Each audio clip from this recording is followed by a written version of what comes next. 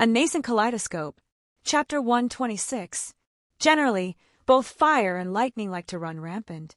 Because we're using magical energy to invoke the natural phenomena, the concepts are more interlinked into their creation than the true natural phenomena. How the elements are perceived is how they will act even in situations where factors may actually limit such things. Like it's extremely hard to ground a bolt of magical lightning, or another example, maybe the lack of oxygen in a room where you create a magical fire. The fire will still rage as long as its supply of magical energy hasn't dissipated, even if the scientific process would deny such a thing. That's also a reason why magical fires generally don't keep going even if there is a lot of foliage to burn. They run their course and then dissipate, unless of course someone made them keep going intentionally through other means. I get that. Rin nodded along. But why lightning over fire? Lightning seems more unwieldy? I don't know. Fire just seems easier to use, I guess. There are pros and cons for every element. Elemental manipulation isn't exactly my forte, though I would say I'm fairly decent at the lightning element. It has the easiest direct use. I wave my hand, and a runic circle appears. A thought and a bolt of lightning discharges. It's simple, easy and straightforward. To use flames, it would need a continuous torrent to truly become a threatening spell. Fireballs were good and all, but they didn't have much stopping power compared to a bolt of lightning. On the flip side, fireballs were easier to invoke and actualize, not to mention the magical energy cost was much lower. That's why you use lightning over fire? Rin asked. More or less. I nodded. And I can't deny I simply have a liking for the lightning element that comes from a mere preference. Rin looked deep in thought. What about ice? Ice is definitely a close second on my list. While lacking the direct damage capabilities of lightning, it has astounding battlefield control applications. Why? I met a young man on Remnant who could produce water clones and used ice dust to an amusing effect. Do you think? Rin paused, looking at the two of my girls finally finish up and start walking back over. I have no idea what they spoke about, but I still couldn't help but smile as the thought of them getting along. Artorias sat down next to Rin, and Meridia took a seat right next to me. Anything I should be worried about? I asked, a small smile plastered on my face. We merely discussed a few issues. Artoria replied. There is no need to dwell on it. Meridia added. Suspicious, I was teasing. I'm not going to pry into something they clearly wish to keep secret. Meridia decided to ignore me. I do not believe we properly met. She turned to Rin. Rin gained a rather passive expression. I'm Rin Tosaka. I'm a student under Kister Zelretch Schweinorg, this idiot's grandfather. She jabbed her thumb at me. Oi!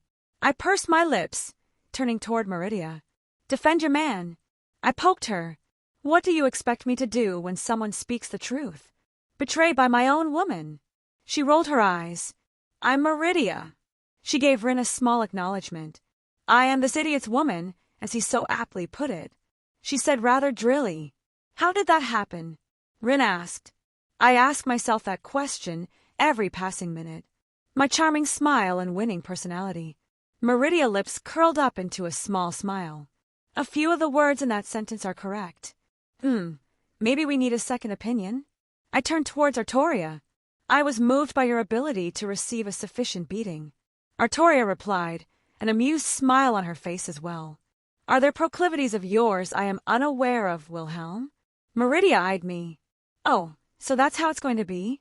I moved my hand down and squeezed her thigh under the table. She stiffened, but otherwise didn't react. You just have to ask, and I'm sure you can be intimately familiar with them. Schweinorg, stop perving in public. Rin threw an apple at me. I dodged out of the way, only for it to be caught by a newcomer. I must agree with Miss Tosaka. I turned around to see the Archmage standing there. Actually, the only one who wasn't surprised was Meridia. Lady Meridia. The Archmage lightly bowed. I apologize for interrupting your personal time. Clearly he was choosing his words carefully. Meridia didn't seem annoyed. That was good. Your presence is inconvenient, but not unacceptable. She merely replied, giving him permission to continue. He took the K. Wilhelm, I had received a message from some people I've been corresponding to in Whiterun. Apparently there had been another dragon sighting. They requested an additional relay of resources. I thought since your friend would be involved, perhaps you would like to deliver it. And I'm sure it has nothing to do with the fact that I can get there much quicker than any other people you send." His lips curled up. "Just a nice happenstance."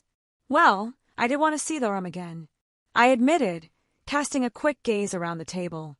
"We will be fine here. Go see your friend." Artoria gave me a smile. "You don't have to babysit us." Rin huffed. "You're going to fight a dragon again." Meridia crossed her arms, giving me a glare. "I promise it won't be like last time." She didn't seem to accept that answer, frowning deeper. "If you go after those spawn of Akatosh, I will be keeping watch." "Well, then I just have to give a good show." I turned back to the Archmage. "What did you mean by supplies?" Was kind of curious what they've been up to. "We've been working overtime to produce potions and other magical reagents to combat these dragon attacks. And we've had a solid supply of food to help out the area that have been hit hard on their farmlands." The Archmage explained. I could more or less read between the lines here. "How thinly are you stretched? How many teachers and students have you seen running around?" He raised an eyebrow. And now that he mentioned it, I didn't see any on the way inside. He didn't want for me to speak and continued. "We keep a certain number of teachers here at all times, unless something drastic occurs. This is a school after all, but we also must do our duty as residents of this fair land." "An honorable position, Archmage," Artoria praised. "Why, thank you, Miss Pendragon." He smiled gently. "What about the students?" I wasn't going to assume he was throwing them at the front lines. "They make wonderful shields for dragonfire." Artoria almost choked on the food she had stuffed in her mouth when the attention was off her, and I couldn't help but let out a snort. "I jest," the Archmage said with a small chuckle. "We're making sure to keep our students away from battle as much as possible until they are competent enough and old enough to venture out on their own." Artoria gave him a little look, but he just laughed it off. "We've been forced to raise our prices due to the dwindling supply of materials. The budding alchemists and enchanters here are making quite a bit of gold. While not all of them are learned in those particular schools, most of them are more than capable of gathering the materials out in the world while completing some jobs." "How much are they making?" Rin stood up, slamming her hands on the table. "Rin, bring it down like 2 notches. I deadpanned. "Not all of us has a literal mountain of gold, Schweinorg." She huffed. "Well, I can't fault her logic. So, the kids are running around making tons of gold, which is actually helping everyone else to supply the needed materials and get potions and enchantments everywhere they need them." It was surprising how well it all worked out. The Archmage nodded. "Huh. All right, I'll head over there in a bit. I may as well.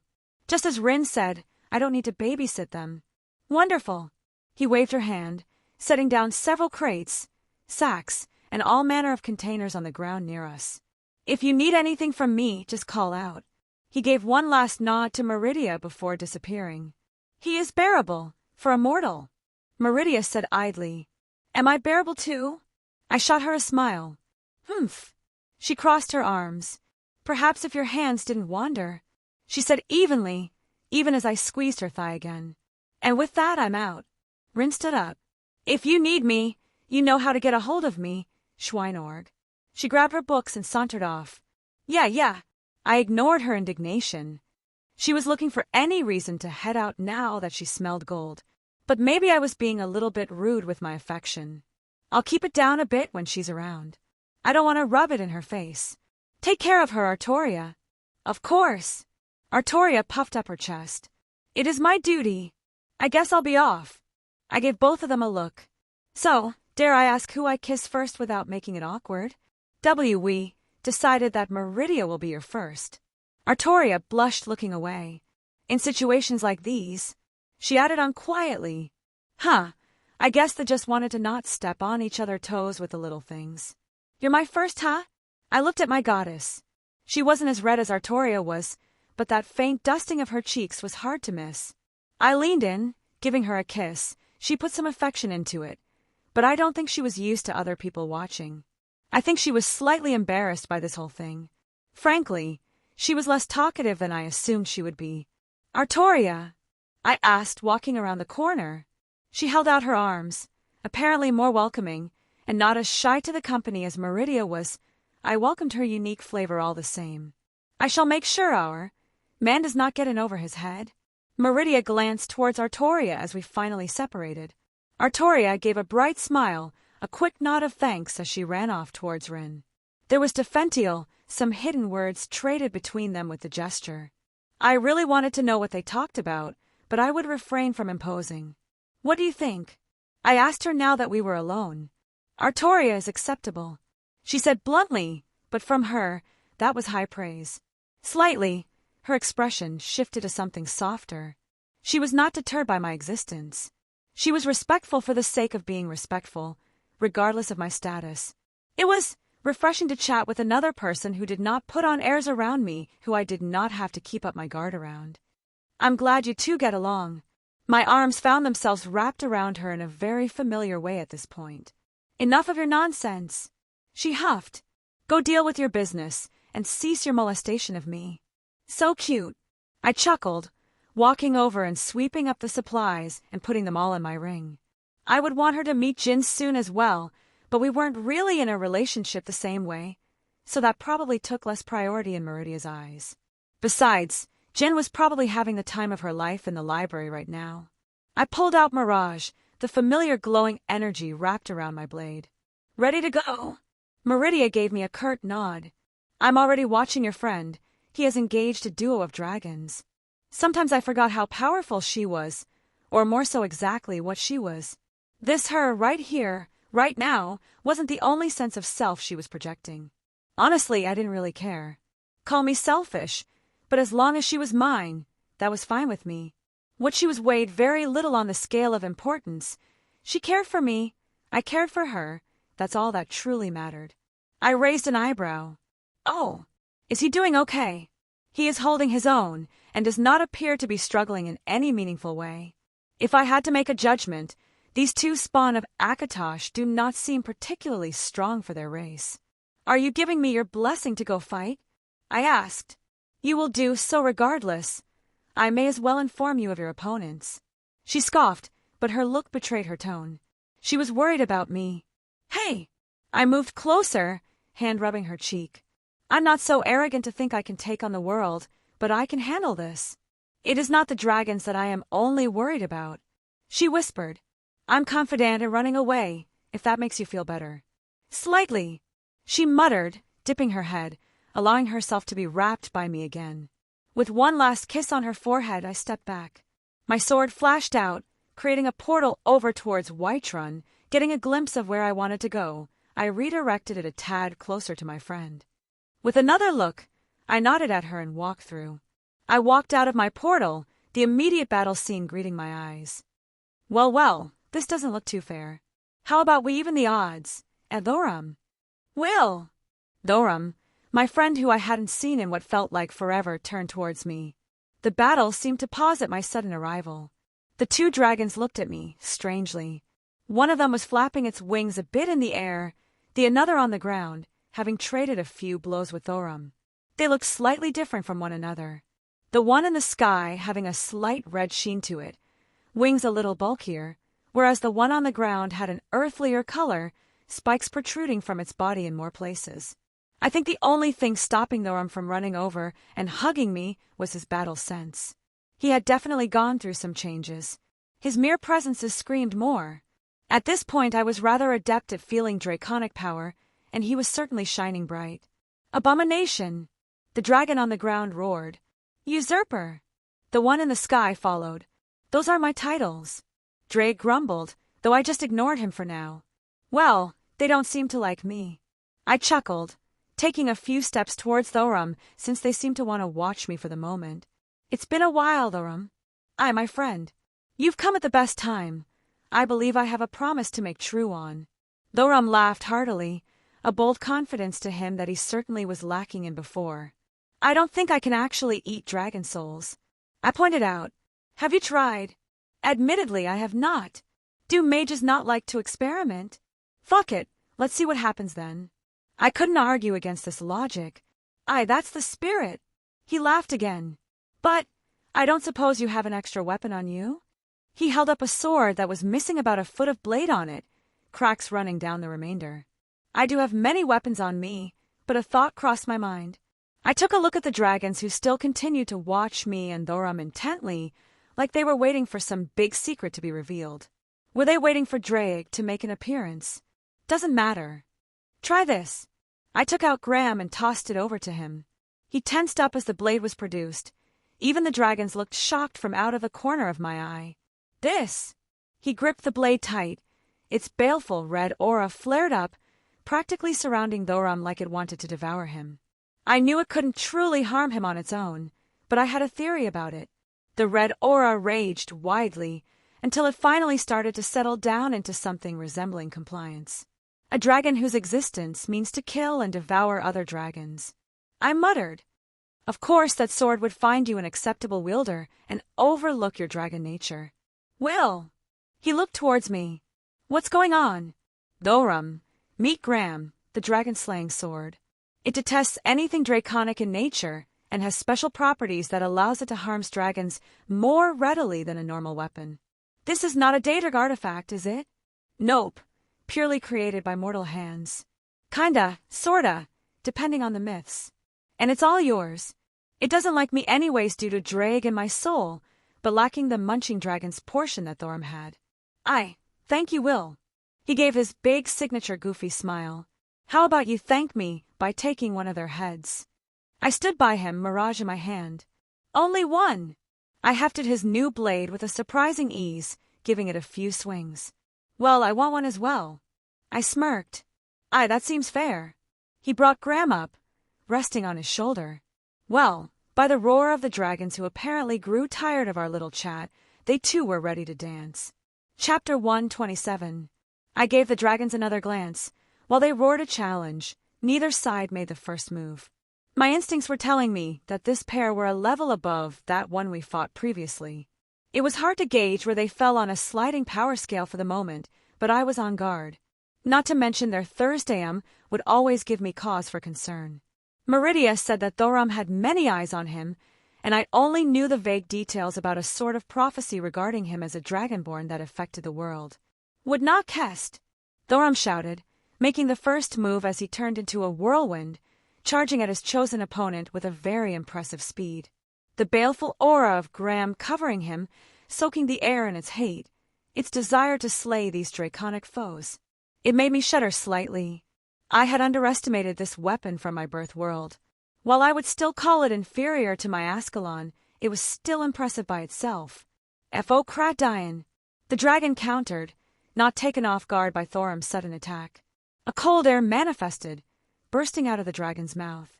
The cold rivaling my own freezing winds of Jotunheim, perhaps even a little colder. It hampered Thorum enough that his sudden burst of speed didn't give him the initiative. Strun BAQO.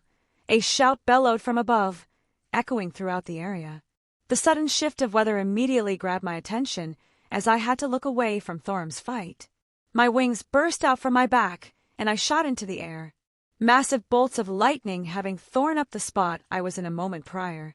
The lightning weaved around the air, arcing and jolting in every direction as it attempted to connect with me. The sky above was overcome with this dragon's magics, an impressive display that I would have admired had I had time to mull it over. I climbed high up, the dragon mirroring my ascent as it came after me, snarling in rage in its eyes. I don't know what happened for these dragons to despise me so much, but they clearly wished to end me. A greater ward manifested in my free hand, dispersing a bolt of lightning. It gave me a moment to cast an ebony flesh and a reinforcement over my body. My dragon heart beat fast in my chest, and my devil blood anticipated the fight with glee. With another thought, I willed the boosted gear onto my hand. Finally, Drake happily exclaimed as we continued to move into the unnatural clouds above. I rolled to the side. The unrelenting storm of lightning still descended on me as I got closer. The angry dragon was fast. It was already biting on my heels since I had to take a moment or two to dodge every time a bolt of lightning came at me. My aura flared, the iridescent light cascading all around me as the lightning splashed against the phenomena that enveloped my entire body. With aura and my enhancement spells in full effect, I could practically ignore the smaller assaults. Boost! I added on a single boost to enhance my physical abilities a step further. The dragon that was nipping on my heels was suddenly befuddled when a boom erupted behind me. With a wave of my hand, Whisper shot out of my ring and towards the gathered clouds. "Abomination, you have appeared." The dragon roared at Drake's presence. "Galeh Haas!" shouted again. A red aura burst out from the dragon and came at me with a speed I couldn't dodge. No, it was like it was undodgeable. Speed was not a factor. Suddenly, I felt slightly weakened. My aura flared in response but noticeably dimmed. Did it curse me? That was the only summarization I could come to in this brief moment. It wasn't just my physical abilities, it felt like my soul got heavier as well, more lethargic, as if my vitality was being drained. It was enough that dozens of lightning bolts fell from clouds above, shattering my ebony flesh and taking a chunk out of my aura. I even felt some faint burning on my arms. A type of power that bends the will of the world, targeting someone as a curse. Scary. I growled in annoyance. That caught me off guard. I stopped my ascent, turning to face the oncoming dragon. "Boost!" I called out again, letting my physical abilities double once again, regaining some sense of normalcy with this strange magic encompassing me. My swords flashed out, hovering around me and sweeping out at oncoming lightning bolts. This spell, or whatever the dragon used, was coming increasingly annoying. Something I wanted to emulate in the future, but annoying all the same. More shouts left its mouth. Flames spewed forth in torrents, and we continued to play a small game of tag, where a single misstep left either of us impaled or turned to ash. It was surprisingly nimble in the air with its body size, and I had to admit it had more experience fighting this way than I did. A mental note to get more flying experience was filed away for later. Letting go of Mirage to hover nearby, Ascalon entered my hand. Sword shining bright, the most recent torrent of fire was slashed through, and I dived towards my airborne foe. "What is that?" It roared in confusion, its face looking a mixture of shock and fear. Ascalon's dragon-slaying properties sang forth in that moment of opening as I stabbed into its open chest. The scales and tough hide were irrelevant as my sword pierced into the dragon. It let out another roar of anger and confusion. Its nearly impenetrable hide by mortal standards had been found wanting with an ease that could cause pause in the strongest dragons. It didn't betray its age nor strength. It recovered quickly, sweeping its entire body in an air, forcing me to either dislodge the blade or abandon it. Pulling my blade free, I ducked back, barely dodging a swipe of its tail as it flipped in the air. An admirable ability to keep its moment and not start hurling down to the ground from such a maneuver. "FUS Row DAH," it bellowed, a shout I was more than familiar with. The force rippled through the air, an invisible shockwave. Perhaps it was my inexperience that left me vulnerable in this position, not having time to move out of the way with its linked attacks. I instead brought my sword up and channeled my magical energy Ascalon, the noble phantasm, the blessed blade by which force is slain. It moved in ways that seemed impossible to counteract this invisible force that pressed on me. The conceptual sword met the world-bending attack, of which could blow away a stone tower with relative ease. I felt a recoil in my arms, a side effect of the ability's nature not being a singular direct attack, but rather an all-encompassing force. But my sword held strong, and my body laid unmolested beside some minor aching. My turn. I grabbed the dragon's attention, its confusion still written on its face, but it was snapped out of its stupor by my words. My arms waved in the air and the clouds above us distorted. They, who had been coalesced out of the intent left behind by the dragon's Thursdayum. They were usurped by me, my whisper returning to my side after the runic spell had actualized. The magics the dragon laid onto the world to force their cohesion was broken apart by me and repurposed for my spell. A familiar silhouette formed of lightning, large hammer in hand as I gestured, and it raised it high in the sky. Thor's hammer. The massive lightning hammer was brought down, dwarfing the figure of the dragon as I moved out of the way at my quickest speed.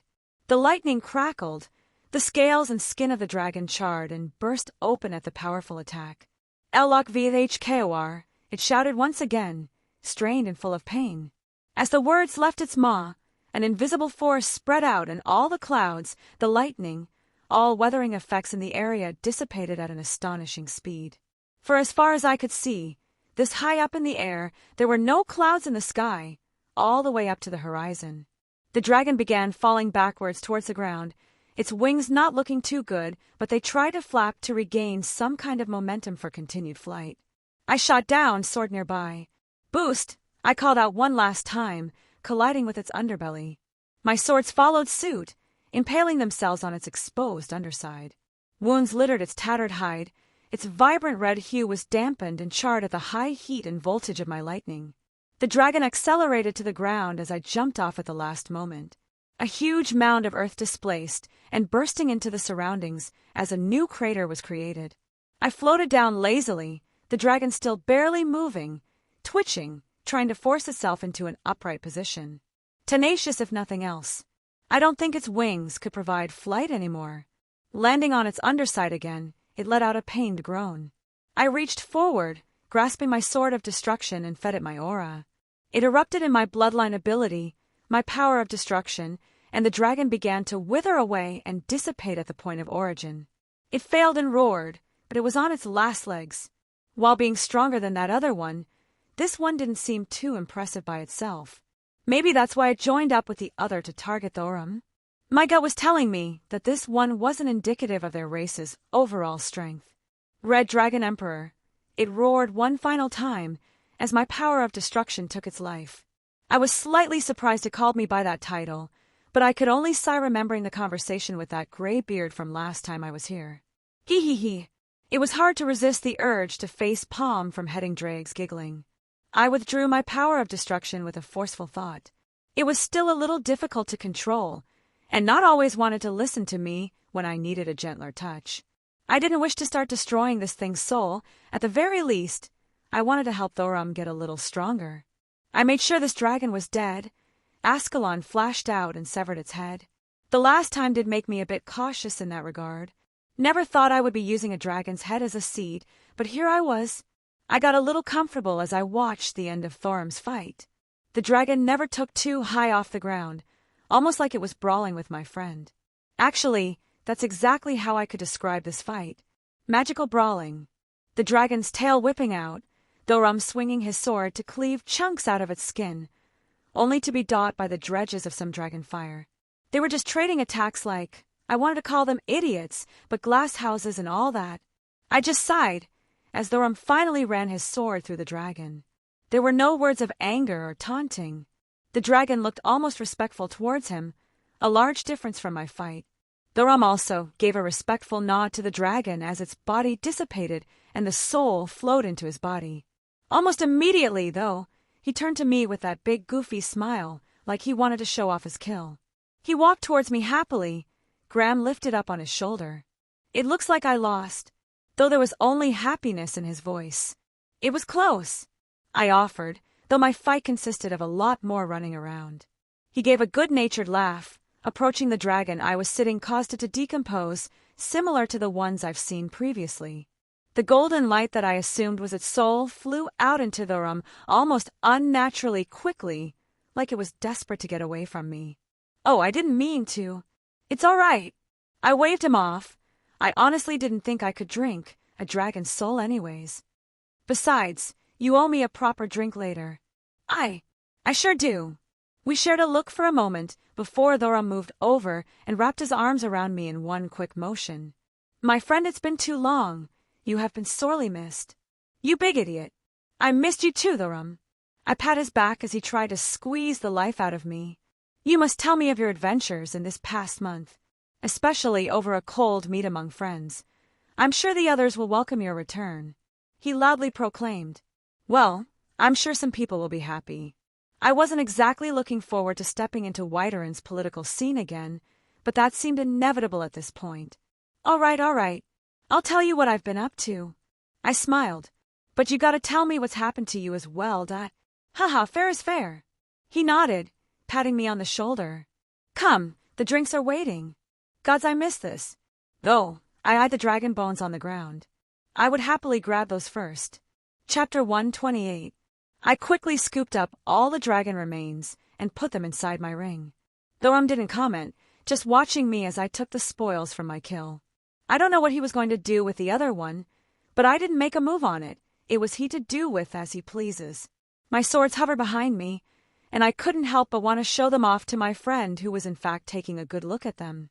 After a few moments or so, I did return them to my ring. I was distracted by a few more looks I took of my surroundings, burnt farmland all around us.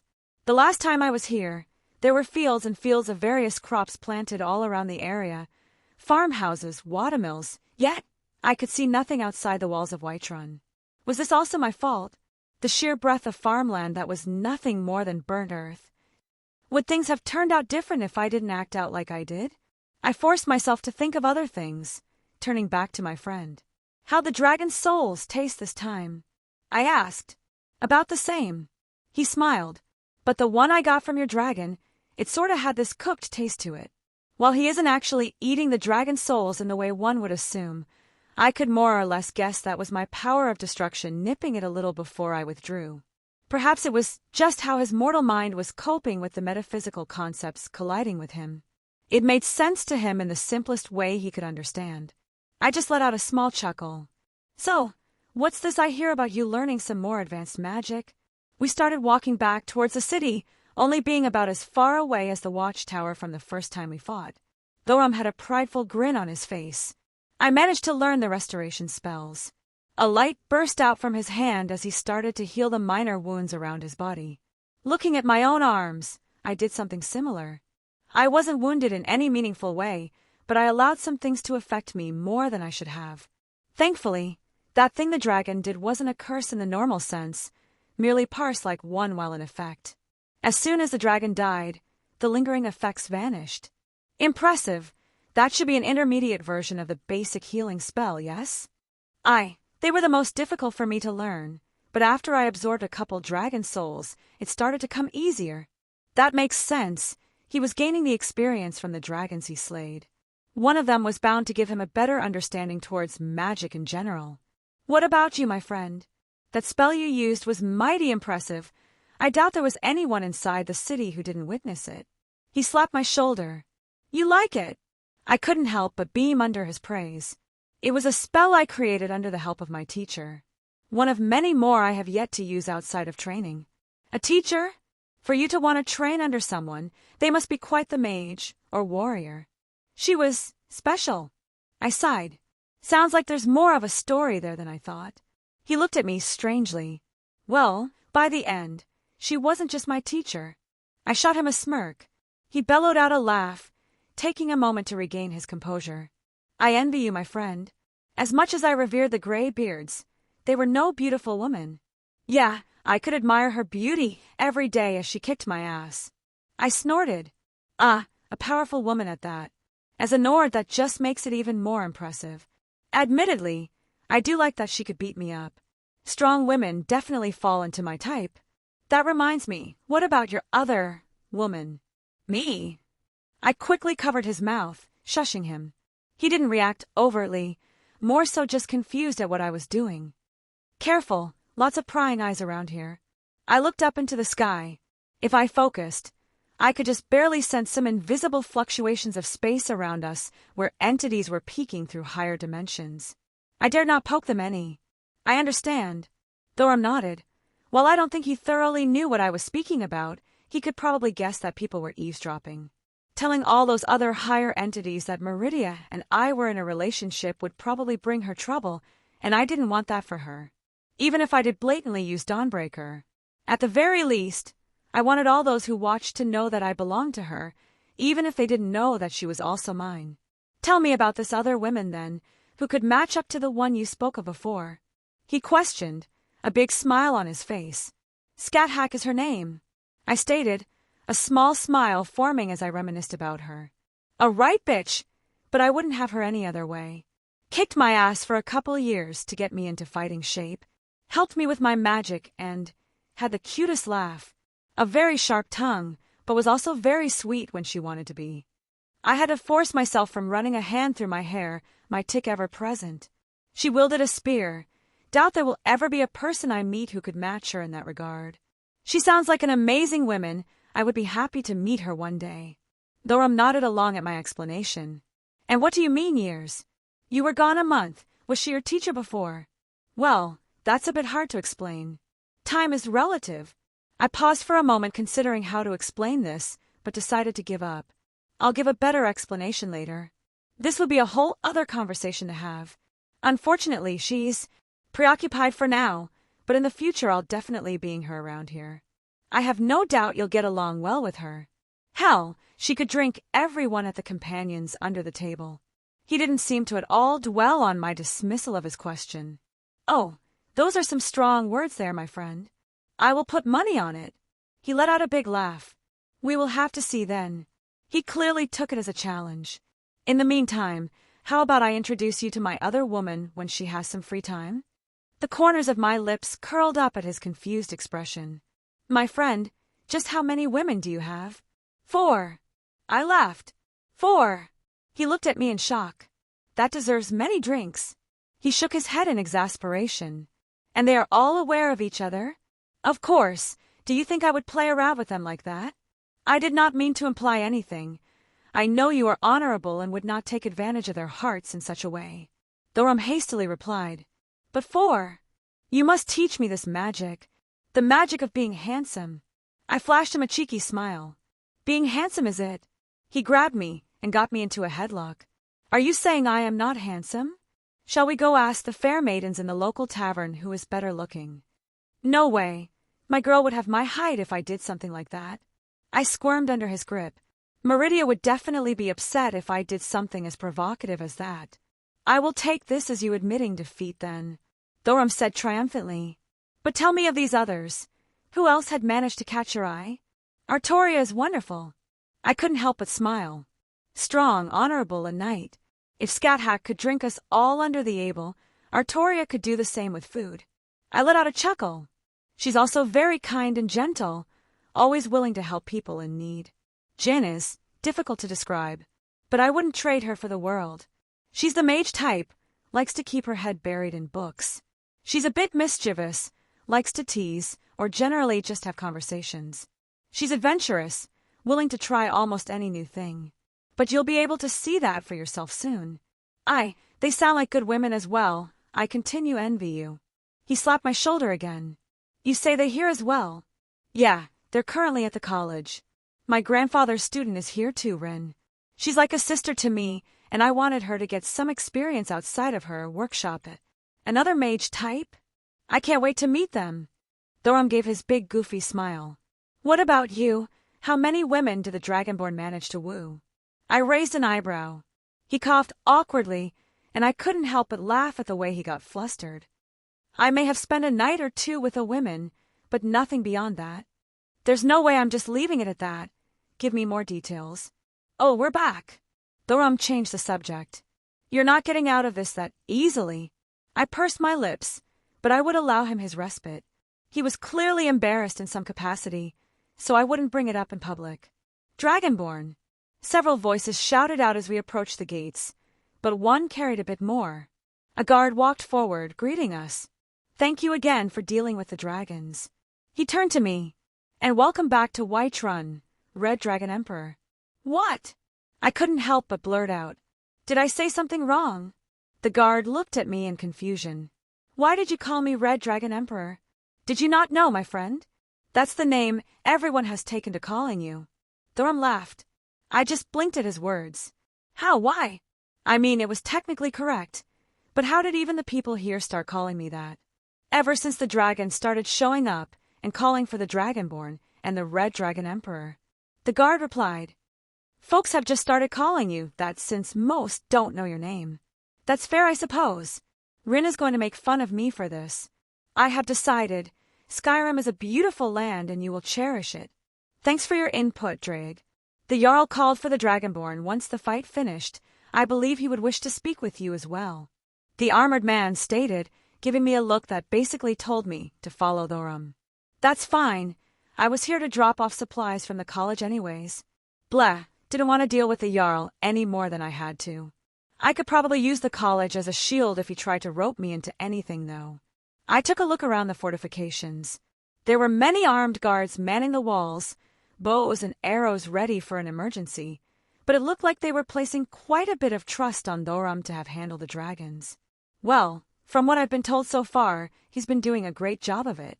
Out of the corner of my eyes, I think I spotted a few mages walking around with the guards as well.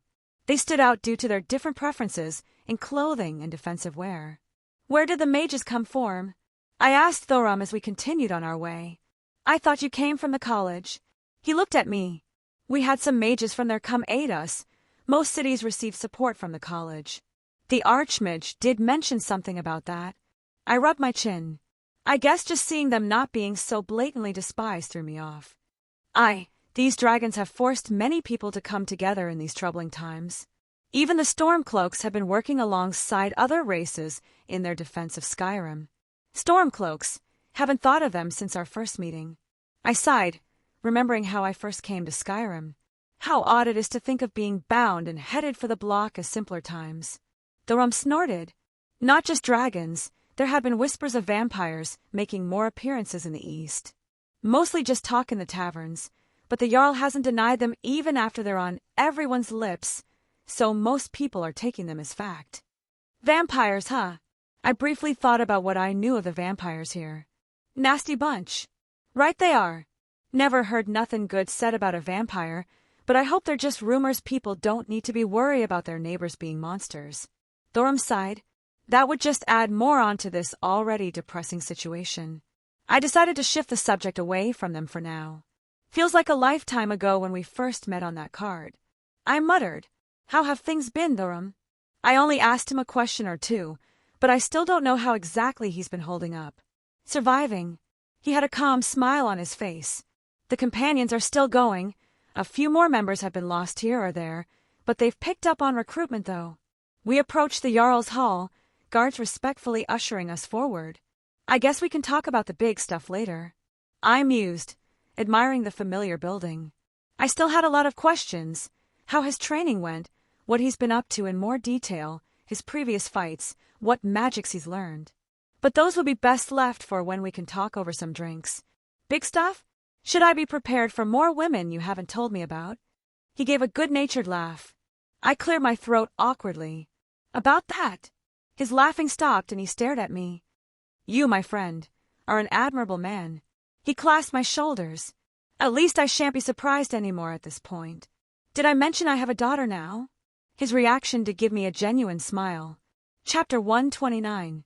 We drew the attention of the entire hall as we walked in without anyone even announcing our presences. At this point, I think everyone was familiar with Thorum, but I had been absent for about a month, so I had quite a few eyes on me.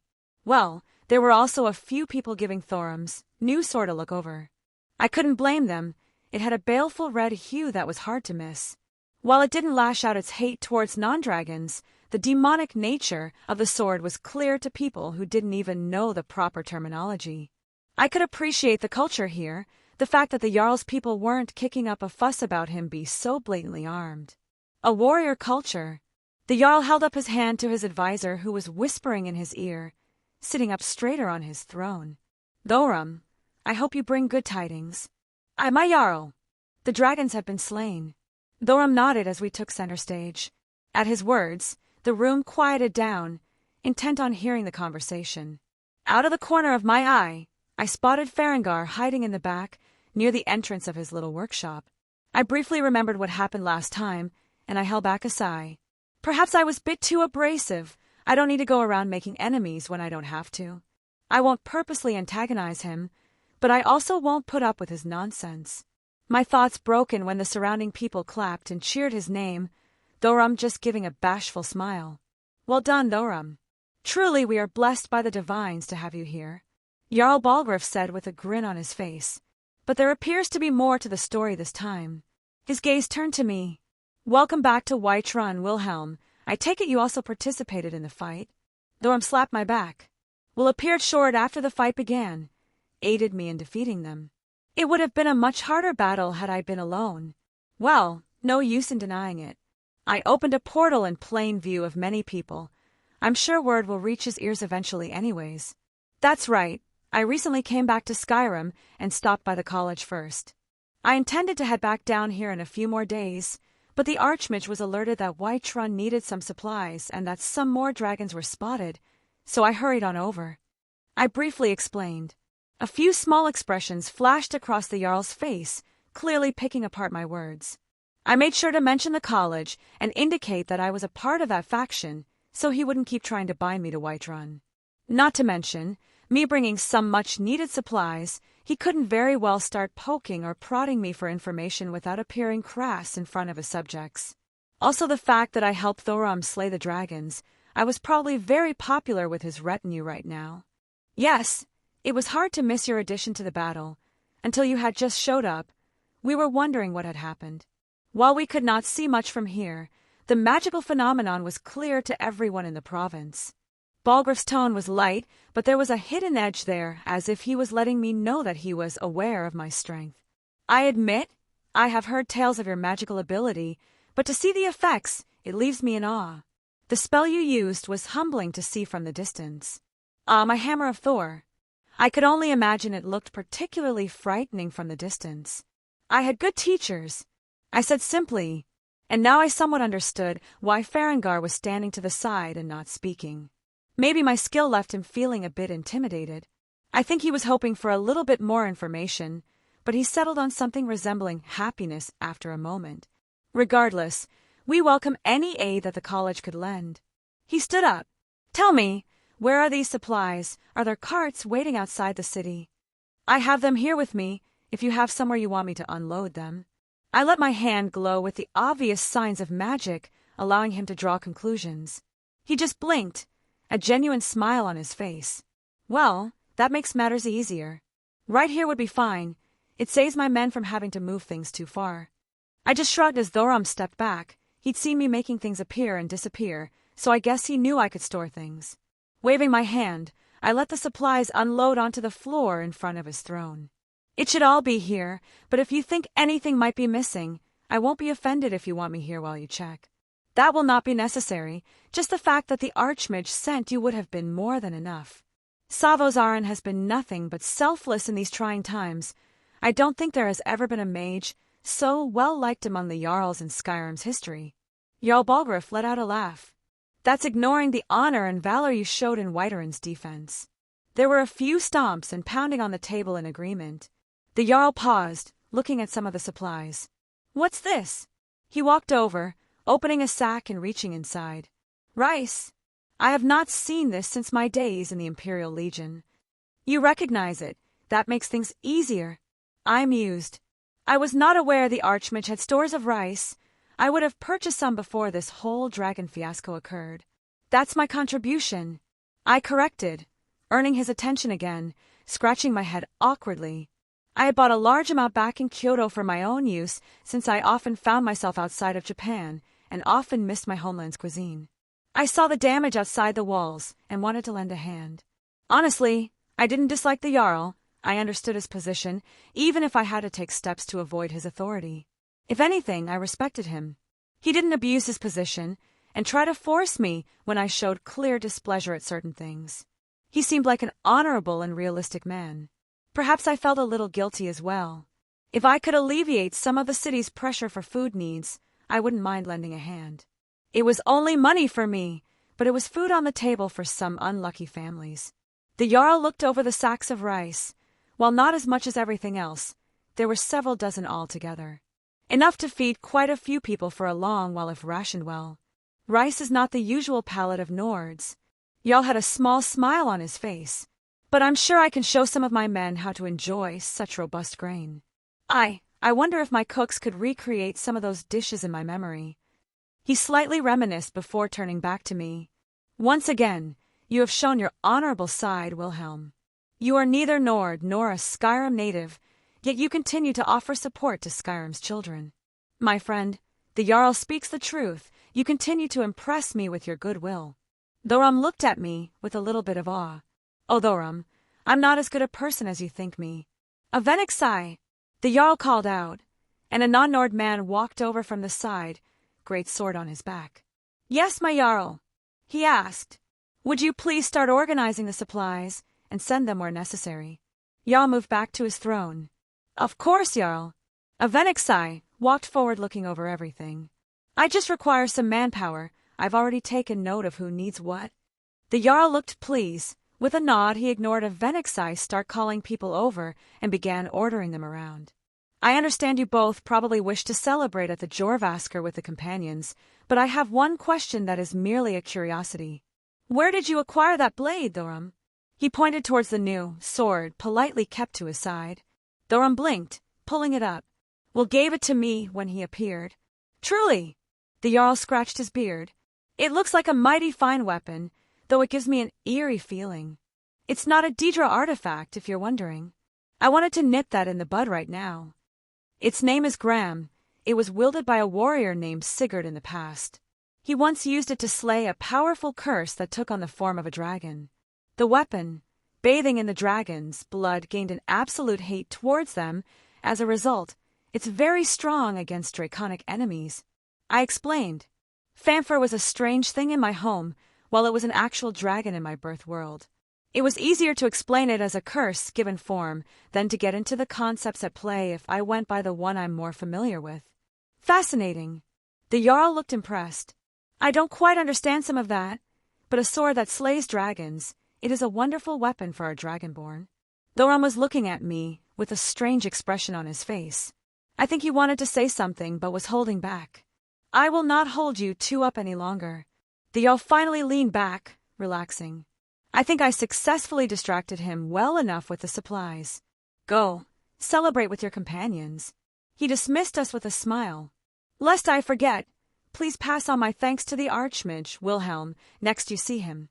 I will write a letter of thanks, but I wish him to understand my gratitude. I will make sure the Archmage receives your words. I offered a polite bow, which he gave a nod towards. Well, I wouldn't hold him up. He was pleasant enough, but I didn't wish to involve myself in the political spectrum here. I would play nice, though. Didn't want to step on too many toes when I enjoyed this place so much. My friends, look who has returned. Thorum burst through the doors of the companions' building, practically pulling me along. There was a sudden quiet at his abrupt entrance, but then cheers and shouts filled the building. Some were from Tharm's return, others for my appearance after a month's absence. Actually, I saw quite a few happy faces sent my way. I guess I underestimated how much goodwill I had built up here previously. Wilhelm. A female voice sounded behind me, and I recalled this woman immediately as me and Thorum pulled up a chair at an empty table. Ila, I greeted with a small smile. While I wouldn't even call her an acquaintance, we were polite enough, and Thorum was a shared friend. Hey, don't forget me! Another gruff voice joined in. Farkas! Thorum let out a shout. I had not heard you returned. Thorum, my brother, I heard of your battle with the dragons. They shared a greeting. I got back while you were meeting the Jarl. This idiot stopped at a tavern on the way back, so he was late. Ila grumbled. Farkas just let out a small chuckle. I'm doing my duty to lessen the strain on Whiterun's meat supply. And what about the wenches you decided to bed? She raised an eyebrow. Also doing my duty. He gave a cheeky smile, causing those around us to laugh. Enough about me. Thorum, Wilhelm, share your tale of the fight. I rolled my eyes and Thorum excitingly gestured towards me to start. Okay, admittedly I missed this atmosphere. These people were so genuine, it was hard to not like them. I was at the college when the Archmage told me about some dragons being sighted at Whiterun. Obviously I knew this idiot would fight them, so I came to lend a hand. Otherwise he might try to jump on the back of another. Oh, it will be like that then? Thorum took the jab with a laugh. How many dragons have you slain, my friend? Shall we compare numbers? It's not about the number. Yes, with all your women, I can guess you've heard similar words before. Thorum interrupted, that big goofy smile on his face. That got a round of jeers and laughs from everyone. I couldn't help but chuckle as well. Oh, so you finally got jokes? Honestly, I thought the only joke you knew was the one about your magic ability. I raised an eyebrow. While most Nords didn't care for magic, they sure did erupt at my retort. Thorum, for all his good nature, just laughed along with them. My friend, my honor demands I take revenge for this insult. He slammed his elbow on the table, propped up with his palm open. Oh, am I being challenged? I loosened my tie, giving me a cocky look. Aye, if you have a stones. Thorum returned my smirk, though he was playing it up. I couldn't miss the humorous tone in his words. Arm wrestling, huh? I eyed his admittedly muscled arm. No one would fault you for backing down, Wilhelm. This is a true Nord strength right here. He slapped his bicep, earning a whoop from the crowd. I feel like I'm being looked down on. I began to unbutton my vest, setting it to the side. Taking my tie off, I placed it down, and finally, I unbuttoned my shirt and tossed it into the pile with my other clothes. I stood up straight, letting everyone get a good look. Want to talk about strength? I earned all of this. I gestured to my body. While I wasn't particularly muscular like most Nords, I damn well was cut into shape and thoroughly remodeled from Skathaka's teachings. I was leaner, perhaps closer to a swimmer's build, but I was not at all scrawny. That got a reaction from our crowd. Didn't think you were hiding something like that under there, mage boy. Ela gave me a once-over, a clear bit of interest in what she saw. You should see what I'm hiding under my pants. I sent her a wink, earning a snort and laugh from her. You're all right, milk drinker. She finally gave a genuine smile. Well, my friend, you continue to impress me. Thoram commented. I just realized, was Meridia still watching? I'm definitely going to tease her with this later on. As you should be. I put on my best faux arrogance. So what are the rules? I got this. Farkas stepped forward, hushing the crowd. For those not familiar, the rules are simple. No outside help, no magic, no potions.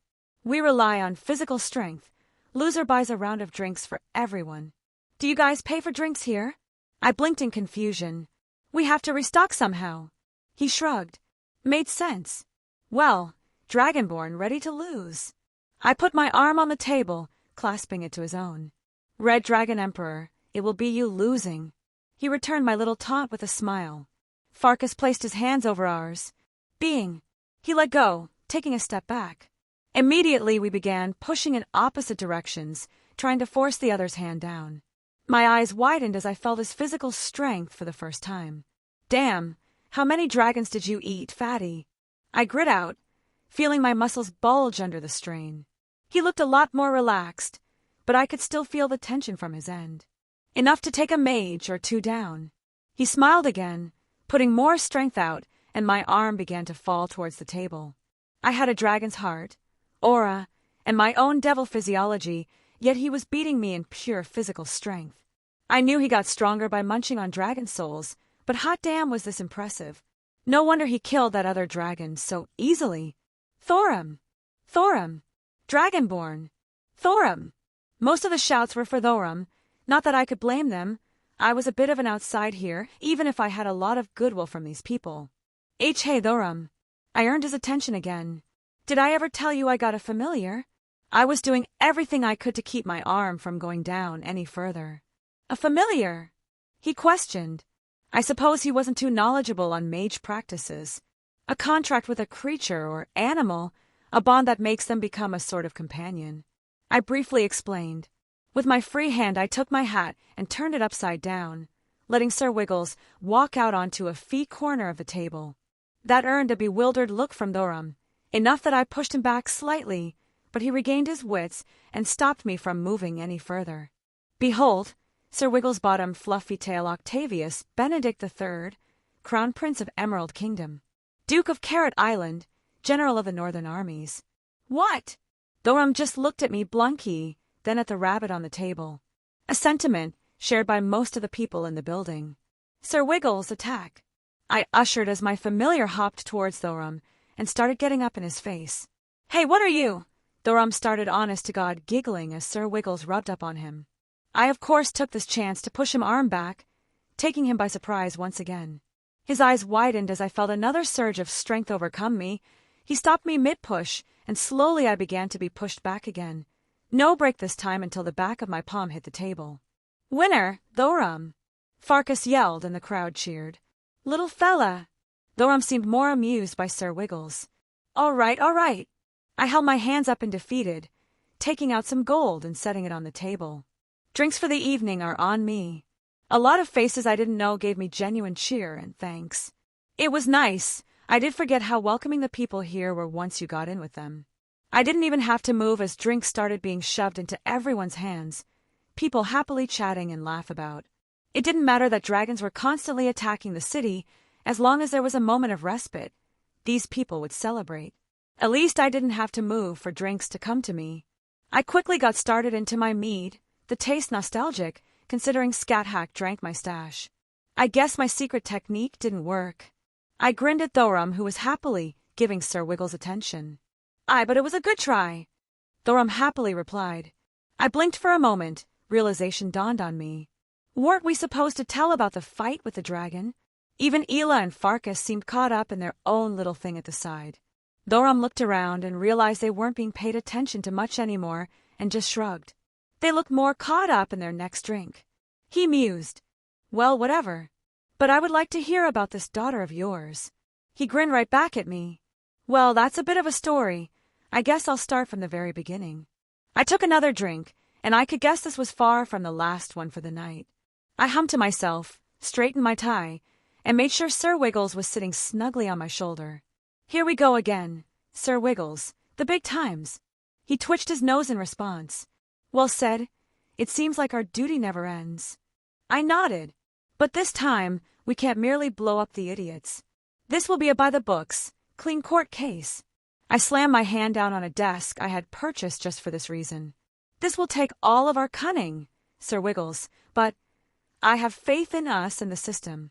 With one last look at each other, I opened a new portal, appearing right outside the courtroom. The immediate guards didn't even notice me as I slammed the doors open, drawing all eyes on me. "Who the hell are you?" Voices shouted out, similar trains of thought. "No, go away." Loki's voice the easiest to pick out of the crowd. "Security." The guards ran at me, and they weren't run-of-the-mill bailiffs. They had state-of-the-art weaponry, and were carrying some big guns. "I'm Loki's attorney." I introduced myself, earning a startled muttering among the crowd all gathered inside. It was quite the showing. Apparently, they were having the case tried in New York since, well, the battle happened here. After I ditched Loki back on Earth after rescuing from the TVA, he was picked up and arrested again. Thor couldn't get to him in time before the government got involved. And he couldn't just start swinging his hammer when the public was so intent on this, and they weren't budging on handing Loki over. In fact, I'm fairly sure I saw him sitting in the corner, along with Tony Stark and Steve Rogers. It didn't look like any of them were armed, though, wearing mostly formal clothing. The judge slammed his mallet down, quieting everyone. "Approach the bench." He called out to me as I walked through everyone's gazes. "Do you have proof of your employment as Loki Odinson's legal counsel?" "No, he does not." Loki stood up shouting. Everyone looked at him, then at me. "Son, if this is a prank..." The judge narrowed his eyes. "I have a note from his mother, if that helps. I request that I pass it on to my client, so he's on the same page." I offered up. "Fine, let him see it." The judge waved me off. I walked over to Loki, who reeled back, practically snatching the parchment out of my hands and reading it over. No, I refuse." "Nope." The judge looked at me, then at him. "Loki Odinson, does this man represent you as your legal counsel?" Loki grit his teeth. "Yes." He hissed. I smiled smugly at him. No idea what the note said, but from Frigga's words, he would agree if he knew what was good for him. "Wonderful. I'm glad we have all that sorted." I clapped my hands. "Oh, and my second?" I held up Sir Wiggles, introducing him to the room. "Pardon?" the judge asked. "Sir Wiggles, over here will be my second for Loki." I reiterated.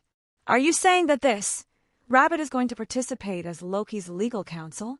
He's legally allowed to practice law in the state of New York." I replied, producing more papers, the judge gesturing for the bailiff to bring them to him. "Your Honor, this is getting ridiculous."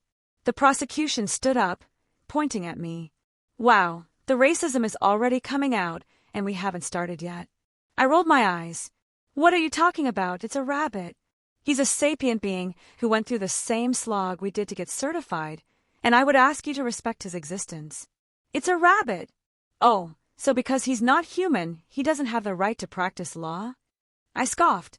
"Why not just forego the trial entirely? Loki here isn't human." I raised my voice, so everyone heard me, especially the jury. "That's different, he's what? Human-looking." I put air quotes for him. "Am I not allowed to practice law either? I'm only half human. What if I show off my non-human features? Am I suddenly unqualified?" I didn't let him respond. "You disgust me, sir." I scoffed, turning away. To my utter confusion, these are legitimate. The judge interjected. tilting his glasses down and staring at us. "Sir Wiggles." "That's him." I nodded. "Oh, and I am Wilhelm Schweinorg." I made sure to introduce myself proper. "You can't be serious, Your Honor." The prosecutor, Walker something, stood up in annoyance. The judge also didn't look too amused. "I am hesitant to even humor this thought, Mr. Schweinorg, even if everything is above board, this very unorthodox." "Your Honor, everything about this case is unorthodox. We have a Norse god from another planet being tried for an alien invasion of New York," I stated. "Besides, how long would it take to get another attorney to willingly represent him? How many has he been through by this point?" The judge blinked. "I will allow it." He slammed his mallet. "Sweet Odin, how did this happen?" Loki dropped his head into his palms. "Lots of bad decision-making, I would assume." I responded. "Is that how you describe your legal career?" Loki scoffed, taking a verbal jab. "Oh, I thought we were talking about your life." Loki just grumbled in annoyance. "At least it won't be as bad as the last trial." "Well, now that just sounds like a challenge. Let the trial begin." Chapter 130, Interlude 6. Interlude 6, Artoria POV. I walked the stone steps up to the library. It was still an odd thought, to have so much magical knowledge freely available.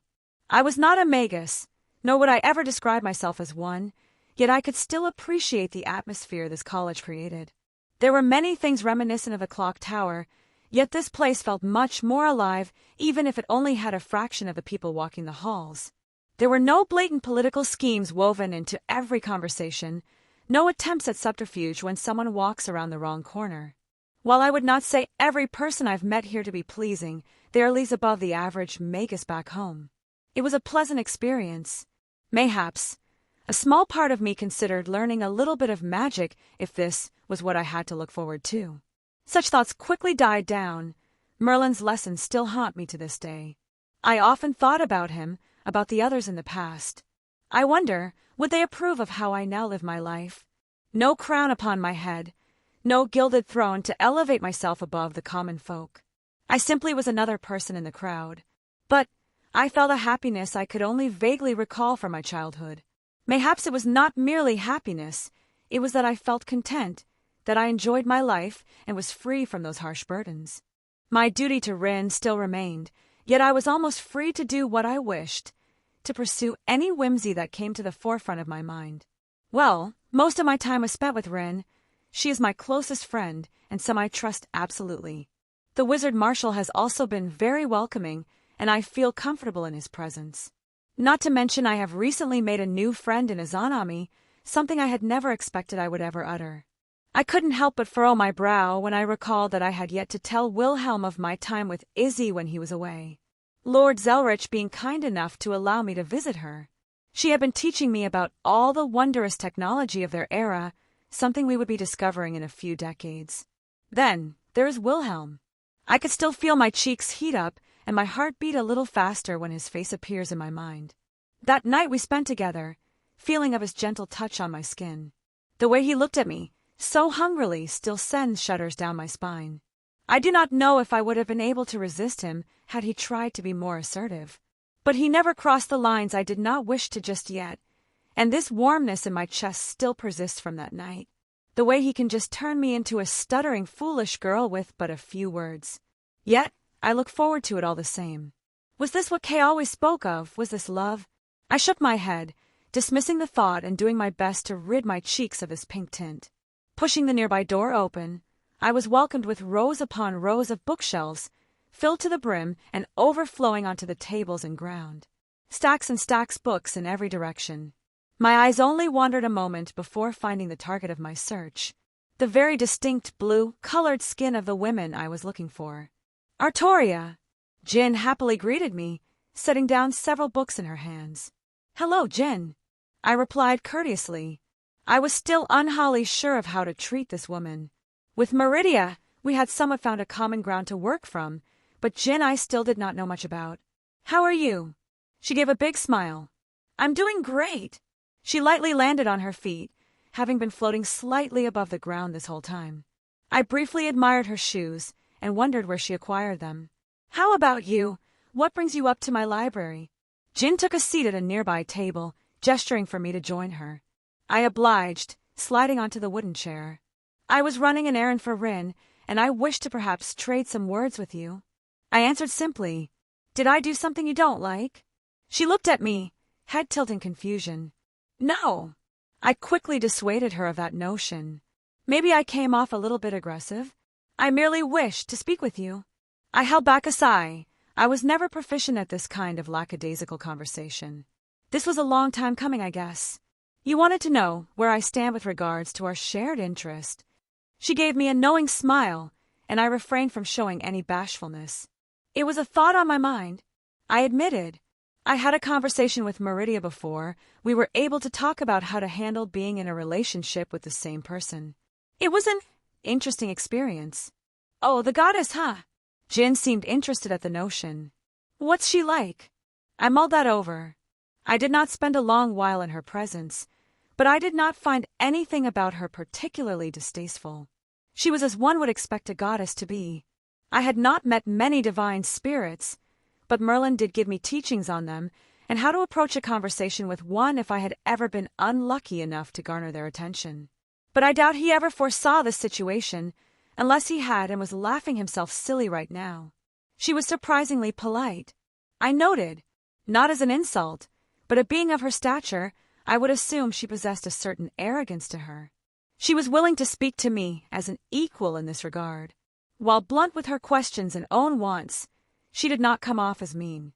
I was merely attributing that to her personality, though it was amusing to see her give similar reactions to me when Wilhelm teased her. I wonder if I'll get the chance to meet her. Such an enigma, these foreign gods, how much they must know. Jin seemed enthused by the idea. I would assume she will appear before you at some point. The only reason she departed so quickly before was that Wilhelm had some immediate business to attend to, and she wished to watch over him. I gave her a brief explanation of what occurred. Watch over him, or make sure no more sisters are added to our little group. She raised an eyebrow. Sisters, I whispered to myself, earning a small giggle from Jin. It was an appropriate term, considering I was now a part of a harem. Another thought I never believed I would have in my life. But once again, I find myself not opposed to the arrangement. Unfortunately, I fear that will be an endeavor destined to fail. Don't I know it? Jin giggled again. He did tell me all about the women in his life, or supposedly he did. I wonder, did he leave out any little details? Meridia, scat hack, you and me. I stared off for a moment, thinking it through. It is likely another will end up in this grouping before long. Has he mentioned his daughter yet? Oh yes, he would not stop talking about his cute little fox. Jin smiled pleasantly. I assume you are referring to her mother? Yusaka. She is a very attractive woman. I said plainly, big on both ends. Jin gestured to her chest, but I could assume her intent. That is not inaccurate. I held back a small laugh at her response. Yusaka is a very voluptuous woman. Well, he doesn't seem to be the type to be led around purely by a big chest or a big rear. Jin didn't seem worried. Well, he seems content with me. I said quietly, Oh, sweetie. Jin looked at me with a strange mix of pity and sympathy. You know damn well he wants you just as much as any of us. Yes, he has made that abundantly clear. I refused to believe my cheeks were red once again. Oh my, Jin cooed. Sounds like someone had a little fun. Should I ask about his size? She gave a lascivious smile. We did not go that far. I muttered, regaining my steady fa. What a shame. She sighed. But I did see him in his undercloth, I added lightly. I may have noticed a certain part of him pushing against the fabric. Oh how? Jin let out a small laugh. How did it look? I did not know they could be that large. Well, maybe I have something to look forward to. Her voice full of anticipation. If he ever accepts my advances. Your advances? I questioned her. Have you tried to? Did he not tell you what I proposed to him when we first met? She asked, earning a headshake from me. I told him I would be his, with everything that entails. I expected much more than a few gropes on my rear from someone his age. Practically threw myself at him a few times and barely a response started to make me question my appeal. Truly! I looked at her in surprise. I have very strong feelings towards Wilhelm, but I would not have ever been bold enough to suggest such a thing when we first met. Do you not regret such actions? Regret? I don't think I would ever regret that decision I made, even if I lived each day chained to his bed. She let out a sigh. I never even contemplated my existence beyond what I was designed for until he came along and I glimpsed at what lay beyond my little corner of reality. She gestured to the surroundings. Look where we are. So much knowledge. So many things I simply don't know, all available for me at my leisure. If I dropped dead right at this moment, it would be with a smile on my face. She looked content, truly at peace, and a happiness in her eyes that I found envious. I gave him my body, and if this keeps going on, I think my heart will belong to him eventually as well. And I can't say I don't feel something when he so blatantly calls me his... She pushed her cheeks up with a bashful smile. I see, that does give a lot of context to this woman that I had not understood. I can't fault her on her choices and reasoning, and she seems genuinely happy with how her existence turned out. She looked to be thriving here, and from what I understand, she had certain restrictions lifted from being away from Remnant. I was glad she found her happiness so easily. But I think I'm rambling, something I seem to enjoy doing now. She gave a wistful smile. I don't think you came here to hear about all of that. What did you need? I did intend to come and share some word with you, but I did have another matter that required me to come to the library. You are so cute. I can see how Wilhelm fell for you, she chuckled. What do you need, Artoria? I mumbled under my breath, reaching into my bag and taking out a sheet of paper.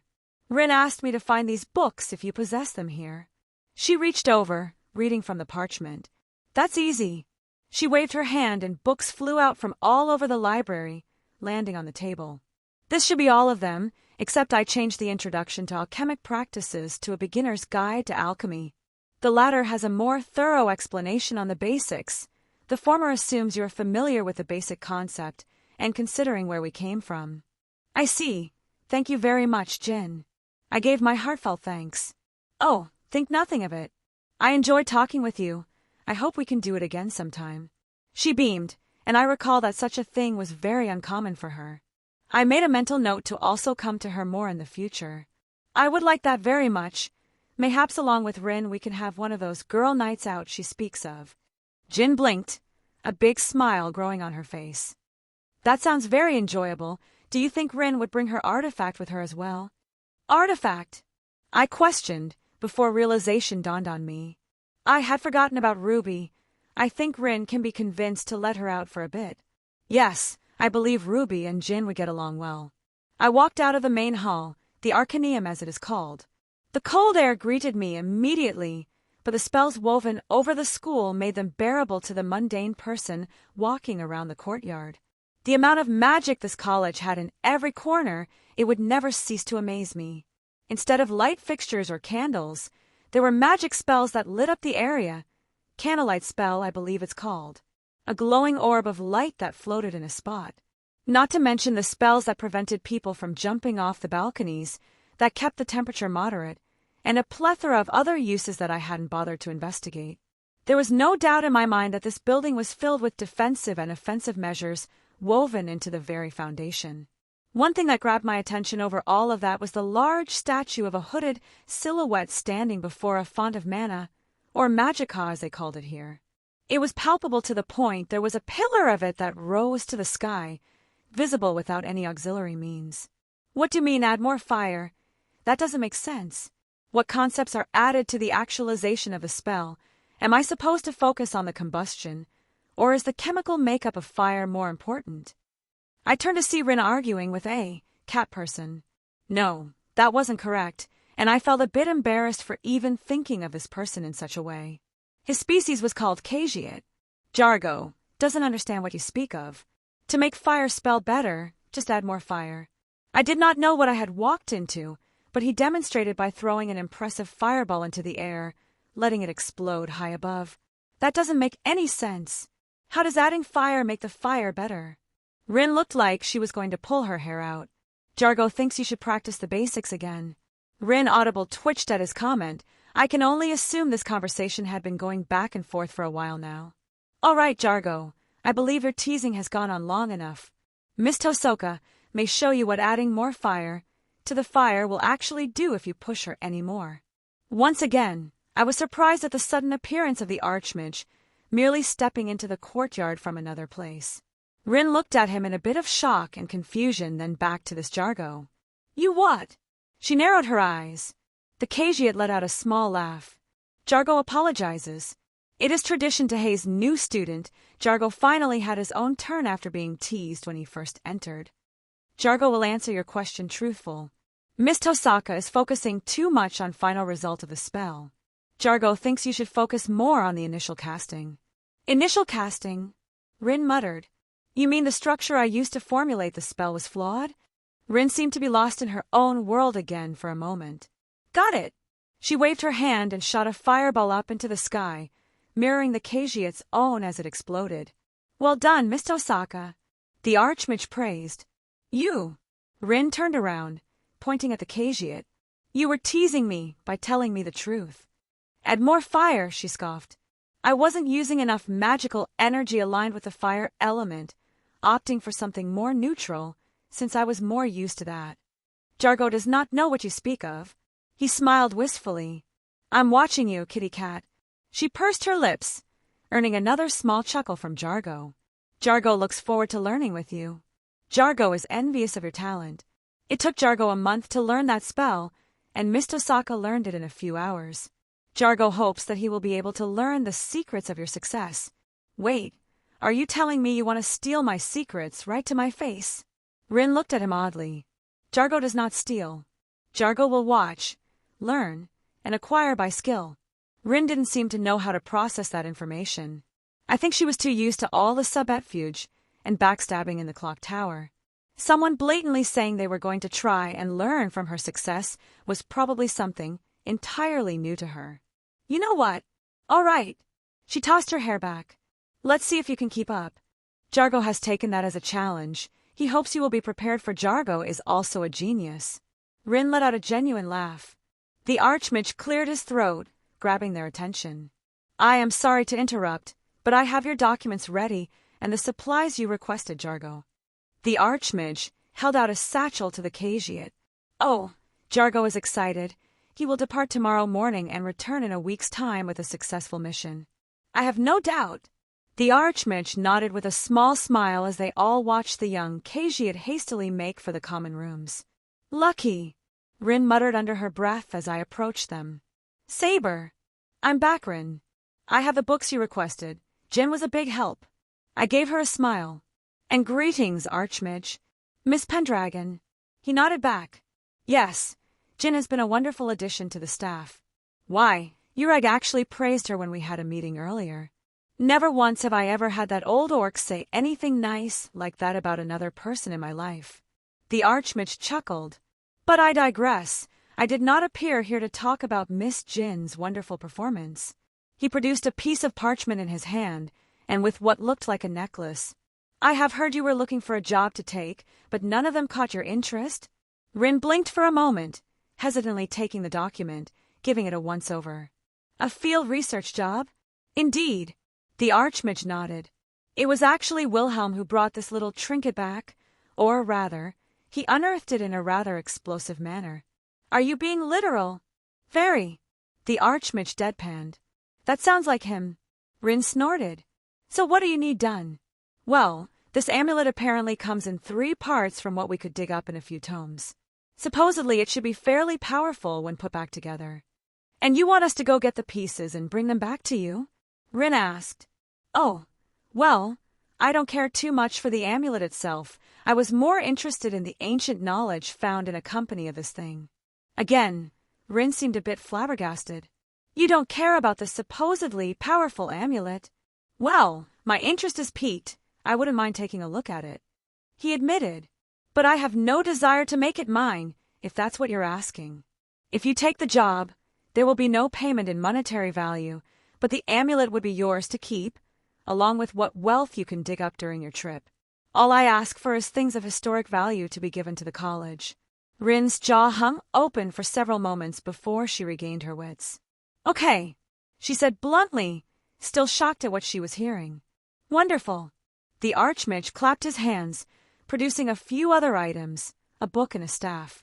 Wilhelm also dug the staff up in his little adventure. While it would technically belong to him, I don't think he would care that I'm giving it to you. You're giving this to me as well. Rin couldn't believe what she was hearing.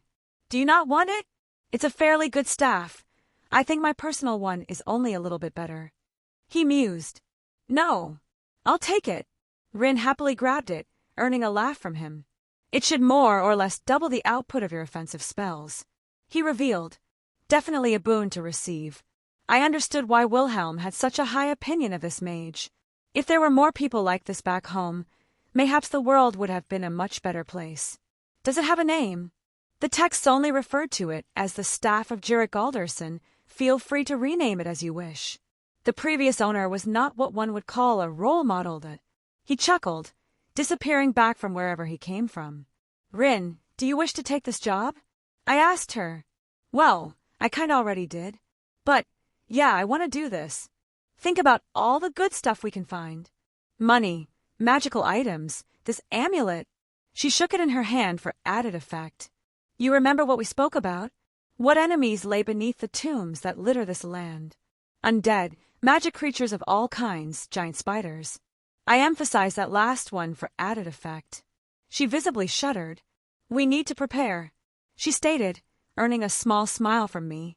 It's good she was excited, but I did not wish for her to get ahead of herself. Potions are a must. She muttered, and I agreed wholeheartedly. The potions here were quite phenomenal. You have food covered. Age hunger is the enemy. I looked away, hearing a snort from her. What else do you think? Maybe pick up a dagger or something. Some leather armor, maybe. The college might have some mystic codes available for purchase. I still have a lot of gold left over that Wilhelm gave me. I should probably get started on a few dozen gems I have stored, get them ready for spells. It seems like you have thought this through. I nodded, pleased with her foresight this time. It was as Wilhelm spoke before. She wanted to rush off, perhaps some blind notion of proving herself, but she was willing to slow down in this instance. Let us make a list of things we could possibly need while adventuring into the wilderness and delving into tombs. Then we shall acquire everything needed and set out. Yes. Finally going on a real adventure. Rin pumped her fists in the air, her excitement very contagious. A Nascent Kaleidoscope. Chapter 131. I groaned. I shuddered open.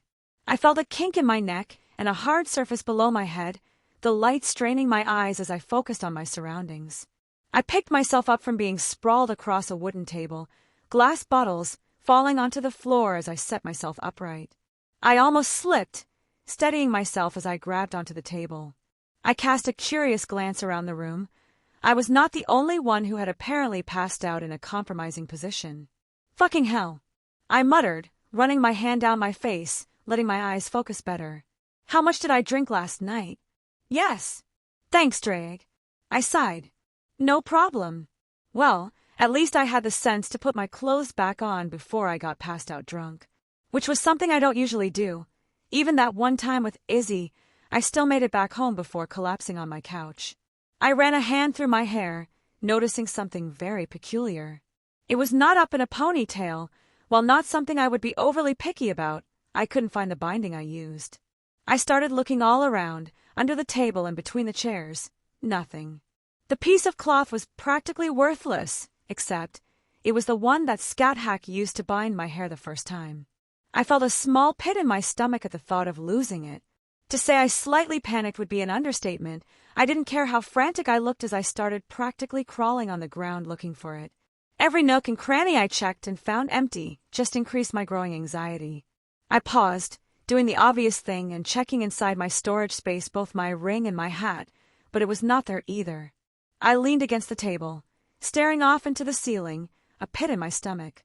I couldn't help but clench my fists in frustration. The only thing stopping me from shouting was that I was in public with other people sleeping off their drinks. Fuck! Rather forcibly, I pushed all these raging emotions down. I need a distraction. Look around. It was quietly, and it was only a few moments later that I felt something grab my attention in my ring. I took out my new phone. It had apparently been buzzing me since yesterday. The way it alerted me through my storage device was interesting, and I had to give credit to Rin. She really did a good job. Saber and me are going exploring. Be back later. Rin. Huh. Good for them. Even though I collapsed back into a chair and let out a sigh, I was happy for them. I didn't want to drive a wedge between the relationship they developed over the years they've been together. I briefly wondered if I was taking Saber away from Rin when I first sought out a relationship, but I honestly never saw anything resembling romantic inclinations between them. Honestly, they seemed to be almost like sisters, and I didn't wish for Rin to feel like a third wheel when me and Saber are around. So, I was happy for them. Let them go out, have fun, explore, and get into dangerous situations. I know for a fact that Artoria wouldn't let Rin go running around unless they made ample preparations. Not to mention, the Archmage was probably keeping an eye on her, so everything should be on the up and up, and I would not be babysitting her. Sitting up again, I stretched my arms, leaning side to side to give my back a good crack as well. Would it be overstepping if I tried to set Rin up with someone? I mean, not like in the creepy way, but maybe see if any of my friends would check any of her boxes?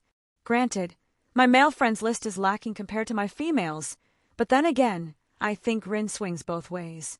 Perhaps I should ask Artoria first, get a feel for that situation. It's not like she needs a romantic partner, and I certainly don't want to force anything like that on her. Blah. Let's see how she is in a few months of finally getting a sense of freedom and adventure. Well, I have some time to focus on some tasks I wanted to accomplish while here again. As much as I wanted to see Meridia and give Rin an avenue for further strengthening, I did have some things I wished to get done. Speaking of my beautiful goddess, I should go see her before I set off anywhere important. But before then, I guess I should see Thorum and make sure he's good before I head off. I turned around, eyeing Sir Wiggles in the corner. He was curled up into a little fluff ball, but his eyes were open, as if he had woken up recently. "Had her with me?" I asked, giving a feeling through the bond of what I was offering, either going back in the hat or accompany me. He hopped over and quickly scaling my arm onto my shoulder. I just chuckled, lightly patting his head before grabbing anything else of importance and heading out the back door. There was a large courtyard, well, more so just an open area behind the companion's building. Benches all around, an area that had seen a lot of feet trampling any kind of foliage into just a hard dirt ground. What caught my attention were the sounds coming from the forge where I had Mirage created. Well, I wouldn't mind paying a visit to the smith again. He did good work. Sir Wiggles sent a sort of displeasure through the link about this place. I don't know what it was, but apparently the fire here was distressing him. I gave him a mental affirmation that he could go run around. He had been cooped up for a bit. I wouldn't mind him having fun around Whiterun. I'm telling you, this doesn't make a lick of sense. Sorry, Greymane, I don't know. Thorum's apologetic voice responded to the smith's irate words. Eyes fell on me immediately as I climbed the stone path up to the Skyforge. Ela, Thorum, and Ireland were all sitting around, Ireland holding Graham in his hand and a few broken swords on the ground beneath them. "Hey!" I greeted with a lazy wave. "Will!" Thorum happily returned. "I had not thought you would be up this early." Ela let out a snort of amusement. It felt like some distance was closed between us. I still wouldn't call us friends, but she was much more friendly. "Maybe you should stick to something lighter next time, Milk Boy." Yeah. I rolled my eyes. I'm not used to drinking that much. "Lad, are you the one who gave Thorum this thing?" Ireland waved around Graham. "Yes," I answered in confusion. "What's wrong with it?" "What's wrong with it?" "What's wrong with it is that I can't find a single indication of any forging techniques. It split my steel like it was wood." He looked exasperated. "I see. It wasn't purely made by mundane means. I'm not exactly privy to the details, but powerful magics were construed in the creation process. Didn't feel like giving a lecture on alchemy from my birth world." Ireland just scowled, pushing the sword back into Thorum's hands. "At least my work is still better." He grumbled. "How is my blade doing, lad? Have you slain any memorable foes with it yet?" I brought Mirage out, floating next to me. I got a few I raised as it slowly moved towards Ireland. "Beautiful," he praised. "The edge is still pristine, the grip is well maintained. If I didn't know any better, I'd say it's never seen a proper battle. I have some other swords, if you want to take a look." As much as I felt I needed to hide secrets, I really had the strange desire to show off my collection. "If they're anything like this, Graham, I wouldn't mind taking a gander." He carefully set Mirage down on a nearby table. "All right, lad, show me your weapons." I smiled, waving my hand, and my other swords flew out. I started pointing to each one. Whisper, Ascalon, Sword of Destruction, Dawnbreaker. Ireland looked intrigued. He didn't immediately grab them, but walked up close and began to analyze them with a keen eye. "I would ask what you would want with so many swords, but I heard about how you fought that dragon earlier," he said idly. My friend. It was a strange way to fight, but it was impressive." Thorum slapped my shoulder. "This one here, it gives me a similar feeling to Graham." He pointed out Ascalon, another dragon slayer sword. I said simply, earning a nod from him. "I've never heard of a dragon-slaying sword the way Thorum described it. Are these types of weapons rare?" Ela asked, also inspecting my swords. I had to admit, I preened under their inquisitive gazes. The thought of them envying my collection brought some strange feelings inside me. They are. The factors at play to produce one, it's not really something you can artificially create unless you have some very rare resources, and it might be a waste to use them for such a reason. I explained, earning their attention. I ran into a brat who was the descendant of Sigurd, the original owner I mentioned. I recall. A normal man who slayed a dragon by skill and wit. I hope to hear the full story another time. Thorum seemed intrigued by the idea. I couldn't fault him with how his existence seemed to revolve around dragons. Well, Sigurd didn't only have Graham, merely Graham being the strongest. The others were not particularly interesting in my opinion. So, when him and a group of his companions conspired to kidnap my daughter to use as leverage against her mother, I took the weapons after we defeated them. "Your little fox," Ela lightly mocked. "Pardon." I blinked in surprise. "Oh, my friend, did you not know?" Thorum looked at me, and I just stared at him blankly. "When you were many drinks in, you would not stop speaking about your daughter, calling her your little fox." He laughed. "Oh, great." I sighed. Never going to live this down. "Fear not, my friend. You are but a good father, even if you will never stop hearing jests." Thorum and Ela shared a laugh at my expense. Well, I did tell Thorum a sort of abridged story about Kunu before I drank too much. Anyways, I changed the subject. I took Graham, left the rest with Kunu's mother since the damage was a bit extensive. They were decently strong, so they would be good recompose. "This is a Daedric artifact," Ireland interrupted, poking at Dawnbreaker. "Yes, I got it after clearing out Meridia's shrine out north. I had nothing to hide, and I think Meridia was pleased as it slowed, just a little brighter." Is that wise to carry such a thing around?" He eyed me. "I wouldn't trade it for anything in the world." He grunted, turning to the next sword. "Not any of my business." He looked at Ascalon, scowled again, and I can only assume he was comparing it to Graham and how it was made. I decided not to voice any thoughts on that.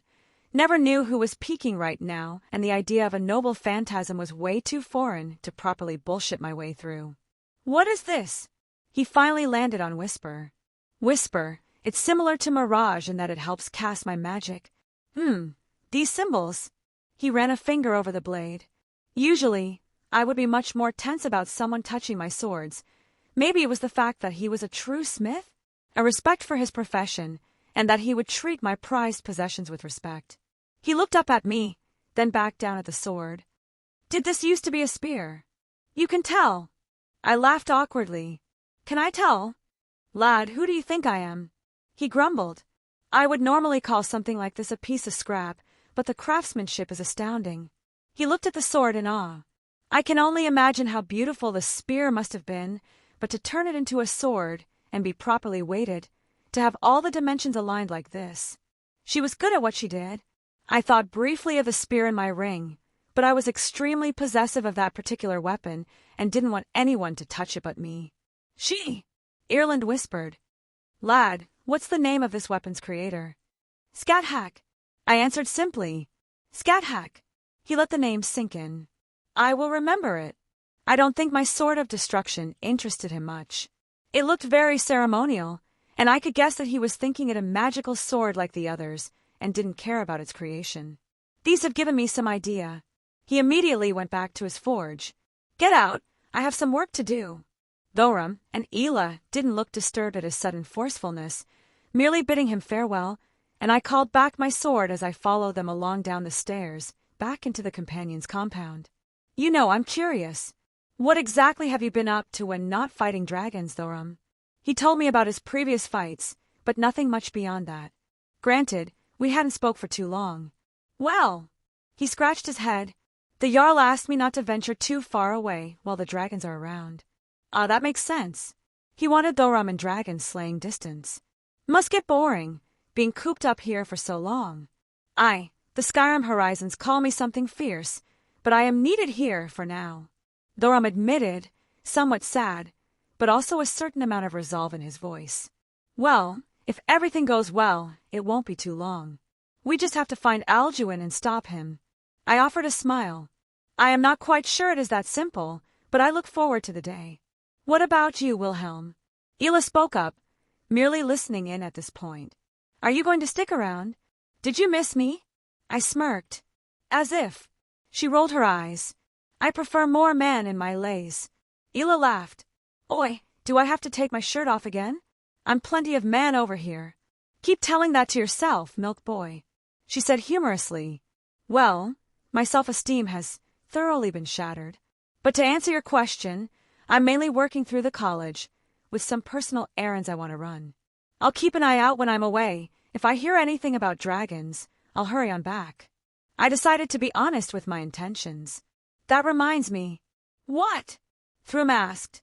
The Jarl owes me some land, and I have a use for it now. I rubbed my chin. You think he'd mind if I set a house up near the city? Chapter 132. I made sure to find a secluded area before opening a portal and walking to a new place before repeating this a few times. I didn't know what kind of schemes these Daedric lords had, but I wasn't going to risk anything on the off chance someone saw that I popped into Meridia's realm. The familiar throne, which at this point I assumed was there for my own benefit. The metaphysical makeup of this realm was something I had trouble comprehending in a physical sense, even with my absurd context involved. I could parse it in my head, to understand that I couldn't understand it, but to see it with my eyes just threw me a loop. Honey, I'm home.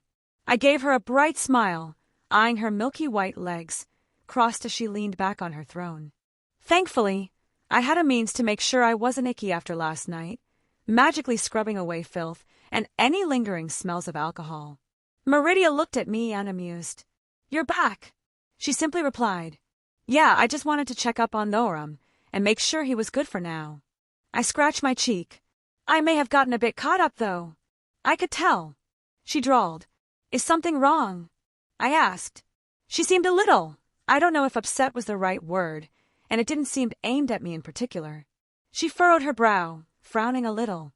It is nothing to concern yourself with. Meridia. I gently called to her, walking up closer. It was cute how almost expectant she was when my hand reached out for hers. It was like she was trying to keep her stoic expression, but was having trouble. With a little bit of effort, I managed to guide her off her throne and into my arms. You can talk to me. Even if you just want to vent, I'm here for you. I pushed a few strands of hair away from her face that came loose in the sudden movement. One of those things I had to remember. She didn't have anyone to talk to. Friends, family, lovers. I pretty much introduced her to all of these as a first, as far as I could tell. At least within the context that I would recognize these words as. She pursed her lips, a little bit of frustration clear on her face. I am annoyed that the others were looking at you when you belonged to me.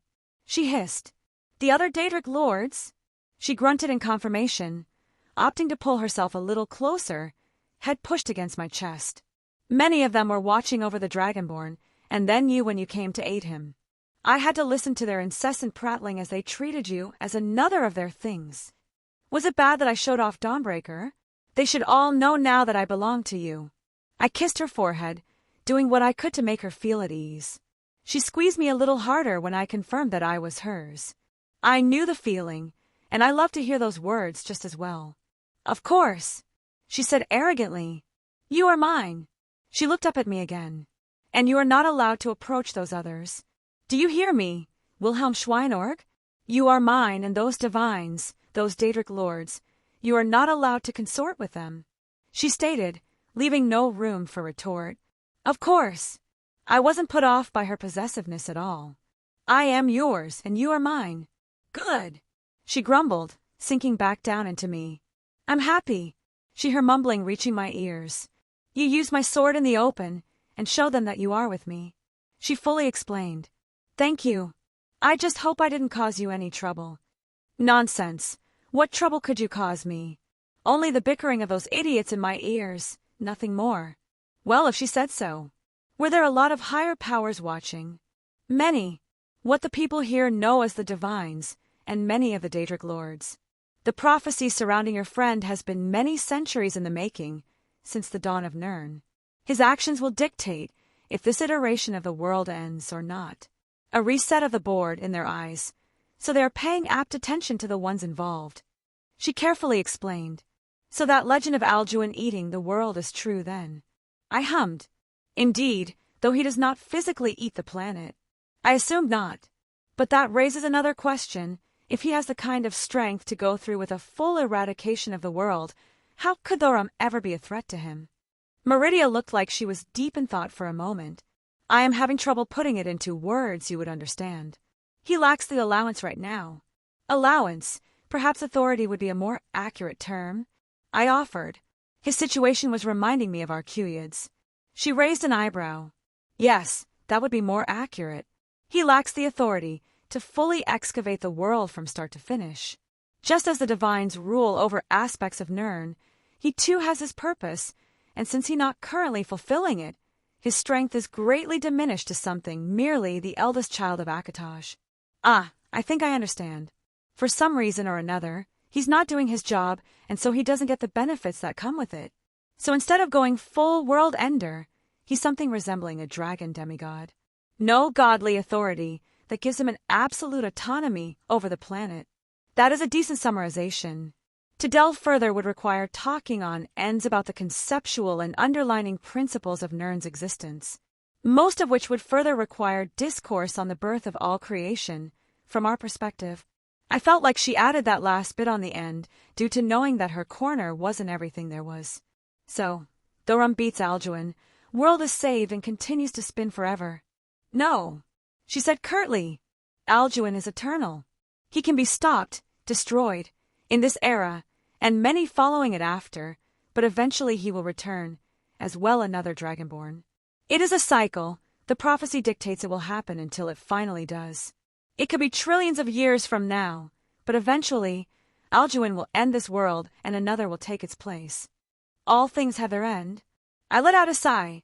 Even this universe will end at some point, when the last spark of life finally dies out and everything returns to the chaotic nothingness to be rebirthed into something new. I had thought you would be more upset. She looked at me oddly. I couldn't help but chuckle. I've seen universes die and be birthed an infinite amount of times in a single moment. It is simply the way of creation. I don't know why, only that it simply is. I try to help where I can, when something goes bad right in front of me, but I'm not going to get upset about the natural order of everything. I pressed my forehead against hers, feeling the warmth of her breath against my cheek. Does it bother you that I feel that way? That I don't care that this universe will end along with everything in it at some point? It does not. Her reply surprisingly simple. It is refreshing in a way. I am pleased that you have a wider perspective than most mortals. I felt her hand move up, lightly pressing against my head as she moved in for a kiss on her own accord. It was very welcomed as we share the passionate moment.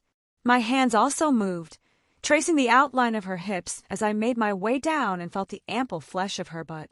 Giving it several good squeezes through her robes, our lips still locked. Pervert, she mumbled, breaking out kiss. But I senses no hostility in her words, as if it was a means to settle her own spiking feelings. How much longer do you intend to hold my rear? As long as you let me. I shot her a cheeky smile. If you wish to do so more often, I will not object. And suddenly my pants feel just a tad bit tighter. I made a promise to myself as I saw her slightly red face at my light touching. I was going to settle my house, then I was going to take her fully. I was going to push her down and discover all the cute sounds she can make when we really get going. Having her hand run through my hair sent a shiver down my back. The way she was being intimate, it was getting harder and harder to resist. I prefer your hair up like it was previously, she stated. I couldn't help but sigh. It wasn't as if her words were harmful. I also thought I looked better with my hari in a ponytail. I lost my binding. I muttered. Scat Hat gave it to me. Do you miss her? She asked quietly. I do. I did not wish to hide my feelings from her, even if they were for my other girls. I miss her every day. Did you not say you have a way to bring her back? I do, but that will take some effort, and I wish to come see you first. I pushed my head down into her chest with a groan. And I'm still angry. I'm pissed at what she had me do, emotionally blackmailed me into doing, but I can't stop caring for her. And I think I'm still wallowing, moping around. I sighed again, something becoming normal in this moment. Maybe this was good for me. It made me realize how much I was attached to something so simple just because she casually handed it to me. It was a piece of cloth, and I treated it like a sacred treasure. Hell, I had many other things given to me by her. I didn't need to obsess over it. I tilt my head up looking at me. Sorry, didn't mean to ramble about another of my girls when we were sharing a moment. I gave her another quick kiss. Thanks for listening, though. I am happy that you are willing to share your sentiments with me, even if they are regarding your other women. Meridia didn't even seem to be forcing it when she said that. She genuinely didn't seem at all distressed about the prospect of other women. I am surprised you chose to come see me before bringing back your other woman. Do you think I don't miss you when I'm away? I gently poked her cheek. I care for you just as much as them. Well, sometimes being told the obvious was needed for it to sink in. She made a cute sound, but didn't otherwise respond. Instead, she reached out her hand into the void, grasping at something and pulling it through. I believe this is what you lost. What? How? I looked at her in surprise. Her eyes turned away slightly. I noticed you discarded it in your drunken stupor, so I grabbed it. While I appreciate it, I did not expect you to care about something like this. I poked her lightly. Meridia, something you want to tell me? I merely... She looked a little embarrassed. Wish for a better way to keep track of you once you leave, to watch over you in some manner when not in this world. You snuck a little something onto this, intended to give it back to me when I lost it. I raised an eyebrow. It sounds childish when you put it that way. She grumbled. Are you angry? I'm not angry. I assured her. I am, annoyed for lack of a better term. I would have agreed without a second thought had you simply told me. I pulled her in for another hug. She must have felt a bit out of her comfort zone when I talked about other worlds, making her think of doing something like this. And it wasn't even a betrayal or anything like that. It was silly if anything, and it's not like she was even stealing something from me. What does it do? It merely allows me to witness your travels when you return, a piece of my power, and there will sync back up with me and relay the information. She informed me. She can't leave this universe on a whim. I don't doubt she felt a little left out. You so girl. I chuckled, leaning in and sharing another kiss with her. The little piece of cloth that Scat Hat gave me. I happily took it, giving her a smile as I did my hair up as I always did. How does it look? I made a promise to stop kicking myself whenever she's mentioned. I would be getting her back soon. I didn't need to wallow in my own self-pity. Acceptable. She appeared happy that I willingly accepted her meddling. I couldn't help but chuckle, my hands taking hers again. You're too good to me. Yes, and do not forget it. Cute. I squeezed her hands. No one else would ever dare call me cute, as flippantly as you do. She huffed. If it was anyone else, I would be very upset. It's my privilege as your man. So it is. She didn't refute, accepting my words. Are you aware that Artoria and Rin had left that college of yours? I am. She sent me a message. I took out my phone to give her a look. It's a device used for long-distance communications. The origin is mundane in nature, but Rin was working on making it possible to use over-world lines in real time. I was going to have her commission a few more, so you could contact me, and vice versa. Meridia tilted her head, examining the device that must have been very strange in her eyes. It reminds me of some contraptions those Dwenmer created. She hummed. And you said that Rin Tosaka was the one who created this device, that she could make more? Yes. Is it something you want? Indeed, she said without hesitation. I shall see about procuring one myself. I am sure I can provide sufficient payment. Did she want to reach out without my intervention? Was she trying to establish a sort of relationship with the people in my life? The thought made my heart beat a little bit faster. Would it be possible to keep an eye on them while they're out and about? Do you fear for their safety? From what I had spoken with Artoria about, she is very strong, relatively. Not many things can harm her outside of things like me. I dare say that even Alduin would be surprised if he tried to attack her without proper planning. That's true. An Excalibur to the face would give him some second thoughts. I'll always fear for their safety. But I just want to make sure no one outside interferes, if possible. My biggest fear is that someone like Molightball taking an interest. She tensed at the mention of his name, a scowl on her face. If he attempts to touch them, I will personally disabuse him of that notion. I would also express my displeasure. While I knew I would not be a match for him in his realm, I was sure I could make him suffer even if it cost me my life. Seemingly wanting to change the subject, Meridia spoke up again. "What do you want to do now?" she asked. "If you wish to stay here, I will not be annoyed for as long as you decide to remain. Why are you so cute?" "I have some errands I have to run." I gave an apologetic smile, cupping her cheek. "I want to set up my house to connect over multiple worlds. Should I be successful, we won't be too far apart for long periods of time." She blinked at that, processing what I said. "I will have to see what you wish to create. I need to go speak with Jin. She's crucial for this part. Then hop over to my birth world. I may take a day or so as I check in on my daughter, but otherwise I'm focusing on getting this finished." "Your daughter?" Meridia mumbled. "Would it be? Can I possibly meet her?" "I'm sure Kunu would like to meet her Aunt Meridia." I laughed, sweeping her up close again, much to her chagrin. I think the thought of Kunu calling her auntie made her flush. A glimpse into the future? I bet Kunu would love some siblings. I whispered, "Don't speak nonsense." That had a critical effect on her. "I am incapable of producing with you." She turned away in a huff. "Are you sure about that? That there is no way, even outside of this universe, that could provide the means?" I raised an eyebrow. She paused at that, a flash of realization dawning on her. "Are you saying—" "I can't claim anything right now, but in the future, if it's possible, I always thought having a big family would be nice. If you wouldn't be against it, I don't want to force anything on you." She had a look similar to the one when I first broke her worldview with my origins. "A child, me? Ah, I think she's lost in her own thoughts. Perhaps it was wrong to tease her like this, even if I wasn't sincere in my thoughts." "Meridia, thoughts for later." I pulled on her gently, snapping her from her thoughts. "Right." She nodded. "We can discuss this later." She agreed, apparently pushing down those feelings she was having moment prior. "Go, deal with your chores. I shall await your return to inspect whatever it is you wish to accomplish." I pulled her hand up and gave it a light kiss. "I'll be back soon." "Leave." She huffed. "Oh, are you kicking me out?" I laughed, opening a portal to the college. She pursed her lips, kicking me through like last time. "I will be upset if you dilly-dally for too long." Her words reached me as the surroundings of her realm changed to that of snow and mountains. I stood up, the snow cushioning my fall right outside the college gates. That woman! I couldn't help but smile. She really knew how to make my heart flutter. Walking through the nostalgic halls, the fact that the Archmage didn't pop over was probably a good thing. Not that I didn't enjoy his company, but there was probably no pressing concerns he needed to speak to me about. I paused, seeing a familiar face sitting on a bench in the courtyard, spellbook in one hand, apple in the other.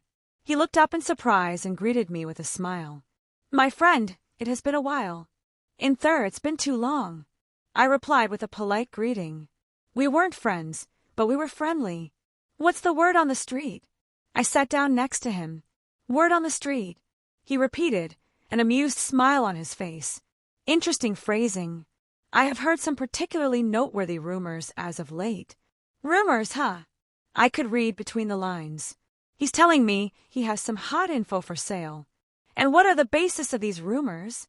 Something about nightingales, Dahmer appearing in droves, and the Dragonborn over in Whiterun. He gave me a brief overview. I tapped my chin. He clearly hasn't received word of my involvement yet. I guess messages are a little slowed due to the situation around the Providence right now. "Tell me of the Thalmer." The Thalmer, that even in Thur had to stop himself from scowling. The Thalmor have supposedly been reported approaching every Jarl that still sides with the Empire. Even my ears are having trouble getting the details. But so far, only Jarl Balgruuf had been seen kicking the emissaries out of his territory. Interesting. Any idea why? Well, I may have heard they suggested something about taking the Dragonborn under their wing, in less polite words. Yeah, that would do it. What worries me is the fact that the Thalmor are out in force in about half of Skyrim. Something to look out for. And these nightingales? I only knew the vaguest information, but they were associated with a Daedric lord, so I wanted to know a bit more just in case. Curious lot. Not much is known beyond legends, but reports of individuals that match the descriptions have been seen in the towns that used to be near Riften. Nightingales, champions of Nocturnal, the patron of thieves, and they appeared near the remains of the Thieves' Guild. What a coincidence! I deadpanned. Quite! He seemed just as amused. Anything to be worried about? They seem to be going after high-value targets, stealing from the rich who can afford the loss, and making it very public to boost their reputation. That's some interesting insight for mere rumors, almost as if you were intentionally spreading them. I still remembered how he apparently got in contact with the Thieves' Guild so easily last time. Oh, I'm but a humble purveyor of goods, of questionable origin, I added. He laughed, not even shying away from my insinuation. Any other information you wish to obtain, or perhaps any good you want? Well, I had some thoughts, but with the situation around Skyrim, I don't know if it's feasible when supplies are being routed to protect towns and cities.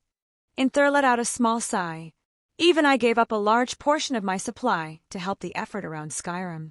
Stores of weapons and armor are pointless if Skyrim is burned down in Dragonfire. Well, I guess it couldn't hurt to ask. I shrugged. I'm looking for two things. First, I want staves, magical obviously, but of very specific kind. Powerful staves are hard to come by. Mages guard them jealously. He pointed out, well, I'm not looking for the powerful variant, at least what you're assuming. I corrected. I want the ones that are imbued with singular spells opposed to enhancing a mage's magics. There are basically two types of staves here. Ones that act as magical foci, like the Staff of Magnus, and enhance your spells by existing and being used. And ones that are imbued with a singular spell, like say a fireball, to be cast without dipping into your own magical power and can be recharged with a soul stone. They are not as popular as the first iteration, but they have a purpose, mostly for novices when they're out adventuring. An interesting request. Such a thing can usually be picked up in any kind of general store. Why are you coming to me? He seemed confused. I want them in large quantities, all of them at least imbued with a mid-level spell, with no upper limit on quality from there. As many as you can get. I thought it over. I guess I'm adding a third thing to the list. I'll need soul stones, but they aren't a priority right now, especially with the supply issues in these times. The staves are feasible, if an odd request. But yes, soul stones are in short supply with trying to arm every hand in Skyrim with some enchanted steel. He nodded at my statement. What was the last thing you required? Similar to the staves, I want magic scrolls. Curious. He tapped his cheek. Magic scrolls are not very popular. They are generally more powerful than the staff variant, even if they serve the same purpose. Not to mention they are rather expensive in comparison, and they require a slippet of magicka to invoke, making them not very popular outside of mages even more. I have quite a few strong ones stored, and I know how to acquire more, but they will not be cheap. Get them all, I said without a second thought. Well, I do like to hear those words. He smiled brightly. I'm sure. I snorted. A small smile formed on my face as well. What do I owe you for the information? Well, I wouldn't mind foregoing it, a friend's discount. He looked at me expectantly. And what does my friend want to know? Why, as your friend, I know nothing about you. Would you be as kind as to tell me about yourself? Really, am I a hot topic right now? Hot topic? Whatever do you mean, Red Dragon Emperor? He deadpanned. I rolled my eyes at his comment. I thought it over, deciding on what to basically reveal to the world. The Dragonborn recently acquired a new weapon. Supposedly, it is very attuned for killing dragons. One could say it's their natural enemy, courtesy of his friend. Now, that is particularly interesting. Inther grinned. I'm sure many people would be enticed by where such a weapon could be procured in these troubling times. It was going to be revealed eventually, may as well benefit from it, and I would rather people focus on me than Thorum. I think that should be sufficient. Certainly. He nodded. Stay safe. In Thur, it's crazy out there right now. I pat him on the shoulder, getting up from my seat. I had plans. Most importantly was to make sure my home was going to be extremely well defended, especially if my Jinn was going to be looking after it. There were a few more faces I saw, but none I was really on good terms with, merely sharing a word or two with in the past. I didn't see Talfter anywhere, but the Archmage said he was in good health. I could only assume he was busy with important matters. The spiral staircase leading up to the library was the same as I remembered, and the doors to the grand room were pushed open with haste. I was greeted at the beautiful sight of books upon books all around me. Urag looked up from behind his desk, giving me a grunt of acknowledgement before ignoring my existence. A few books floating around in the corner told me where I needed to go. I happily eyed my beautiful genie in the corner, sorting books at an impressive speed. I didn't manage to sneak up on her.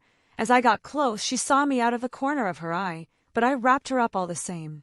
"Miss me." I kissed her cheek. "Wilhelm," she giggled, letting go of the books in her hands. "How've you been?" I put my chin on her shoulder. "Amazing!" She beamed. "This is so wonderful. So many books, and I can read them all whenever I want." Seeing her so excited really set me at ease. "Good, as long as you're happy." I had to resist the urge to nom her ear again. The way they twitched at her excitement was too adorable. "Did you need me for something?" Her expression turned sultry. "Or do you need me?" "Soon. I'll make you regret those words when you can't walk under your own strength. I was going to set up my house. It's finally time to get that sorted." "Oh." She looked depressed, and I think she was misunderstanding this. Hey. I booped her nose. "None of that. You aren't going to be confined anywhere, nor will your life change. I had the calculations going already. You just need to go spend about 8 hours every 3 days there to keep it all up and running. Otherwise you can take the lamp with you whenever you want to go somewhere." I did take her life into consideration. I was going to finagle something to support the place on a temporary measure when she wasn't around. The lamp acting like a battery that reaffirmed the anchors when she came back, and charged them up, which would take about 8 hours since I knew she couldn't move too far away from her lamp. "That's it. That's all." I nodded. "Promise?" She asked very quietly. "I promise." I reassured her. Maybe the thought of having her hopes dashed at this point made her a little hesitant. "Why don't I show you where I was born?" I offered. "We can even go meet my daughter." Among a few other errands. I wanted a large amount of talisman-making supplies to go along with the staves and scroll I was purchasing. She perked up at that. "I get to see where you were born?" She seemed genuinely enthused. "Yup, and once I get everything done, you can visit over there whenever you want." "Let's go." She happily fidgeted in my arms. "Ahem." A gruff voice grabbed our attention. Both Jin and I turned around to see who was there. Sorry for being loud?" I offered the stern-looking orc as he looked very unamused by our noise. He narrowed his eyes. "Are you leaving?" he asked, though I think the question was directed towards Jin. "I am." Jin just nodded. Did you finish organizing the history books about the founding of the Empire?" "In alphabetical order, with an emphasis on partiality." "The enchanting tomes?" "Done." "Fire destruction spells?" "Done, and I already started on the ice ones as well." Jin said smugly. Urag just grunted, turning his attention back to me.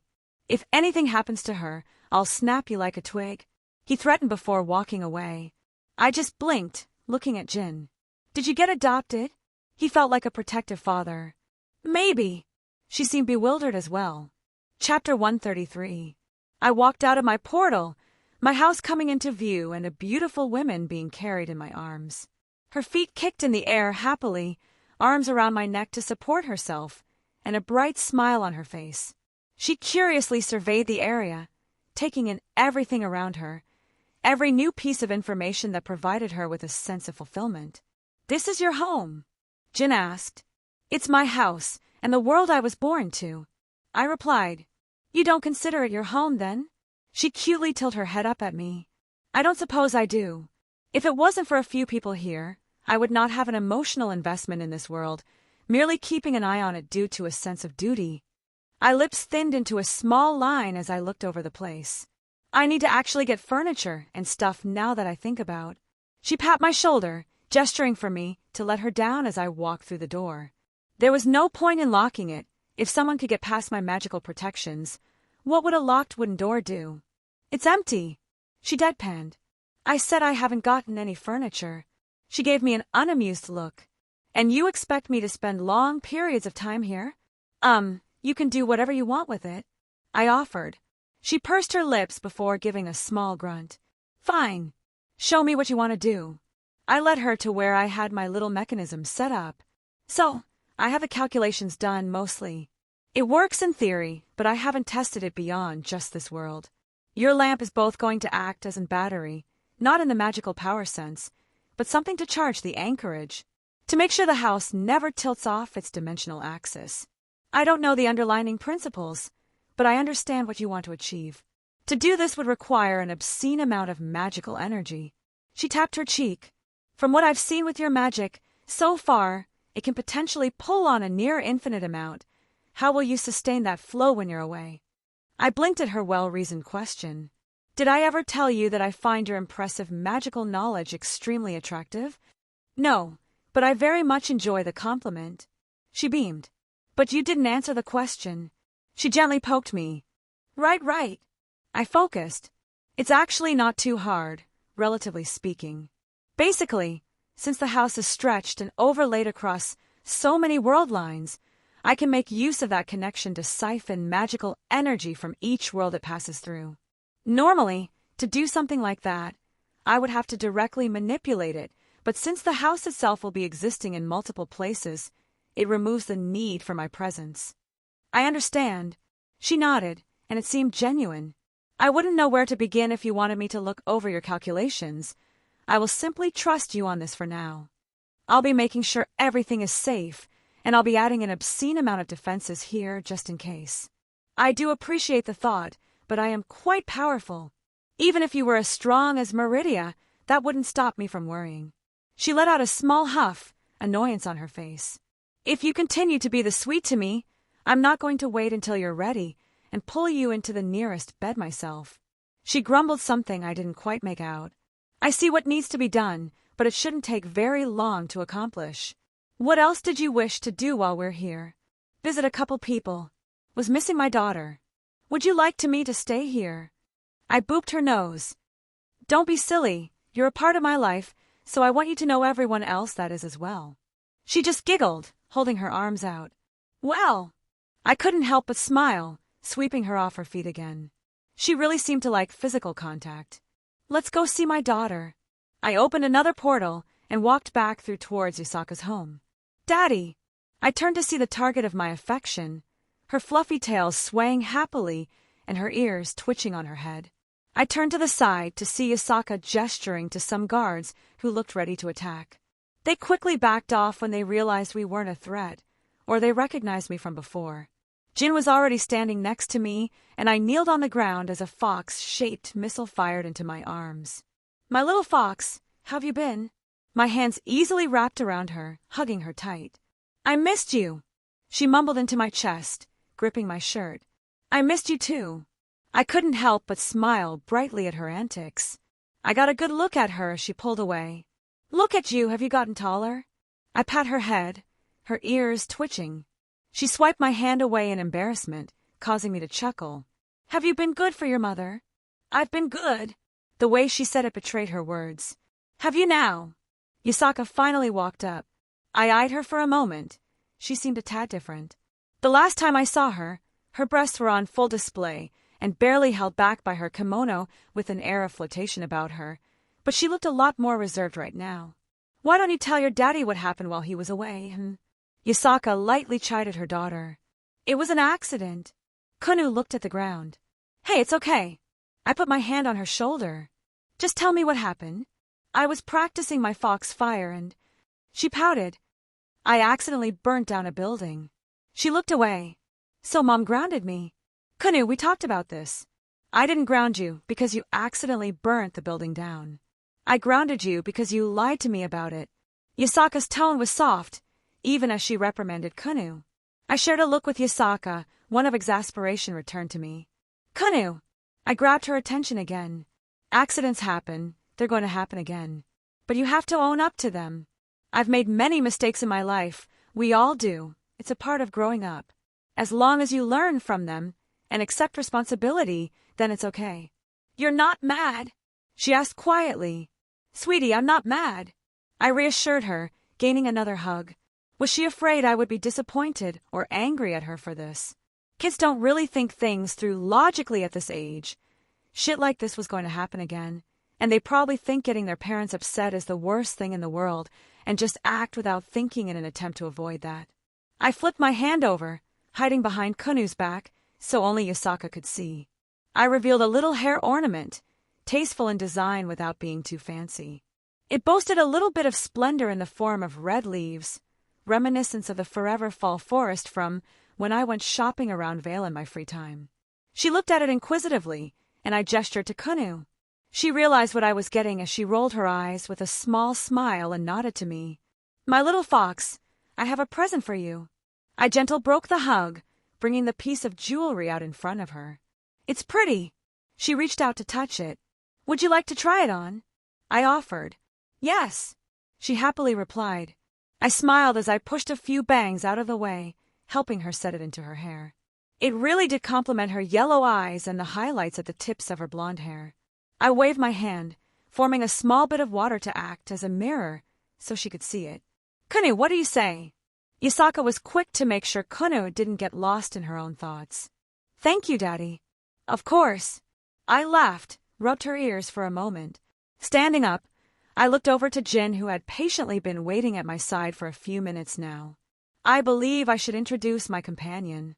Yasaka gave a good-natured smile. Another one of your harem members? Yes. Jin replied without a hint of shame, maybe even happy at the title. Yasaka raised an eyebrow, not expecting the blatant response it seems. This is Jin. I snuck my hand into hers. She's my woman. Jin, like the ones from the Middle East. Yasaka looked at my blue genie inquisitively. Are you named after your species? I'm not one of those. Jin replied without any offense. I'm actually an artifact spirit. My creators simply had a sense of humor, it seems. Oh my. She looked at the very obvious miniature lamps around Jin's neck. I admit, I've never seen an artifact spirit so lifelike. Yasaka looked a little more curious about Jin, but it appeared she held herself back from further questions. I'm Yasaka. I rule over half the Yukai in Japan. And this little hellion is my daughter. Yasaka scooped up Kunu, much to Kunu's fidgeting. Are you my auntie? The little fox asked. Jin looked surprised by the question, but quickly recovered. Yes, I am. She looked genuinely enthused at the idea. I couldn't fault her. The idea of family was probably something that never crossed her mind before. And here Kunu was declaring her an auntie. Your skin is very pretty. Kunu looked at Jin with interest. Why? Thank you, little one. Your tails and ears are quite cute as well. Jin giggled. See, can I touch? Jin knelt down next to her, holding her hand up. Kunu reached out and touched her for a moment. This was probably one of the most heartwarming things I've ever seen in my life. I looked at Yasaka, and she smiled back at me. If her expression was anything to go by, she shared my sentiment. So how's Izzy? I lifted up a teacup to my mouth, enjoying a small sip as we shared a table in a quaint little courtyard. She's doing well. She visited about a week ago. That was before Kunu decided that playing with fire inside a wooden building was a good idea. Yasaka deadpanned. I chuckled, setting down my teacup. Maybe I should drop in before I leave. I mused. I think she said something about meeting up with some other gods. Yasaka didn't sound too sure. When are you leaving, exactly? I think Izzy did say something about meeting up with the other death gods the last time we chatted. Few hours, actually. I answered. So soon. She frowned slightly. Unfortunately, but I'll be sure to keep dropping by whenever I have time. I eyed Jin and Kunu out of the corner of my eye. They were laying down on the ground, a few books open in front of them. Apparently, Jin was helping Kunu with her homework. Fucking adorable. Good. Yasaka simply stated. Kunu would hate for you to be gone too long. Would she be the only one? I raised an eyebrow, a small smile on my face. No. Yasaka, surprisingly, didn't adopt her flirtatious attitude. I enjoy having you around. You have done many things for me that I can't even begin to explain how grateful I am for. And above all else, you make our daughter happy. She corrected with a small sigh. Maybe I just didn't realize how much she had withdrawn into herself over the years. Whether you were merely a catalyst or a happenstance, your presence makes her happier. I would be lying if I said it wasn't surprising for me to suddenly feel so protective of her, to see her as my daughter. I wasn't blind to what happened. Maybe it was something both of us needed. Well, whatever the reason. Her lips curled up. You're stuck with her, with us. I mirrored her expression. I guess I am. And I didn't have an issue with that. That reminds me, how's everything after the attack? She let out a groan, slumping in her chair. A hassle. She scowled. Many clans shouting and arguing over the most inane things while we try to reconstruct with minimal difficulty and cost. Would I be overstepping if I offered help? She was a ruler. I didn't want to imply anything by an offer of aid. You're sweet to offer, but there isn't much you can do, bar beating up the idiots in my court, which I am close to authorizing. She giggled. Ironically enough, Arthur had been a big help to sort some things out. Arthur, really? I'm embarrassed to admit I kind of forgot about him, as he was more Artoria's pet project. Some stray yokai acting up or causing issues. He'd go in and settle the issues along with an odd mission here or there. Yasaka explained. Artoria will be pleased he's doing his job. I nodded. What are your thoughts on him so far? I don't want to stomp his face into the dirt every time I see him anymore. I believe that is a good sign. She snorted. Well, I don't expect you to ever like the kid. I shrugged. I'm pleased, I suppose, with how it turned out. He's not a bad kid, I understand that, but with Kuna being targeted, even if he didn't act directly, I don't know if I can ever forgive him. You don't need to explain yourself to me. You're under no obligation to forgive him. Doing what you've done already is merciful. Artoria just felt responsible for Hai due to their connection. How is Artoria? I haven't had a chance to chat with her much. She idly asked. Good. I smiled. She's out on an adventure with Rin, acting as her sword. I do hope they come and visit sometime. I want to properly thank them for keeping Kunu occupied during that period. Rin would love to come by, and Artoria as well. But grandfather is difficult to get away from his work. You human mages, always so busy. She let out a small laugh. I do wonder where that even was. The place felt so strange. I could only assume it was some small realm somewhere remote. I just hummed, not answering that question. I'm only half human. I corrected. You know what I mean. She rolled her eyes. Jin also seems to be getting along well with Kunu. I truly did luck out with you, didn't I? I think Kunu captured Jin the moment she called her Auntie Dot. I laughed. Oh my, that look on her face. Yasaka cupped her cheek. I wish I had a camera when that happened. It's the first time she's ever had anything resembling the concept of a family.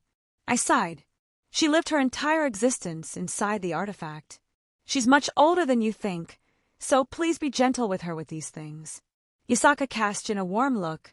If you brought her near our daughter, I'm more than willing to trust your judgment, and so far, she has been nothing short of exemplary towards Kunu. I wonder if your other women will be as taken with her. Well, Meridia did express her desire to meet my daughter, maybe in the future. I could easily picture Meridia getting flustered at the cute fluff. Meridia, huh? I wonder how many you have right now. Yasaka gave a sly look. Counting Jin for. It wasn't really a secret. You've met Artoria already. Hopefully it will become 5 soon. She grinned. I blinked. It was different than her usual flirtations. You really are forward. Do you dislike it? She asked. I paused, giving it some thought. No, I can't say that I do. Good. She calmly reached out, taking a sip of her own tea. Then I'm going to pursue you. Pardon. I was startled at her sudden declaration. I'm going to pursue you. You have many things I like in a partner, and you're already Kunu's father. What more could I ask for? I don't know how to respond. Is this how my own girls felt? Get a taste of your own medicine. Fuck off. You finally met your match. Drake laughed inside my soul. I just ignored him. You don't need to reply. I just wanted you to know for now. Yasaka gave a small smile beret of any kind of insincerity. Just so you know, you're blushing. Fuck you, I am not. At least, I hope I'm not. Though, by the looks Yasaka is giving me, fuck. Is this what it's like on the other side of the fence? We said our goodbyes and began heading back. My little Kanu not wanting to let me go, and I had trouble releasing her as well. Yasaka was, I don't know. How was I supposed to take that? I've never been on the receiving end like this before, and I was having trouble responding appropriately. I pushed my rampant emotions down for now. There would be time to sort them out later. Jin hummed happily. In fact, I don't think I've ever seen her quite so joyful before. This surpassed the looks she gave when surrounded by the books in the library. This was more heartfelt. Kunu's a sweetheart, isn't she? Jin turned to me, wide grin on her face. I have a niece. She giggled to herself, clearly taking the role to heart. Well, soon we'll have it, so you can visit more often. I opened the door to our home. Let's get started. Put your lamp on the pedestal, so we can begin. She did as I asked, her own magics flaring up and analyzing the situation for added precautions. Her lamp inserted easily enough, and my calculations seemed to hold strong as I pushed on the kaleidoscope to begin stretching the boundary. Now, hold it here and I'll connect to the point over in Skyrim. Be careful! She reached out, tugging my sleeve. While not that dangerous, her sentiment was appreciated. I leaned forward, stealing her lips for a brief moment, and gave her a reassuring smile. Just give me a second, and we'll get this finally settled. I'll wait for you, she said warmly, standing guard over her lamp. I gave her one last look before departing back to Skyrim, the view of Whiterun coming into focus, a little in the distance. Flipping my hand over, I took out the parchment that the Jarl gave me, a rough estimation of my land. While it was a fair bit, I only needed a small portion right now, and rough idea of where to plot my house down. Thankfully, there was a crude map drawn on it with some landscape to show where I could put it. I surveyed the area briefly, looking for the flattest piece of land with a good area to expand for the future. Holding my hands up, I mentally did some calculations on dimensions to see how it would fit. Mountains behind, Whiterun in the distance, and no close neighbors. It was a good spot. Alrighty then, let's get started.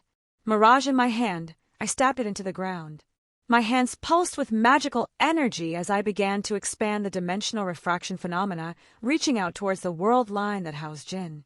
For someone experienced with this kind of magic, her anchor, her existence was a little like a beacon, intentional on my part for now, so I could easily identify her.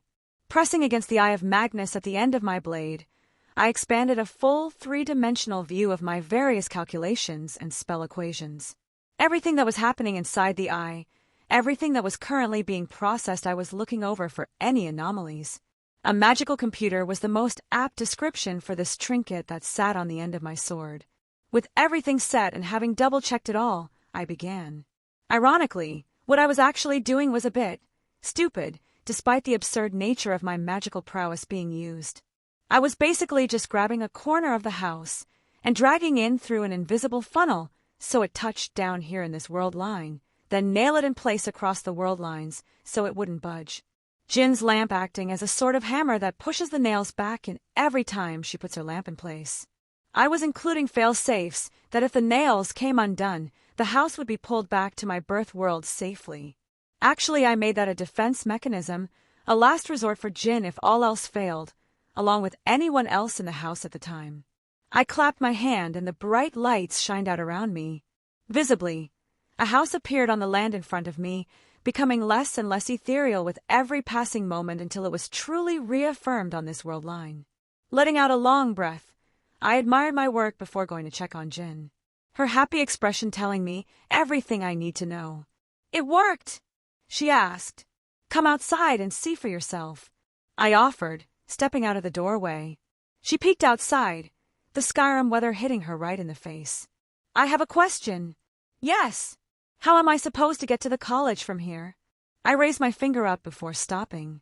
"Oh, I forgot about that. She can't simply open portals everywhere like I can." "Whoops!" I awkwardly laughed, scratching my head. "Well, it shouldn't be too hard to find some land near the college I can buy." Chapter 134. Wilhelm. My hand stopped as I looked up to see who spoke. Oh, hey, Jin. I was caught off guard by a yawn overcoming me.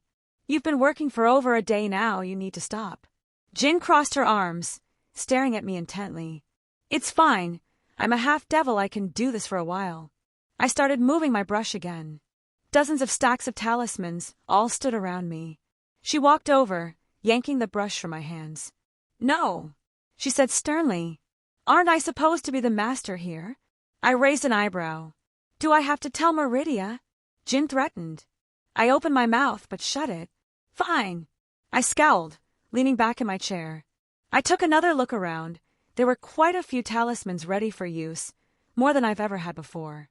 Letting out another yawn, I checked the time with a surprised blink. I guess hearing how long it's been and actually seeing it was the difference between it sinking in or not. Maybe I was working too long. Mental exhaustion is still a thing, even if I didn't suffer from any physical ailments from the lack of sleep. I guess I'm lucky I have you looking out for me. I smiled. And don't you forget it. She grinned. Wait! I just realized. What's this about Meridia? How would you even contact her? From what I know, they hadn't met yet. We chat, she said simply, a smile that shouted, I know more than you. Huh. Well then, do I dare ask what about? Any random thing. She moved over, plopping herself in my lap. The last time she stopped by for a few minutes, we spoke at length about animals. She professed that she had a little pond of ducks she kept hidden away that she sometimes visits to feed. I told her about some animals, native to Remnant but not here. That is painfully adorable. I expected something like the brothers. I was pleasantly surprised with how Meridia treated me. I enjoy her presence very much, Jin admitted. I'm glad you're both getting along. I enjoyed the warmth she brought as my arms wrapped around her and my head rested on her shoulder. It was amusing that despite her body looking as if it was water, it didn't feel any different than normal skin. She even invited me to see her realm. Apparently, there are many different creatures there that are not native to Nirn. Huh, I've only been to a small little area. Now that I think about it, she should have much more in her realm, not just a throne on a floating little island. Well, I'm sure she didn't want any of those she ruled over to see her being teased by me. I'm going to need to give her a key as well. It was in the shape of a key, but it did more than just unlock the front door. It basically checked her into the various bounded fields I had up and stopped any magical protections from going off. With everything I set up so far, I feel confident that not even Meridia could spy and hear without me noticing. She could easily tear through the defenses if she wanted, but no peeping without my knowledge. Well, I didn't really care if she did, but it was pretty much all or nothing. She will be able to come and go as she wishes. Got any plans? I closed my eyes, feeling her beating heart and movements of her breathing. I wondered if she actually needed to breath or was created to act as a normal human but wouldn't actually suffer if she stopped. I have a few more sections I need to organize in the library. I felt her hand gently play with my hair. I also have some books set to the side for when I'm done. Her little giggle was always pleasing to my ears. The temporary door in the college is working fine. I haven't had any troubles, and the Archmage was a help in keeping that closest clear. He didn't ask any questions.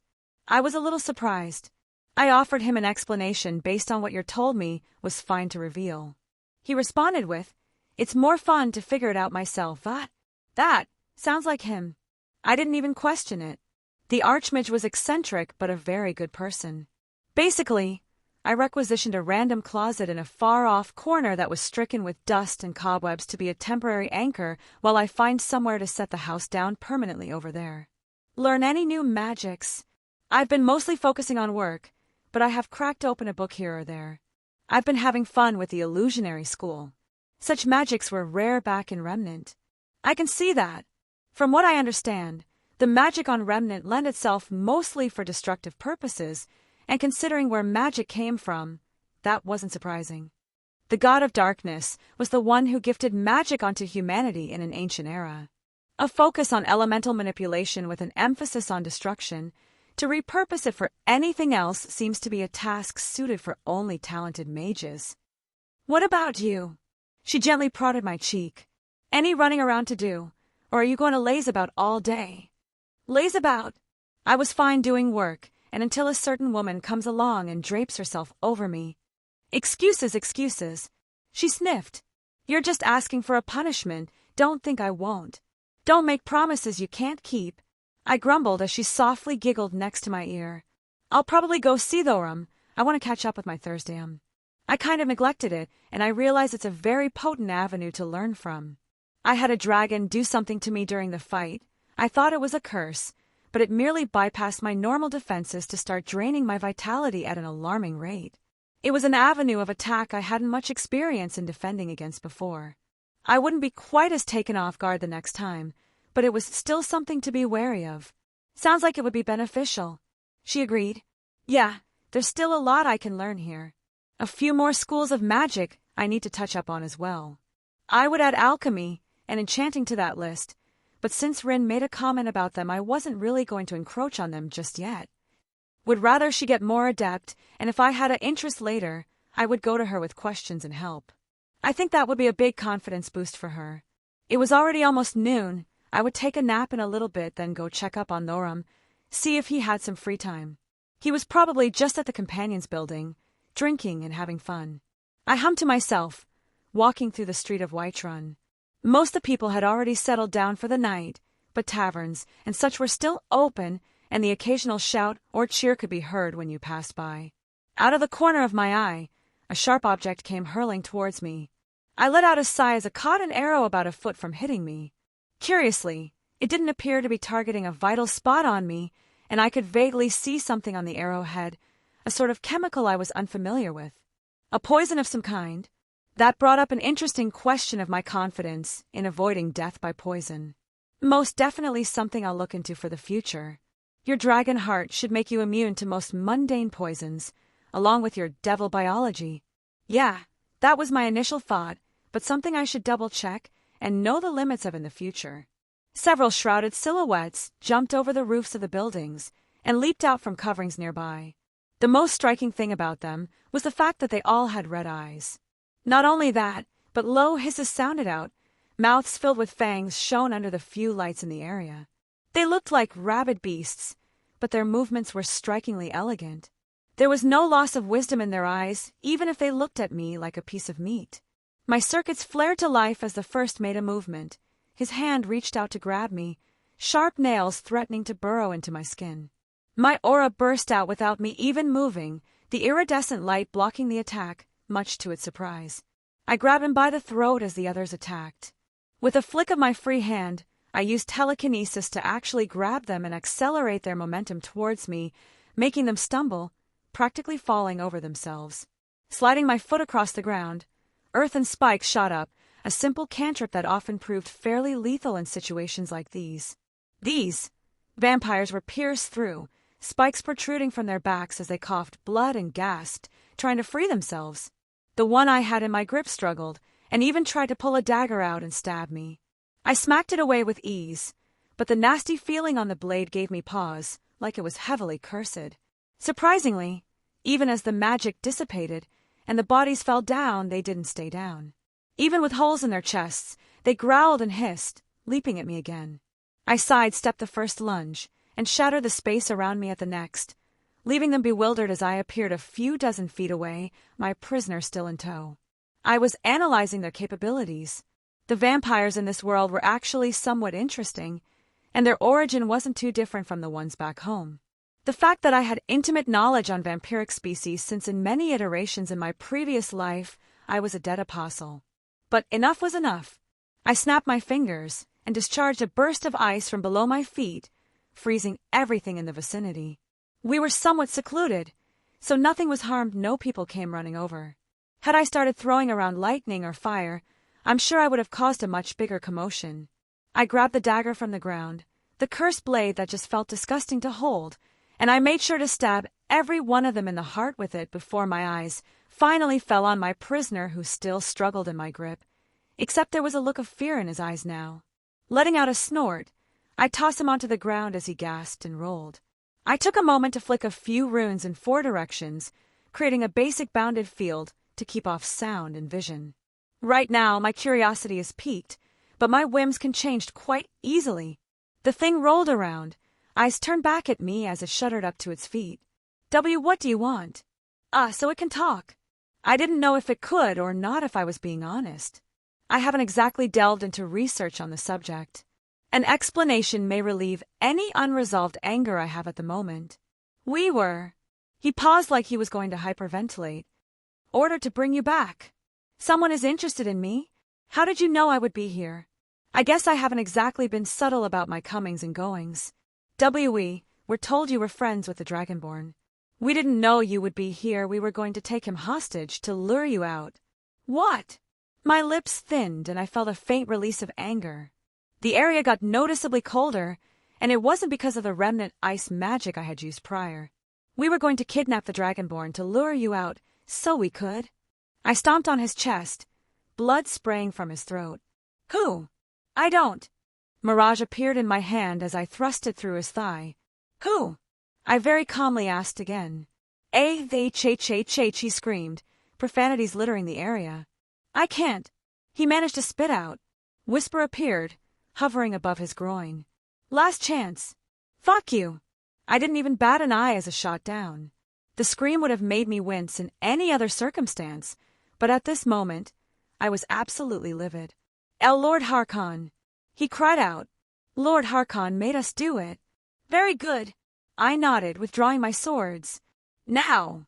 I growled, pulling him up and staring at him in the eyes. Where can find this, Lord Harkon? Chapter 135. Part of me just wanted to take a nonchalant walk to this little island that this Lord Harkon lived on, express my displeasure at his actions, and rectify the situation with some stern words. The other parts, which contributed the vast majority, was extremely angry and was quickly calculating how much power it would take to turn the island into a smoking crater. I wasn't like before. I wouldn't blow up like with the dragon that me and Noram first fought. But that didn't extinguish the same feelings that were swelling up in my chest. Walking through a portal to the approximate location of his castle, I saw a stone bridge that linked the greater island to where I stood. A stone tower, and a gate blocking anyone from simply walking inside. Behind me was a small pier, apparently the only method to truly come and go from this island without magical means. My footsteps echoed out into the surroundings, the rhythmic sounds of my heels against cobblestone pathing. Though, if you listened closely, it was also accompanied by the muffled screams and groans by someone else. My prisoner still in my grasp, my hand clasped firmly over his mouth. It didn't take long before I garnered attention, but not any normal eyes were upon me. Some kind of undead hounds awoke, staring at me with deathly eyes, and an air of bloodlust and frost. Fuck off! I growled, letting my draconic nature seep out, loud enough for them to hear. They paused, perhaps cowed by my threat, but as if something overcame them, their auras shifted, small patches of fur straightened and mouths pulled back in snarls. Growls all around me as they began to approach, cautiously but all the same. Each step they took froze the ground, and the ambient temperature in the area noticeably began to lower. Shatter! I cast my go-to illusion spell. Dozens of copies of me filled the area, and the hounds immediately began attack. They couldn't tell the difference, going for the closest enemy they could find. The illusions would dissipate with nothing but a touch, but there were enough to not bother me. Firestorm! The area around me was engulfed in fire, turning everything to ashes. Welp, I hope Lord Harkon isn't upset I killed his dogs. I walked forward, crossed the stone bridge, and surprisingly the gate to the castle opened. Was I expected, or was I already noticed? Doesn't matter. There were large wooden doors ahead of me, leading into the heart of the castle. It would be polite to knock. Focusing on my prisoner, I started to cast reinforcement on him. It was not a spell you could cast on another person without any trouble. Not only is every person's biology slightly different, but they inherently fight the spell without sufficient preparation. The vampire in my hand starting writhing, parts of his body burst open at my botched attempt, but it was enough. I planted my feet, reeling my arm back, and threw the disgusting thing through the wooden doors, shattering them wide open. The vampire's body slid across the ground, coming to a stop in front of a throne, not too dissimilar to Jarl's Balgriff's own. In fact, the whole room looked quite similar to the Jarl's meeting room, complete with large tables with many people sitting down at them. Really, The only difference was the copious amounts of blood that literally spilled onto the ground. Many new eyes were on me, but the leader, the one sitting above them all on an elevated platform with his conspicuous throne, he didn't look perturbed in the slightest. He casually leaned to the side, finger tapping on the handrest, eyes giving me a once-over. The air was tense. I could see the other onlookers, the other vampires giving me deathly glares filled with wanton desire, as if I was but a hearty meal for them. The Lee was a Nord. Well, at least that was his race before he was a vampire. Finally, his eyes fell down to the vampire I had thrown in front of them. He let out a sigh. I was going to reward him. His dry words the only noise that filled this hall. Barely above one of those mindless vermin out in the wilds, but he managed to complete his task. This was Lord Harkon, I presumed. And he didn't look the least bit fazed that I had thrown his minion onto his floor, dead on arrival. Yes, I have received your gracious invitation. I drawled. But I wonder if I've come to the right place. I visibly swept my gaze around the room, making eye contact with all the residents, not faltering at their inhuman looks. I walked forward near one of the tables, within arm's reach of another vampire, but he didn't react, just staring at me. I ran a finger along the table, a noticeable amount of blood now dripping off my skin. When I heard the name Lord Harkon and came upon this castle, I expected elegance, regality, resplendence. I paused my words again, meeting back up with Harkon's gaze. But all I see is squalor and filth. And I'm not speaking of the horrid, unkept nature of your castle. Harkon gripped his armrest tight, enough that it noticeably began to indent in his grasp. The closest vampire to me leapt, hissing and growling. I didn't bother even giving him my notice. Mirage already swung out, and his head rolled on the ground before anyone could react. At least he had the decency to clean up after himself, turning to ash in mere moments. The sound of wooden chairs scrapping against the stone floor filled the area as they all pushed out of their seats, about to attack me. I welcomed it all the same, but they stopped when Lord Harkon put his hand up. "Child, watch your tone." Harkon growled. "Do not think because you have slain a dragon that you are beyond reproach." "Oh no!" I put my hands up in surrender. "I think there's a misunderstanding. I don't think myself beyond reproach. If I did, I wouldn't have some group of idiots thinking it was a good idea to kidnap my friend in an attempt to lure me here." I took a step forward, meeting his gaze with my own anger displayed openly. "It is an honor for a mortal prey to be invited here," Harkon stated, seemingly dismissing my anger. "Yes, I'm sure every mortal is jumping at the opportunity to sit among these distinguished people." I rolled my eyes. For such immediate grandstanding, why do I have the incessant need to wash myself after merely standing in this building? Harkon took a deep breath. It seemed like he was straining himself from lashing out. I was genuinely curious why he hadn't attacked me yet. He seemed like the kind of person who would kill at the smallest slight. His eyes glowed faintly, filled with power. "The only reason you have not been torn to pieces is because my patron has use for you. It would do you well to cease your petty insults before you lose your tongue." "Well, that would certainly make it harder for me to please your wife," I replied, without much thought, but a chilly silence enveloped the room. Did I touch a sore spot without even knowing it? He closed his eyes, frowning deeply. "You only need be alive," he said, opening them. Gently, he raised his hand from his rest, and droplets of blood began to float up from the conglomerate puddles on the floor and tables. They filled the air, these tiny droplets, almost minuscule to the naked eye, yet so many of them that they painted a large picture of death which had filled this place. Within a blink of an eye, the droplets distorted, changing shape into needles and launching towards me from every direction. I didn't budge. My eyes didn't leave Harkon's, but the air around me shifted. The warm and familiar light surrounded me as a shield. My aura, my soul-given form, did not budge under the assault.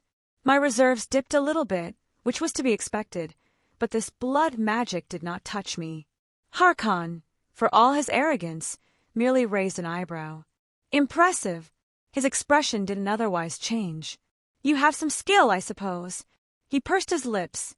Otherwise, a mortal like, you would not have garnered his attention. His comment did not bode well, but I didn't dwell on it for the moment. "Is it my turn then?" I didn't wait for an answer. Mirage in my hand, I twisted the blade ever so slightly and quickly swung it out. 20 birds. A single motion producing 20 sword phantoms, 20 condensed slashes of magical energy overlaid in the same space and bursting out towards Harkon. An explosion of dust and debris stymied my vision of him, his throne in tatters by the time it began to scatter. I saw him standing tall, but blood dripped onto the ground from several wounds across his body. Yet his expression didn't change. His eyes shone with a brighter anger than before, but he didn't outwardly react again. He cracked his neck as his wounds healed at a frightening speed. Even the spots where my attacks landed, they would be merely flesh wounds had he not had such a ridiculous healing factor. I could guess that his vampiric constitution provided him with an obscene physical prowess that allowed him to essentially tank my attacks with disregard. Curious, I have not seen such an attack from a sword before, he stated, actually looking mildly enthused. It was only now that I noticed a sword in his hand. I don't know where it came from, perhaps nearby, or he kept it hidden in a different pocket space. But what drew my attention was the design. It was very much reminiscent of a katana. Was it magic or something else? Interesting sword you have there. I ignored his comment. He looked down at his sword. A nostalgic look flashed across his face. It has accompanied me for many centuries, even before I had ascended to what I am now. He smirked, waving it gently in the air. He turned back to me and moved. I barely had time to blink before I raised my sword up to intercept. The shockwave blew away everything around us. The other vampire already began to flee and hide behind barriers. Rarely do I ever lower myself to actually draw my weapon upon lower creatures. He pushed more strength into his sword, and I couldn't help but notice he was physically stronger than even Noram. But there is always a certain satisfaction to put upstart brats in their place. His visage twisted into a snarling hiss, sharp fangs bearing at me. Reinforcement filled my body proper, and ebony flesh covered me. It was enough to push Harkon back, and enough to elicit a small noise of surprise from him as he narrowly dodged a second slash into his chest.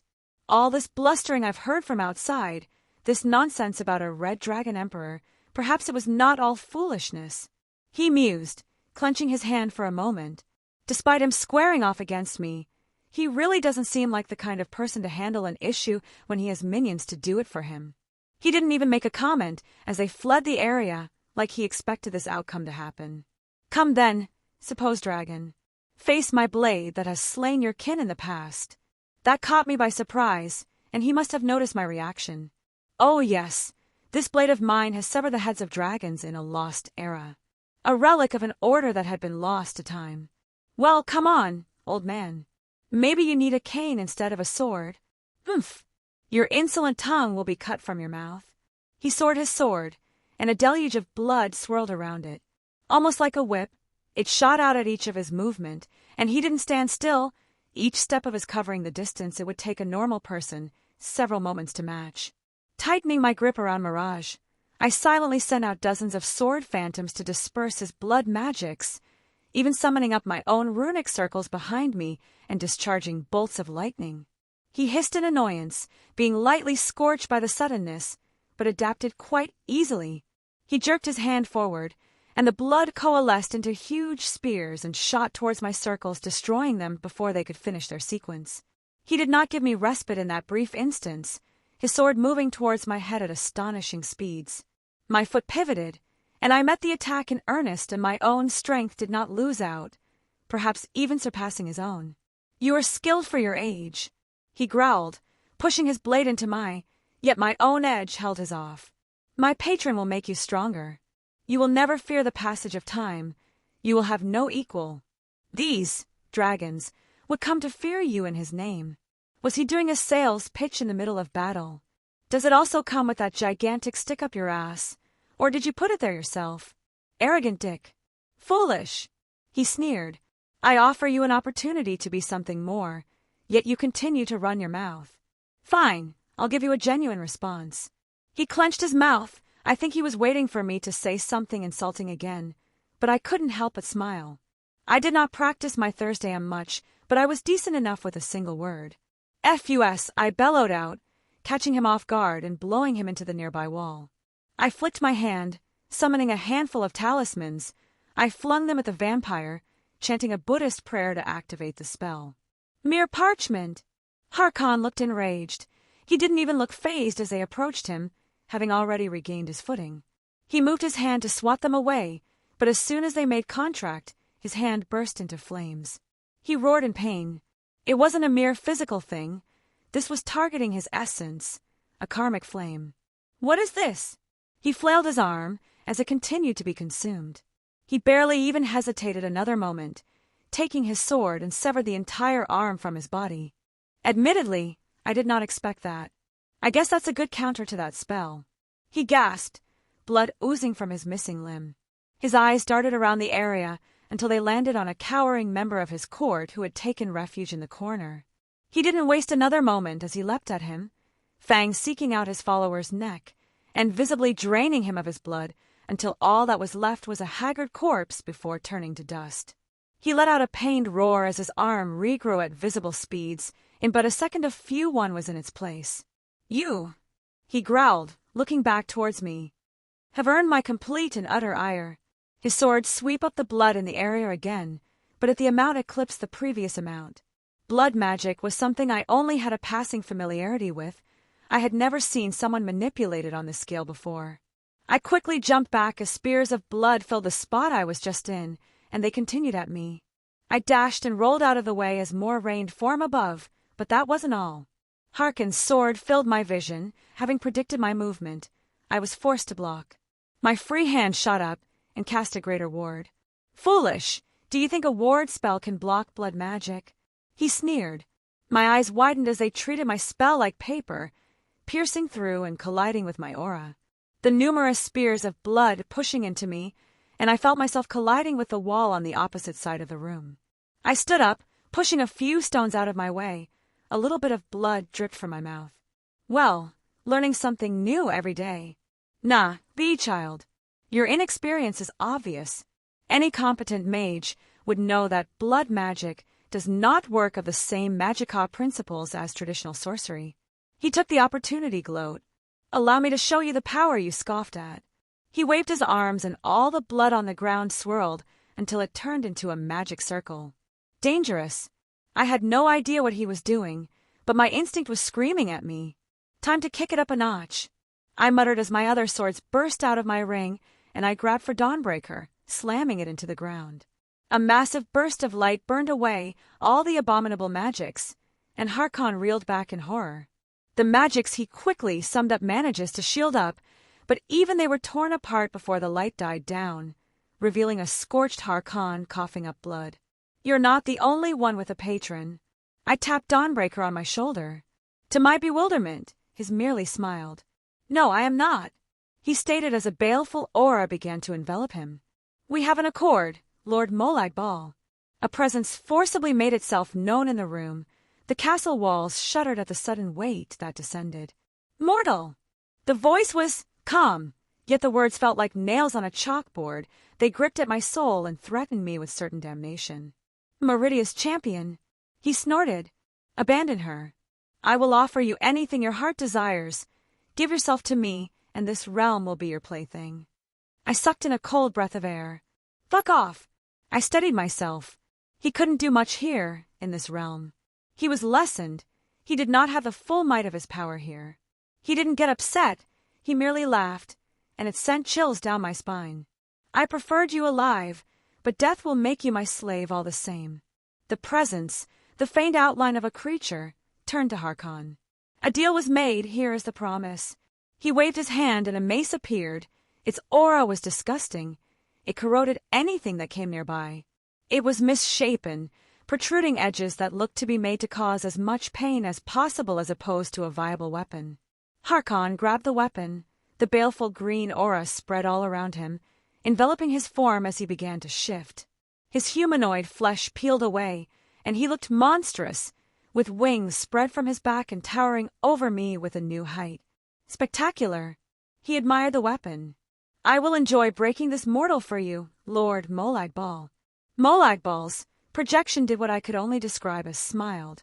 Yes, let's see how he fares with your vampire form and my own artifact. I will relish the sight of Meridia's face when I take another of hers. My head snapped to him. So this is about Meridia? Of course. He chuckled. While your existence is amusing, why would I demean myself to waste time on trying to recruit you? You dare. I hissed, staring at him. God. He wanted to hurt my Meridia. To make her sad, to anger her, to strike an emotional blow against her. He wanted to touch my woman. Molag Bal narrowed its eyes at me. Harkon, bring me his soul, and I will reward you further. That was seemingly all he needed to hear before Harkon moved much faster than before. The mace he now held swung down with enough force to blow my hair back. I held my hand out, red gauntlet manifesting. What? Harkon's eyes widened as he struggled to remove the mace that was now within my grip. Boost! I roared, accompanied by Draeg's own. He swung his sword at me from his other hand, Dawnbreaker meeting the strike, even as the ground beneath us shattered. The light of Dawnbreaker met the aura produced by his mace. They seemed to cancel each other on contact. My other swords flew out, a manifestation of blood-made weapons meeting them in the air. Do you think your paltry tricks are something special? Harkon scowled. Bindings of Gaia.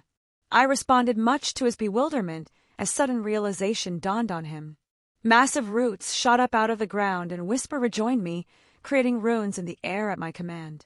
He swept his weapons out, destroying the first roots that came after him, dislodging his mace from a large one in particular and took to the air, but my roots quickly moved after him, his blood weapons turning back into blood and seeped back up around him.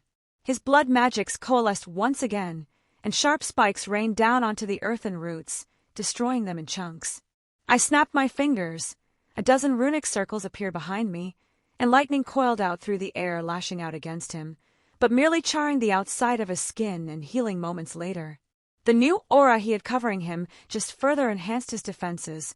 Not to mention this form his took was also physically enhancing him. My sword did not let up either, taking any opportunity to try and strike, but that aura around him was powerful, lashing out to deflect my weapons. Enough! Harkon shouted, shooting up towards the ceiling, bursting through the roof of the castle. If you want to fight in the sky, so be it. My own wings burst out of my back, and I followed suit. Boost! I shot towards the sky, swords flying around me. Harkon turned around and swung the mace again.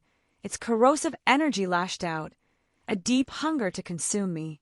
I grabbed the closest sword to me, Dawnbreaker, and brought it up to block, but the force of it knocking me down, causing me to lose my flight for a few moments before regaining my balance. Begone! Harkon shouted. The green aura burst out from all around him, knocking my swords away. I had to mentally regain them all again. Come, serve me! Harkon shouted, and portals opened up all around him. Things began to pour out. They looked like gargoyles. I let go of Dawnbreaker, letting Mirage flow into my hand.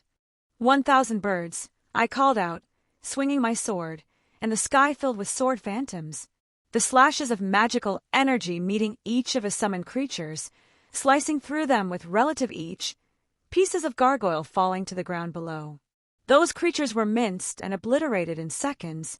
My arms shuddered under the strain, having pushed the limit of that ability of mine for now. Harkon had a shield manifest around him, more of his blood magic, while chipped away and cracked all over it held with minimal strength remaining. Once again, Dawnbreaker entered my hand and I charged at him, my golden sword bursting with light. Harkon roared in defiance, Molag Bal's mace meeting it head-on. The two artifacts clashed in a burst of power that lit up the sky. The aura around Harkon was keeping the light of Dawnbreaker away. Even as it touched him, it dissipated upon that corrosive energy. And his own baleful aura lashed out like tendrils, trying to grab a hold of me, only for Dawnbreaker's light to attack them when they got close. Drain! Harkon shouted, and something struck me. I felt my aura start to wither. It felt frighteningly similar to the move that dragon used on me previously. Penetrate! I countered, my boosts fading to fuel the ability of Draeg's. The conceptual attack pierced through Artifact's defenses and ignored his body's durability. A hole opened up in his chest, able to see through one side to the other. With this opening, I thrust Dawnbreaker forward, its holy light stymied by the mace, but it was weakened. It pierced through and went into Harkon, my blade tasting his blood for the first time. Harkon screamed and wailed, swinging his mace wildly to push me away. Lord Molag Bal, Harkon called out. The eerie image of the Daedric Lord appeared in the sky next to him. I do not accept failure, Harkon, he said plainly. I haven't failed, he shouted. I just need more power. Molag Bal turned to me. Yes, he is surprising. The thing contemplated. This is your last chance. He raised his hand towards Harkon, and his wounds regressed back to Notion. Dawnbreaker's cleansing light faded from his body, and he returned to normal. Well, I can offer one smaller boon. He smirked, pointing his finger at me. Dawnbreaker escaped my grip and shot up above me. It was suddenly enveloped in a malevolent barrier, and the feeling I got from it gave me chills. Let's get that annoying weapon out of the way. He clapped his hands with a laugh. Now let's have a fair fight. He chuckled, licking his lips in anticipation. The urge to fly up and punch him was almost hard to ignore, but I had a more immediate concern at the moment. It seemed like Harkon was a sort of anchor for Molag Bal's power. It makes sense since he referred to the Daedric Lord as his patron. I grabbed Mirage immediately and didn't wait for the next bout to initiate. I moved prepared, but I wanted to end this. Swallow returns. Harkon arched his back, my sword protruding from his heart. What? Molag Bal looked at me with confusion. Harkon began falling from the sky. I didn't know the true extent of his abilities, but I wanted to end him before Molag Bal decided to boost him even further. I don't think that attack would have been enough, but it was a good start. Spell circles gathered all around my sword, growing to epic proportions. Magical energy coalesced as I began to spell sequence. Ether cannon! I swung my glass sword, discharging everything I gathered at the falling vampire. The rainbow beam of light struck him head-on, burrowing into the island, taking half of it along with eviscerating the undead monster. My gaze snapped towards the Daedric prince, still floating nearby. How boring! He snorted. Well, come along then. He put his hand up as if to claim me. With a sneer I called upon my sword of destruction, saving its true power for this point. It flew out, and he didn't even cast it a second glance. But I fed it my dwindling aura, and the power of destruction erupted off it. It sliced into the things, hand eliciting a visible reaction from the Daedric Lord, something resembling pain. Mortal, he shouted, reeling his arm back. You dare harm me! The sky turned at his words, the visible reality around us somewhat distorted. I'll do more than that! I growled, calling the sword back to me, the ability that could only be active 3 times a century. I aimed my sword at him and swung again. Destroy! A roar that shattered reality around me. The sky turned different colors. Parts of the terrain shifted as if another world was encroaching here, but I pressed into him. If this was his true self, I knew for a fact that this would have been nothing, but he had to lessen himself to come here, to lower himself to exist in this plane. The divine weapon bore into him, and he only realized what I was holding for the first time as the concepts began to eat away at whatever this part of him was. You dared to go after my woman. I sneered. Even with this, I didn't think it would do anything meaningful, but if his roars were anything to go by, it was certainly painful. He was fighting it, quite thoroughly, to the point where it finally gave out, but I wasn't perturbed because a new presence joined up. Molag Bal. A very familiar voice caused the air to vibrate. Meridia! Molag Bal's surprised tone greeted her. She didn't respond, a resplendent light building up as she let it out towards him. His projection, whatever it was, seemingly destroyed in that sudden burst of strength. Well, at least I thought so, because a sigh filled the area, the tone of Molag Bal. Did you enjoy my present, Meridia? Retreat back to your realm, Molag Bal. You've lost this game. Meridia crossed her arms in annoyance. For now, he replied, almost bored, and it felt as if his presence finally departed. Meridia looked at me, and there are many emotions flashing across her face. It looked like she was holding herself back a lot. Tuck back at my house, I offered. Do not make me wait. She huffed, disappearing. Huh, that didn't sound good. I don't know what's going on, but apparently something happened more than just me fighting that vampire. Better go make sure Meridia's fine, right after I nab that sword he was swinging around. A Nascent Kaleidoscope. Chapter 136. Lewd. I let out a long breath, looking around the rubble that was Harkon's castle. It had a name, a more grandiose one that was probably intentionally hard to pronounce, but I didn't care to even consider it. Perhaps I was being a bit dramatic. There was a large hole that caved in probably half the structure, but otherwise it was somewhat standing still. I was tired. I took a moment to let the fight replay in my head. It was a strange thing, to be so calm and peaceful among this place littered with corpses. Well, they were vampires. Not that I immediately assign a monstrous status to the species, but this lot elicited no remorse from me. Whether any got away or not, I don't know. But many seemed to be waiting for an opportunity, perhaps to kill the victor and claim everything themselves. Regardless, there were no other living beings on this island other than me. Harkon was surprisingly strong, easily stronger than those 2 dragons, maybe even by several folds. He was skilled too. His movement with his sword shone with experience that required many years to achieve. His mastery of that blood magic, it was impressive. I've never delved into the subject, so it left a small impression on me. Honestly, I feel like the fight may have gone a few more rounds had he not been so rusty. Rusty, that was perhaps the best way I could describe it. He had the skill and strength, but I could make a few guesses that he hadn't actually fought or seriously trained in many, many years. And I attacked that Daedric prince. Probably not a smart idea, but the idea of him intentionally trying to harm Meridia set me off. My sword of destruction, I should have used it previously, not hid its abilities to hurt that thing just for some retribution. Even if I didn't activate it and merely used my power of destruction, it would have been a big help against his regeneration. I looked at a familiar sword on the ground, that katana variant that continuously tried to take my head before. I didn't touch it quite yet. It gave me an icky feeling. Not really demonic, not even bloodthirsty, just kind of gross. Don't think it's good enough to match up to my other swords, but my greedy nature still wants me to take it all the same. With a wave of my hand, I took it into my ring, along with the other valuables I acquired here. I raided his library, and boy was there a lot of stuff. I'm sure Jin will be overjoyed to shift through everything, especially when we set up our own little library in our house. And he had a treasury, like piles of gold kind of treasury. I was rich, very, very rich at this point. I didn't find that mace anywhere, not that I wanted it.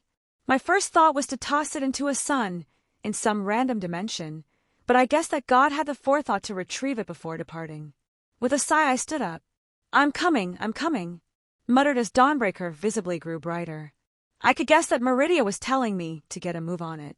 With a shake of my head, I quickly made myself presentable with some magical applications, and I opened up a portal back home. I almost didn't recognize where I was. The house that was empty before was now suddenly filled with furniture and actually looked lived in. Granted, it didn't appear modern, but it was definitely giving off a cozy feeling. My eyes turned to Meridia, who was sitting on the nearby sofa. Jen really moves quickly. I whistled, eyeing the place. I lent a hand. Meridia said calmly. I blinked at that, opting to take a seat next to her. She did say you two have been chatting. Meridia seemed out of it, for lack of a better term. She has an interesting perspective. Merida replied, not elaborating. She gave you a key too? Yes, I asked to borrow it. Does that bother you? Nope, not at all. I gave her a smile. I intended to give you one. I just wanted to make sure my defenses weren't broken. Your defenses. She pursed her lips. They are adequate, I suppose. Well, I don't expect them to hold back someone on your level, but at the very least I don't think you'd be able to look inside without my knowing. Meridia didn't outwardly react. It's as you say. Meridia. I scooted closer. What's wrong? I am distressed and I don't know how to feel. She glanced at me, then back at the ground. I should be overwhelmingly angry at you, doing something so foolish as to attack Molite Ball like you did. I let out a sigh. I may have not thought that through properly. But what happened? I assumed that you would have popped up as soon as Molite Ball made an appearance, especially with Dawnbreaker in my hand. Meridia briefly snarled, before evening her expression.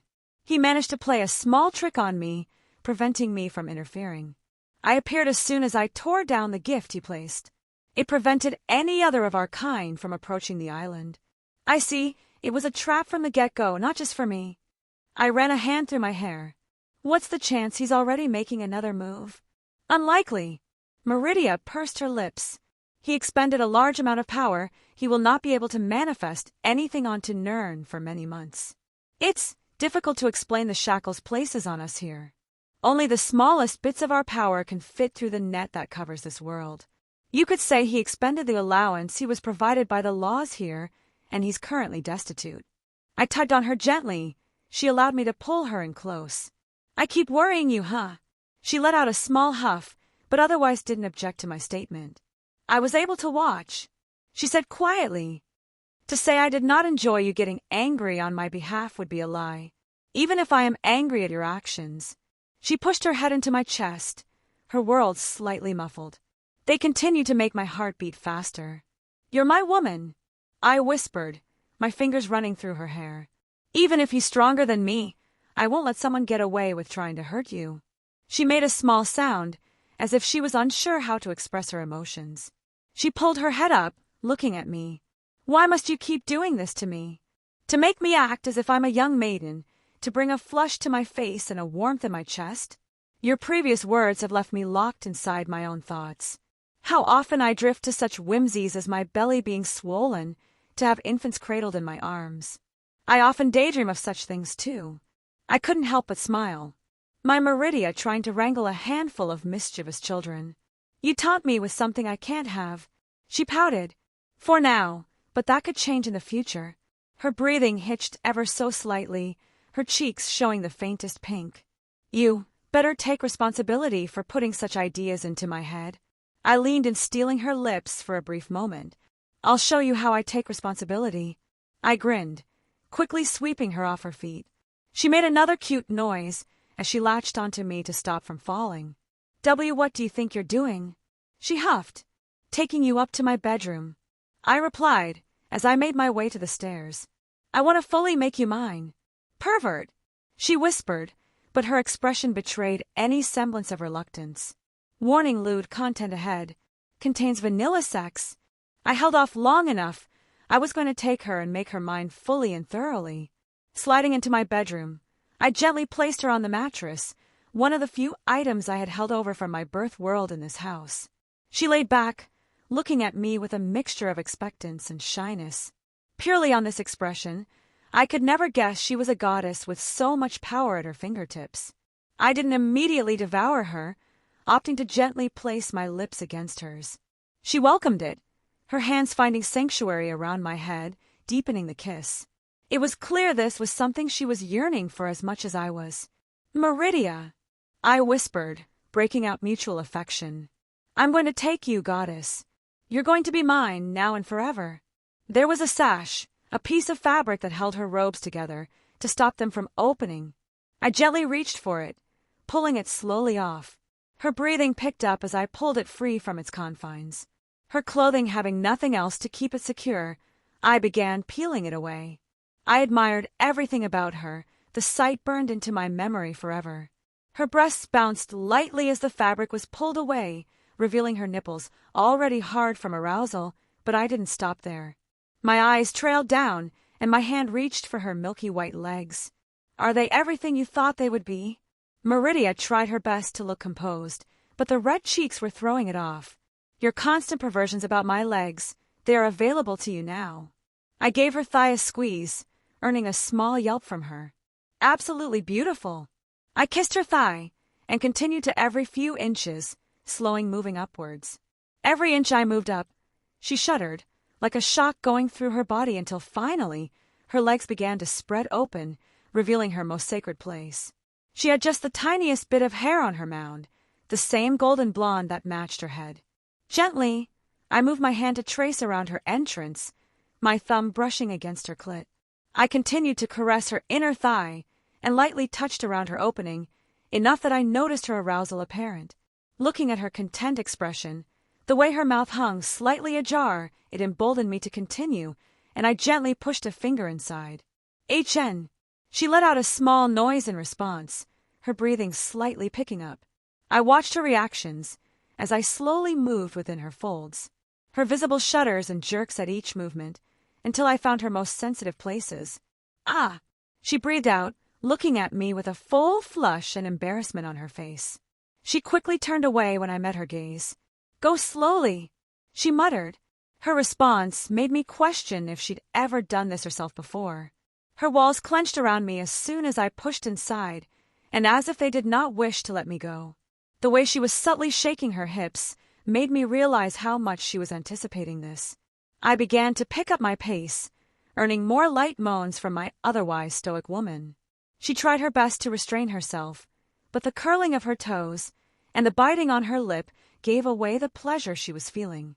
I decided to pick it up a notch, pushing another finger inside. Ooh! She jerked at the spreading of her slit. Her hands reached down, grabbing into me wherever she could. W. Wilhelm. She gasped, nails practically digging into my skin. Cease! She breathed out. I stopped at her words. Her eyes almost glazed over, little pants escaping her lips. I am sufficiently prepared, she said shyly, cheeks bright red. Remove your garments. I was willing to continue, but it seemed like she was ready for the real thing. I started to undo my buttons, but her hand suddenly shot up, grabbing my tie and pulling me down into a passionate kiss. It quickly evolved as her tongue met mine for the first time. Her hands were not idle, grasping at the remainder of my buttons and forcibly pulling them apart. I didn't wish to break the kiss, so I quickly discarded my shirt, only for her hands to start roaming over my bare chest. I returned the favor, reaching out and gently caressing her breasts. It didn't take much for her to moan into my mouth, clearly unused to physical stimulation. I rolled one of her nipples between my fingers, giving her other breast a squeeze. A visible shudder ran through her body as she jolted in my grasp. Her own hands started to wander as well, one of them reaching between my legs to feel my member already standing up. My hands only stopped to start undoing my belt. Ever helpful, she yanked my pants away without a second thought. As bashful as she was being, there was a certain ferocity in her motions. Are they all supposed to be this large? She gaped, her hand running along my swollen member just as it was freed from my briefs. I twitched in her grip. Maybe it was from her touch, or the confidence boost she just gave me. Meridia, I whispered, her hand gently moving up and down, not too hard, but enough to have a jolt run through my body. She seemed to find the perfect pressure to elicit a response from me while also not being painful. If the small smirk on her face was anything to go by, she quite liked the reaction she was receiving. After a few more moments, she paused her movement, letting go and allowing herself to fully fall back. Come to me, Wilhelm. She opened up, her legs spread and inviting. Claim me as no one else has. Her arms wide open. I didn't need to be told twice. I was already as hard as I could be. I leaned into her grasp, my cock lining up with her entrance. Her arms wrapped around me tight as I eased forward. She made a small, pained noise as my tip pushed into her, but made no motions to stop. My members slowly continued forward, her wet walls clenching tight around my shaft at even the tiniest movement. I didn't push myself all the way in, instead pulling back and thrusting a little forward again, easing her into it. The feeling was hard to describe. The pleasure was immense, as if her insides coiled around me and refused to let go. I don't know if it was my devil nature, but the feelings were much more intense than I could recall in my last life. Every movement was ecstasy. Her moans only served to exuberate the pleasure. Her hands found comfort digging into my back, squeezing at each thrust. And with each movement I pushed deeper and deeper into her until finally, my cock was filling her to the brim. Her soft moans turned into longer mewls, and she no longer attempted to hide them behind her normal fa-ade. Ah, she let out, voice filling the room, and head placed on my shoulder. HNN, ha! She was lost in the intimacy, her own hips seeking to meet each of my trusts. Wilhelm, more! She called out. Meridia! I answered, our lips locking once again. Her tongue was attacked immediately as I entered her mouth, swirling them together. I wasn't going to last long at this rate. My hands found her own. As if an unspoken agreement, they interlocked tightly. Wilhelm, she gasped, her back arching. A silent sound released from her throat. I didn't stop my movements, continuing at the same pace as to help her ride out her first orgasm. Her walls clenched down on me tightly. The pressure increased enough that it was starting to push me over the edge. Even when she almost went limp, eyes unfocused, she never stopped moving her hips. I let out a grunt, squeezing her hands as I too began to let it out, pushing my cock all the way inside her. Ah! She moaned as my seed filled her womb. my cock pulsing with each spurt of semen filling her deepest parts.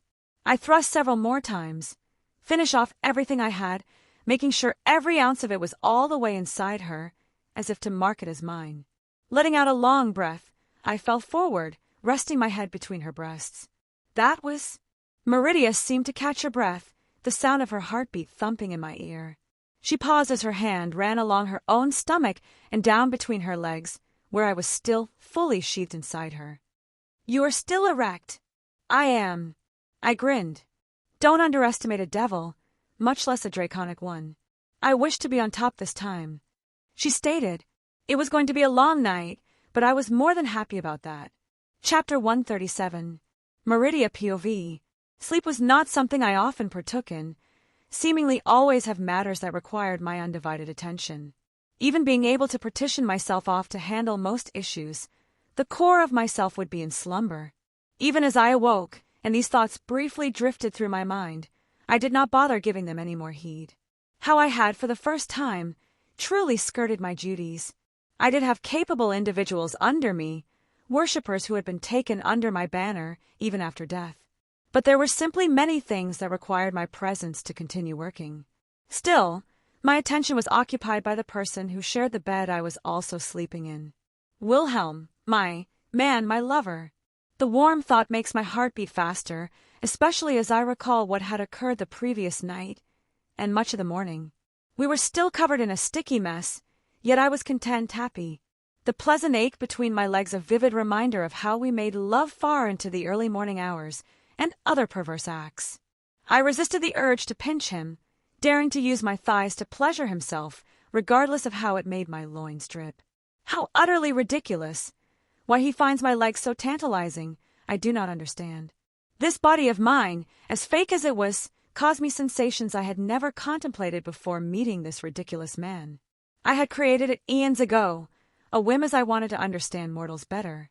I spent many days decided how I wished to appear upon my followers, my faithful. It is of course a fully working fleshly body.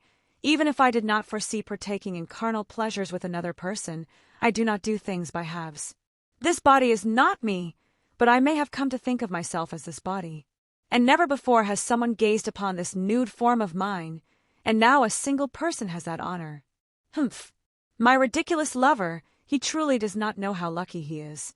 How many wish to earn even a second glance from yet he will commit perversions upon me without any hesitation. For any other being in existence, I would have destroyed them. I can only swallow my indignation and take pity on him, allowing him his continued blasphemy. It is only out of my goodwill that he is allowed to molest me, to steal my lips at his whim, to accept his touch when he desires it. And I most certainly do not turn into a blushing maiden at his provocations, and I shall smite any who says otherwise. His foolish smile certainly did not elicit any reaction from me, neither did the way he refused to allow me out of his embrace as he buried his face into my breasts. Nor did I tenderly run my hand down his admittedly attractive chest. He stirred from his slumber, opening his eyes and giving me a bright smile with a hint of his cockiness. That smug look on his face as he admired what he had done to me, even with his eyes half leaden. "Ready for round 2? He asked, clearly intent on eliciting a response from me. "Were you not satisfied from before?" I huffed in annoyance, unable to escape his machinations. "Gotta make babies," he mumbled, pressing his head further into my bosom. "Your seed still fills me. What more could you possibly do?" I pursed my lips, this perverse man seeking any excuse to initiate further relations. I fear I have opened a dam, and the torrent will no longer be plugged. The matter of me unable to bear his children goes unsaid. Give me an hour and find out. He giggled, squeezing me tighter. "As if you would last that long." I scoffed, hand running through his striking red hair, hearing his continued giggling into my breasts. "Wilhelm," I quietly called out. "Don't wanna. You do not know what I'm going to say." I poked his forehead. "You gotta go." He grumbled. "Yes." I didn't deny. I guess it was an obvious conclusion to come to. I have ignored many matters in my absence. It was pleasant, knowing that I was not required to explain myself. My lover had an understanding of what I was, what I did, so while he would bemoan my leave, he knew I had important duties to attend to. A small part of me was happy that he desired me to stay by his side so vehemently. I could only just sigh. I wondered what things would be like if I just threw my hands up and ceased my role. To live by his side, follow him on his adventures through various other universes. My strange man who comes from a distant light of creation. How long you gonna be gone? His word not matching the usual eloquence he approaches with his speech. I'm sure he was still quite tired from our previous activities. As unique his origin was, I do not believe he would be unaffected by our time together. I do not know, perhaps a few days. I would make sure nothing significant occurred, and finish my tasks as quickly as possible. Fine, he stated. Want to take a shower before you go? Shower? I questioned, confused by what he asked. Running water that's heated up and sprayed down overhead for cleaning purposes. He explained, I am able to cleanse myself without mortal means. It would take me but a thought to remove all this filth. The only reason I have not done so yet is because I did not wish to disturb his content look. It was certainly not because I wished to enjoy the feeling of being so full for a few moments longer. It's one of life's greatest pleasures, he stated, making me pause in consideration. A few more minutes will not make any substantial difference. I acquiesced, though the way I felt something poking into my belly, I think it may just take a little bit longer. Wilhelm POV. I watched Meridia fluff her hair out. I guess I've never contemplated the idea of Meridia drying herself off after taking a shower, as strange as it was, and I just wanted to admire the scene. Merida glared over in my direction, but the way she puffed up her cheeks in annoyance cleared away any sense of true anger she might have. I should knock that smug grin off your face. She huffed, tricking me into doing that, in such a place. She grumbled, Oh, and who was refusing to let me go once we started? I raised an eyebrow. Do not speak nonsense. She threw a pillow at me from across the room. In the moments I caught the pillow and tossed it to the side, Meridia was already dressed as she had been before last night. I walked up wrapping my arms around her. Even with her annoyance, she accepted quite readily. If you need me for anything, I'm always here. She looked at me quietly, a contemplative expression on her face. I appreciate the gesture. She settled on, and I knew that was something along the lines of, you will not be able to help. I wasn't offended in the slightest, but I wanted her to know I was here for her if she really did need anything. We need to have a discussion about certain things later, when I have more time. Is there something wrong? No, it's just, now you are in the sights of the other lords, all teased of Molide Ball, I wish you to further understand. She said quietly, and for some reason you still deem it appropriate to extend this relationship with a being known for his slavery, and torture comes after you because of me. She snorted. I wonder if he'll be able to put two and two together based on what I said? I may not have planned that out well. Molide Ball is many things, stupid being among them. But he will come to certain conclusions rather quickly, even if the correct one is not the one he will first assume. He won't think you're my woman, but that I'm some kind of boy toy? I chuckled. Must you say it in such a way? She huffed. I suggest you not venture near any of his claimed lands, or his worshippers. He will have more power among his followers than out here in the open. I do not recall any meaningful encampments in Skyrim beyond those vampires, so we should be safe from his meddling for the time being. I planned on either being with Thorum or the college for a bit. Truthfully, I felt kind of off since the battle with Harkon. Replaying the fight in my head, how rusty he appeared when truly fighting, it made me come to some conclusions myself. Good. She nodded. I will keep an eye on Artoria and Rin. You're the best. I beamed at her. Humph. I am merely keeping my new harem sister safe. I blinked at her statement. Did Jin teach you that term? It definitely sounds like something she'd say. Yes, Jin has been helpful and understand different terminology you are used to. Oh, sweet Christ, what's Jin telling her? Now, I must truly leave this time. She stated. Kiss? I asked. She rolled her eyes, but the smallest quirk of her lips betrayed her once again. She leaned in for a quick kiss, merely a moment before we separated, but it relayed much affection. I'll miss you. I smiled. And I you. She returned, much of her embarrassment having faded since the first time we uttered those words. With one last nod, she made for the door, disappearing outside as to not blow through my defenses. What a woman! Well done. Oh, I forgot about you. And my feelings are now hurt. Yeah, okay. I sighed. What's up? Nothing. Just wanted to congratulate you. It's not every day a boy becomes a man. Oh, fuck off.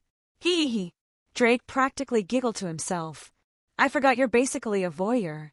Honestly, I'm surprised I didn't hear you act up last night. I scoffed. Did you expect me to start giving commentary? Drake laughed. Or maybe some words of encouragement. Go, Wilhelm, go. Show her the power of the Red Dragon Emperor, woo. Oh, my God. I sighed. Nope, it's Drake. To give up the boosted gear, or not to give up the boosted gear. I tapped my chin. Oh, stop being a little bitch. I think I felt Drake roll his eyes. I grumbled, but ignored his comment. Drake, I was thinking about some stuff. Have I gotten complacent? You mean, did you drive decrease? Yeah, I'm happier than I've ever been in my life, and I feel strong for lack of a better word. Did I just stop trying? It's not weird for both dragons and devils to be content where they are. Hell, even humans are oftentimes fine with just coasting along with some success in life. If you were happy to stay as is, I wouldn't make a comment. I forget sometimes that Drake isn't here to hold my hand and carry me through life. He sees me as a partner, but my life is mine to live with all the mistakes that come with it. If I asked advice, he would give it. Help me work through some things, sure. But my choices were always mine to make in the end, and he never encroached on that. I guess seeing Molag Bal and Harkon made me realize I can't keep sitting still, I guess. I haven't been practicing my aura as I should. I've just been using it as a shield. My Thursday fell to the wayside, and I feel like there's still magic I could learn here. What are you going to do about it? Go see the Archmage. Maybe he has some high-end stuff I haven't touched on. I also want his opinion on some stuff I nabbed from Harkon's castle.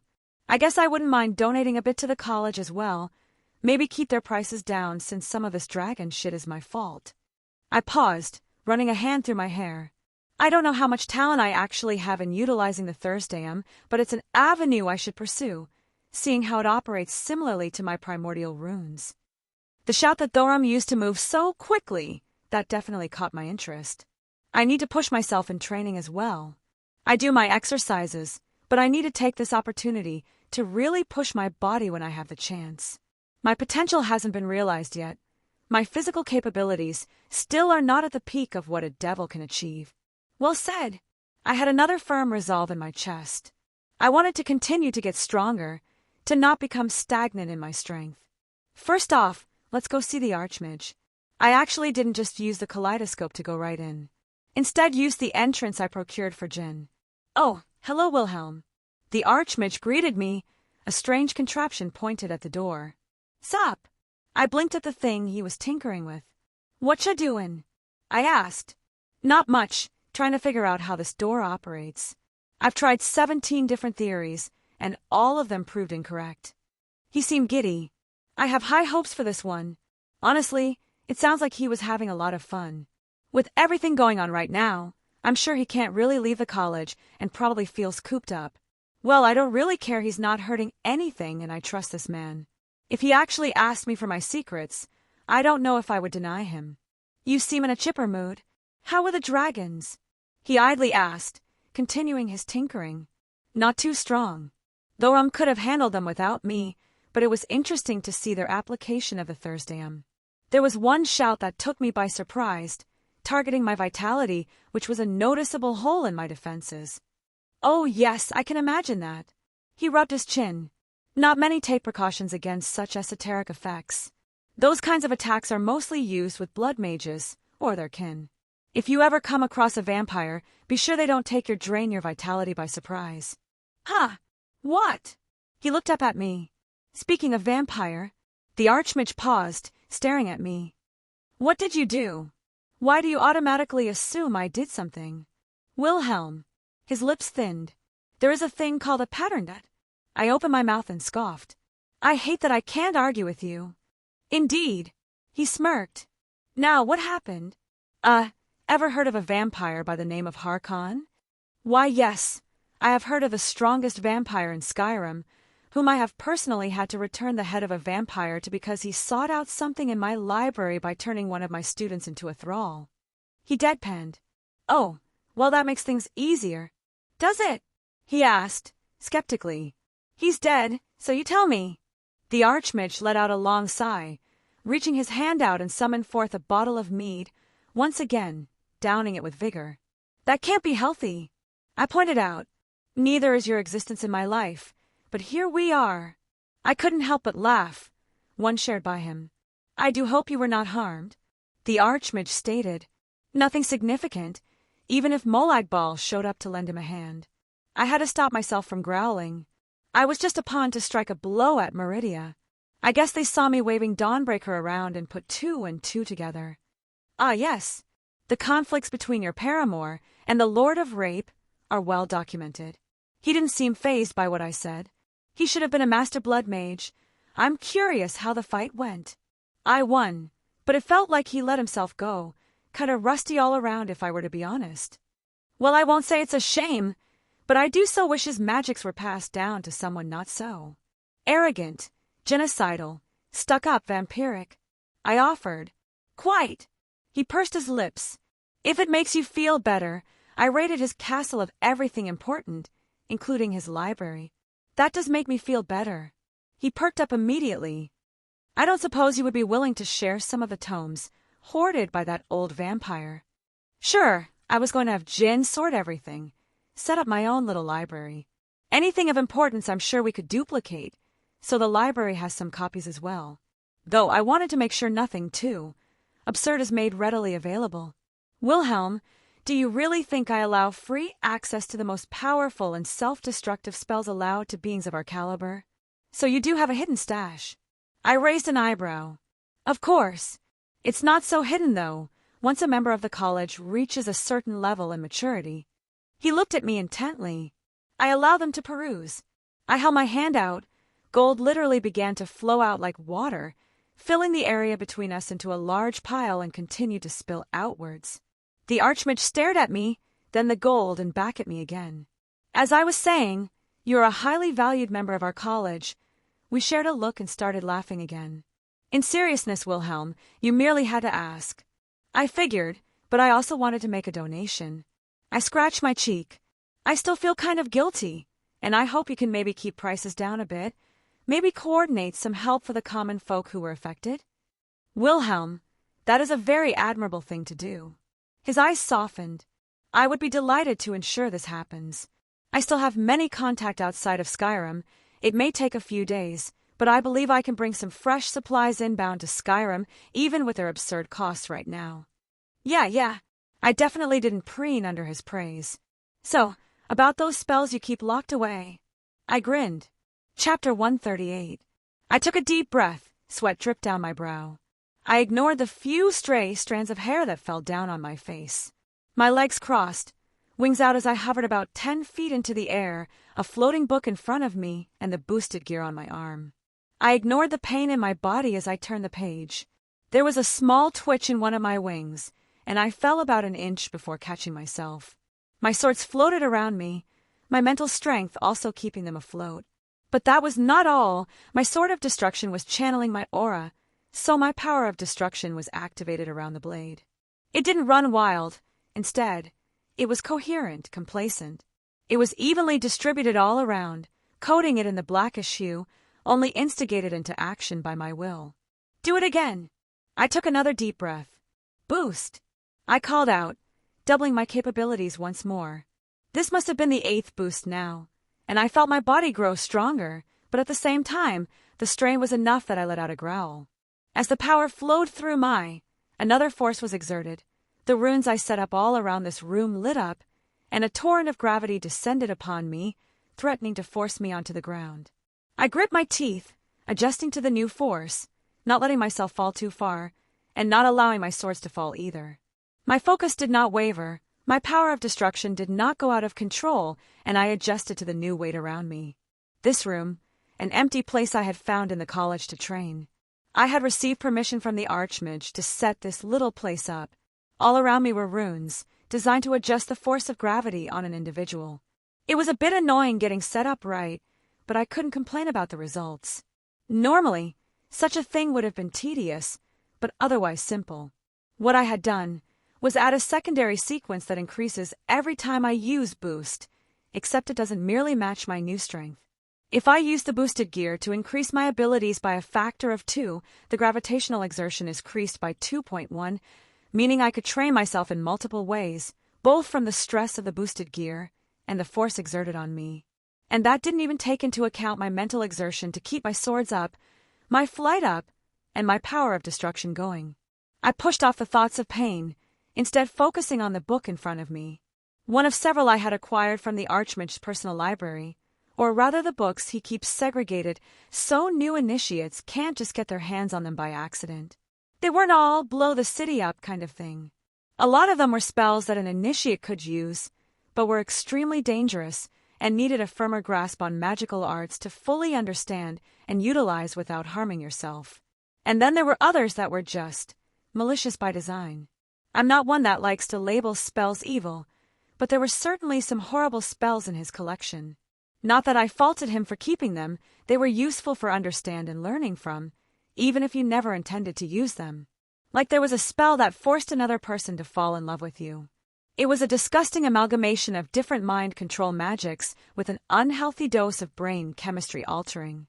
But on the flip side, it had a very interesting thought process on combining spells without conflicting with one another, but instead becoming greater than the sum of its parts. The spell I was studying at the moment was called Lightning Form. It was a spell derived from the Lightning Cloak, spell I was quite familiar with. To put it bluntly, it forces the body to take on the properties of lightning, so to speak. It would heavily increase my affinity to the element, but it was irreversible from what I read.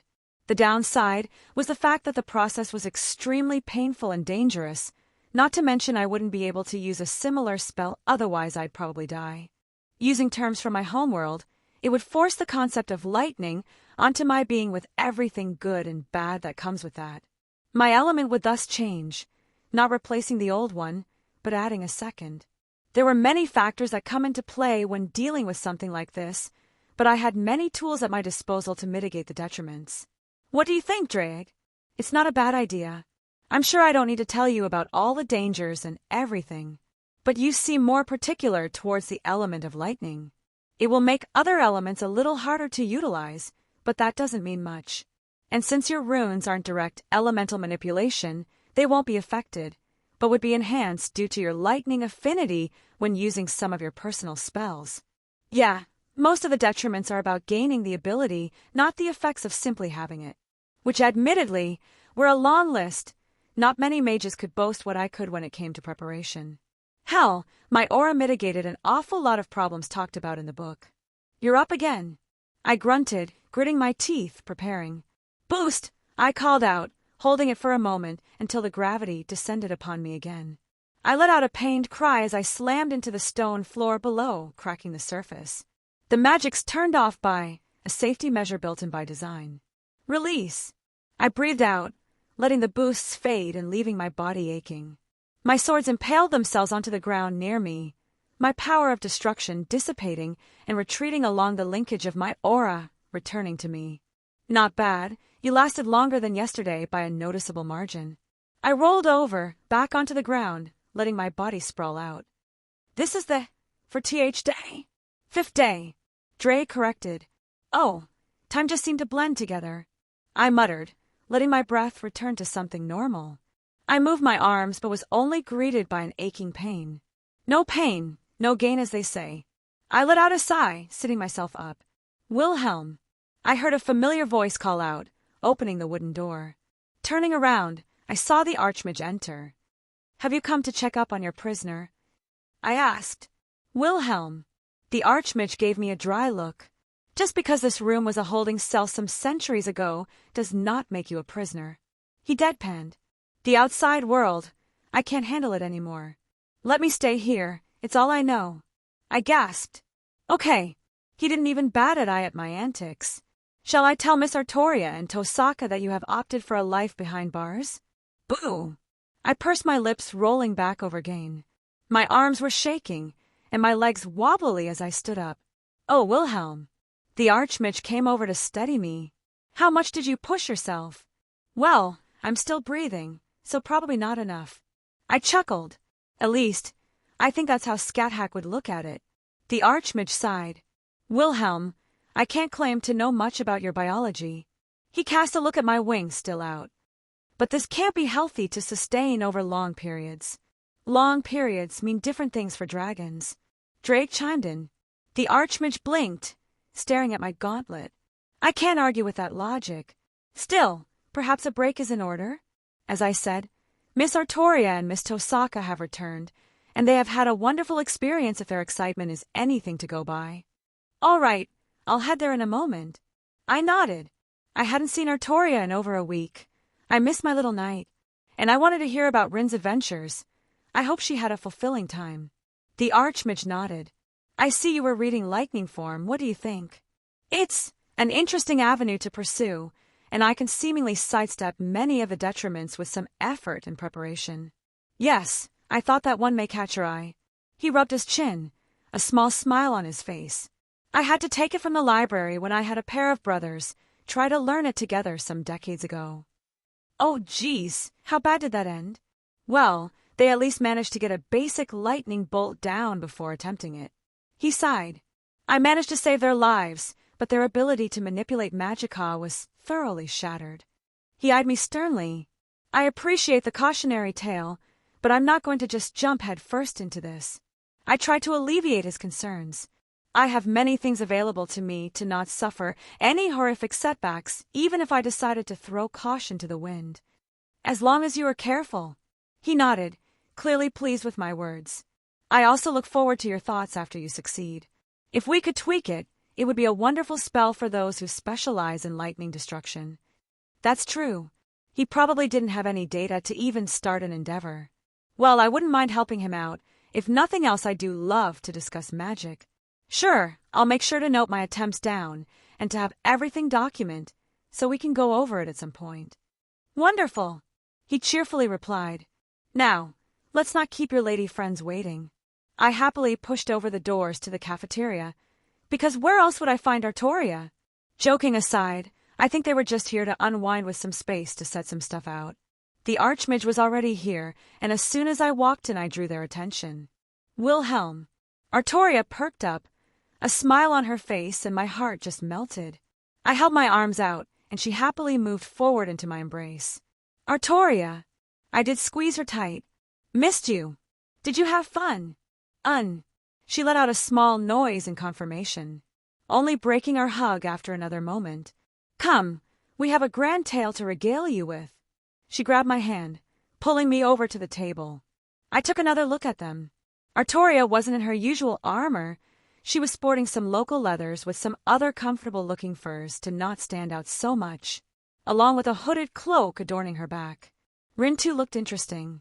I met her eyes briefly, and she returned a haughty smile, hand on her hip and a happy gleam in her eye. She looked much different. Full leather armor, but with what looked like a mage's robe fitted over, acting like a cloak. I could only tell because of the parts not covered, her arms, a bit of her chest, her legs. She was clearly decked out in armor, and from what I could tell, it was clearly enchanted. I briefly wondered if it was by her own hand or not. She had a staff in her hand I did not recognize, but it seemed pretty decent.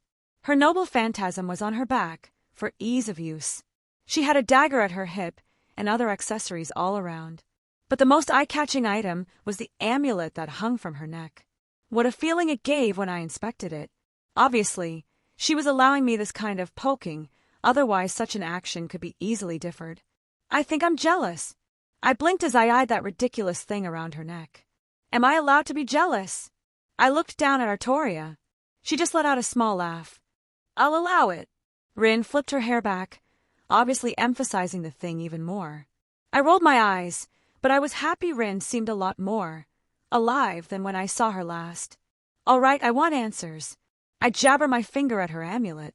The hell is that thing? Because it's frankly ridiculous. I almost thought it was a Daedric artifact. No, but it is an item of legendary proportions. The Archmage chimed in. Miss Tosaka was kind enough to allow me a few cursory looks. I said you could look at it as much as you wanted. Rin huffed. The Archmage chuckled. I have enough. I merely was interested in its overall creation. Without breaking it apart, I can't get much more from it unless you were willing to part from it for a few years." Rin looked aghast at the thought, earning another chuckle from the old mage. "All right, you can show off. Tell me what it does." I sat down at the table, Rin joining me quite quickly. The archmage just stood nearby, content on watching and hearing the story while Artoria slid in next to me as we shared another small smile. "From what I've discovered so far," Rin began, "it provides a potent passive healing effect. A small cut would heal in moments. A broken arms would probably take a few hours, and I haven't tested any missing limbs for obvious reasons." She stated, clearly in a type of lecture mode. "Interesting. Have you tried other avenues of healing? Like his hair restored or fingernails? It would be interesting if it stops the process of aging." I asked. Rin paused pondering those questions. "I'll need to test it more," she admitted, and I just nodded as she continued. "My physical stamina is higher. I noticed I could hike through the mountains a lot longer before feeling winded." "I can vouch for this one," Artoria chimed in. She went from needing a break every few hours to going nearly all day without issue. "Fascinating." I rubbed my chin. "I'm sure that isn't it, though." I ginned at her. I could tell she was holding something back. My capacity for magical energy at least doubled while wearing this thing. She looked rather smug. "It has a sort of magica pool I can draw from and refills separately from my own, but doesn't conflict when I actualize any of my spells." "Now that is really interesting. Does it refill separately from your own, or does it fill up by siphoning your own magical energy?" "It draws from the world. My own OD is left untouched," Rin confirmed. I admit to being a little jealous. Maybe it was just my hoarding nature acting up in front of a treasure. But I was honestly happy for her too. She also looked a lot more spirited, like a weight was off her shoulders. "The treasures are good and all, but how about the details? Tell me of your adventure." I shot her a smile and she beamed back at me. "Well, it started when we went looking for a tomb called Falgunther over by Solitude." Artoria reached out under the table, sliding her hand into mine as our fingers intertwined, and she laid her head on my shoulder as we let Rin begin to recount the tales of her adventure. Seeing Rin excitedly start to recant the tale, I couldn't help but smile. Even with how fatigued I was feeling at this moment, everything just felt right in the world. Chapter 139. So we made it to this big tomb, lots of undead everywhere. Rin had explained their journey to delve into this lost crypts. I thought the place was already cleared out, because there were no zombies walking around. "Draugr," I corrected. "Draugr." She nodded. "So there were no Draugr walking around. We walk into a new room, lots of coffins, and there was a treasure chest." "Oh gods, did you go straight for it?" I face-palmed. "She went straight for it," Artoria said dryly. Rin turned a little red. "As soon as I touched it, all the coffins in the room had their lids kicked open and a stupid amount of Draugrs all stepped out." "So you engaged them?" I nodded to her words. "In such an enclosed space, I assume you stuck to your spear and perhaps some small cantrips?" "No." Artoria deadpanned. "They startled me." Rin defended herself, casting a huff towards Artoria. "They startled you?" I gave her a dry look. "And what happened when they startled you, Dot?" "Blew them the hell up," Rin preened. I looked towards Artoria. "That is an unfortunately apt description of what occurred." Artoria sighed. She screamed and threw one of her rubies into the middle of the room, destroying most of them in the blast. "Saber!" Rin huffed. We shared a laugh at her expense, but she didn't seem particularly distressed. "I think this trip of hers was the best thing that's happened to her in many months." "How about the traps? Those places are usually infested with the things." "Oh God! Tell me about it." Rin groaned. "Who puts jars of oil hanging on the ceiling?" I just started saying fuck it and forced my way through them all. Yes, Rin shared a similar mindset. Artoria sighed again. "Blew them up." I hazarded a guess. "Hee hee." Rin let out an awkward laugh. "All right. So navigated the ancient tomb filled with undead and traps. What was at the end?" I asked. "Well, according to the journals, these places were actually prisons for the sons of this amulet's original owner and maker." Rin explained. "I don't know the specifics, but they took the amulet when he died and broke it up into 3 pieces. They were tyrants, ruling over the land until they were finally put down and sealed away." "Fascinating." The Archmage finally spoke up, content to just listen in with amusement. You still possess these journals? Of course! Rin puffed up. I knew you would want them. But everything's kind of jumbled together in my bag after an accident. If you don't mind, I can get them to you after sorting everything. No rush. The Archmage waved her off. Please continue.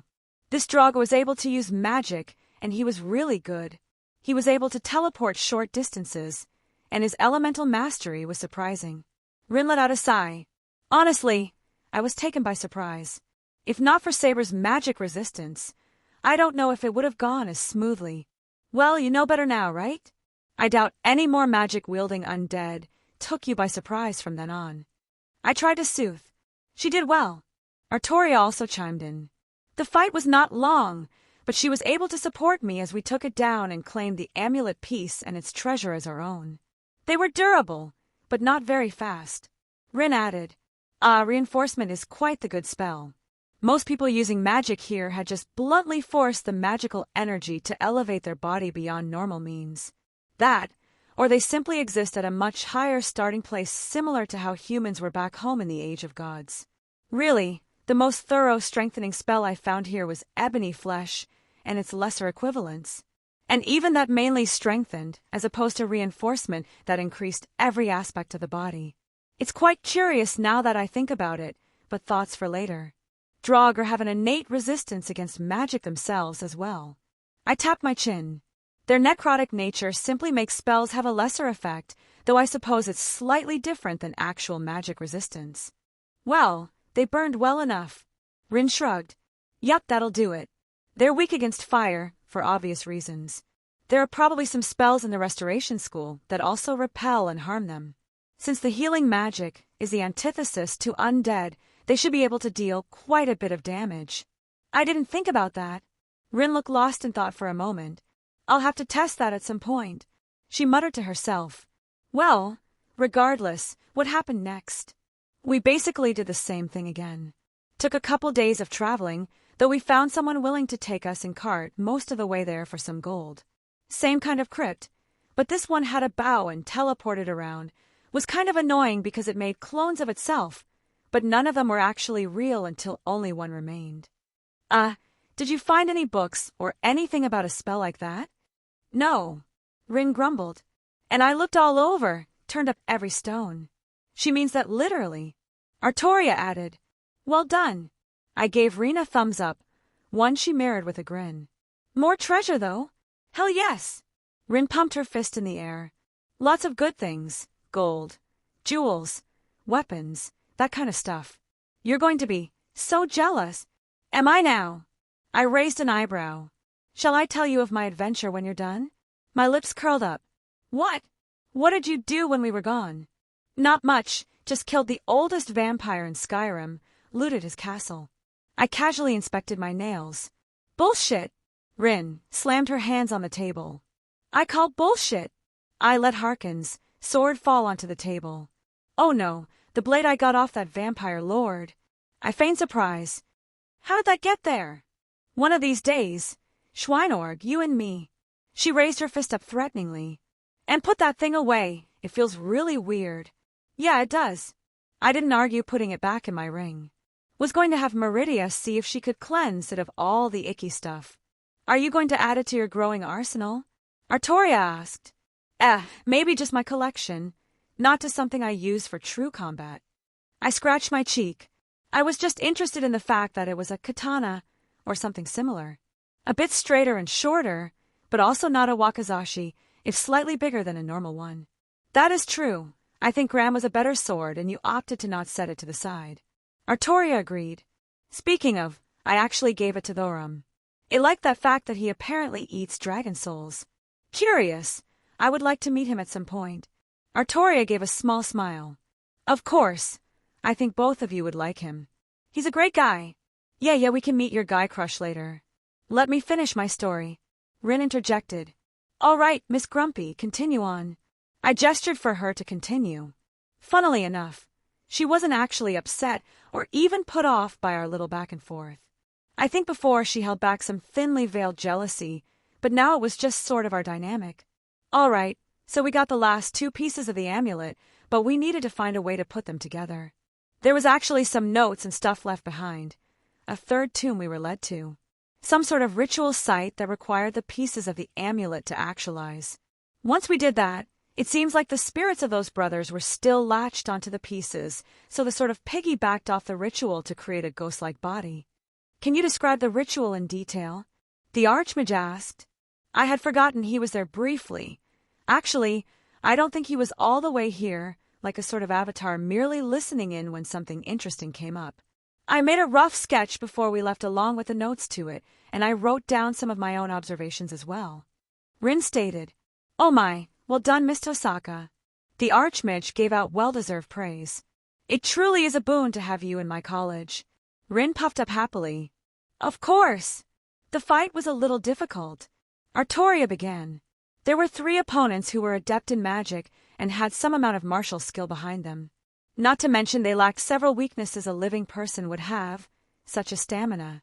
But they also lacked any kind of coordination. There were points where they almost fell over one another. Rin let out a little snort. The one with the bow actually shot the one with a sword in the head. The most difficult aspect was their teleporting. Artoria had a slight smile on her face.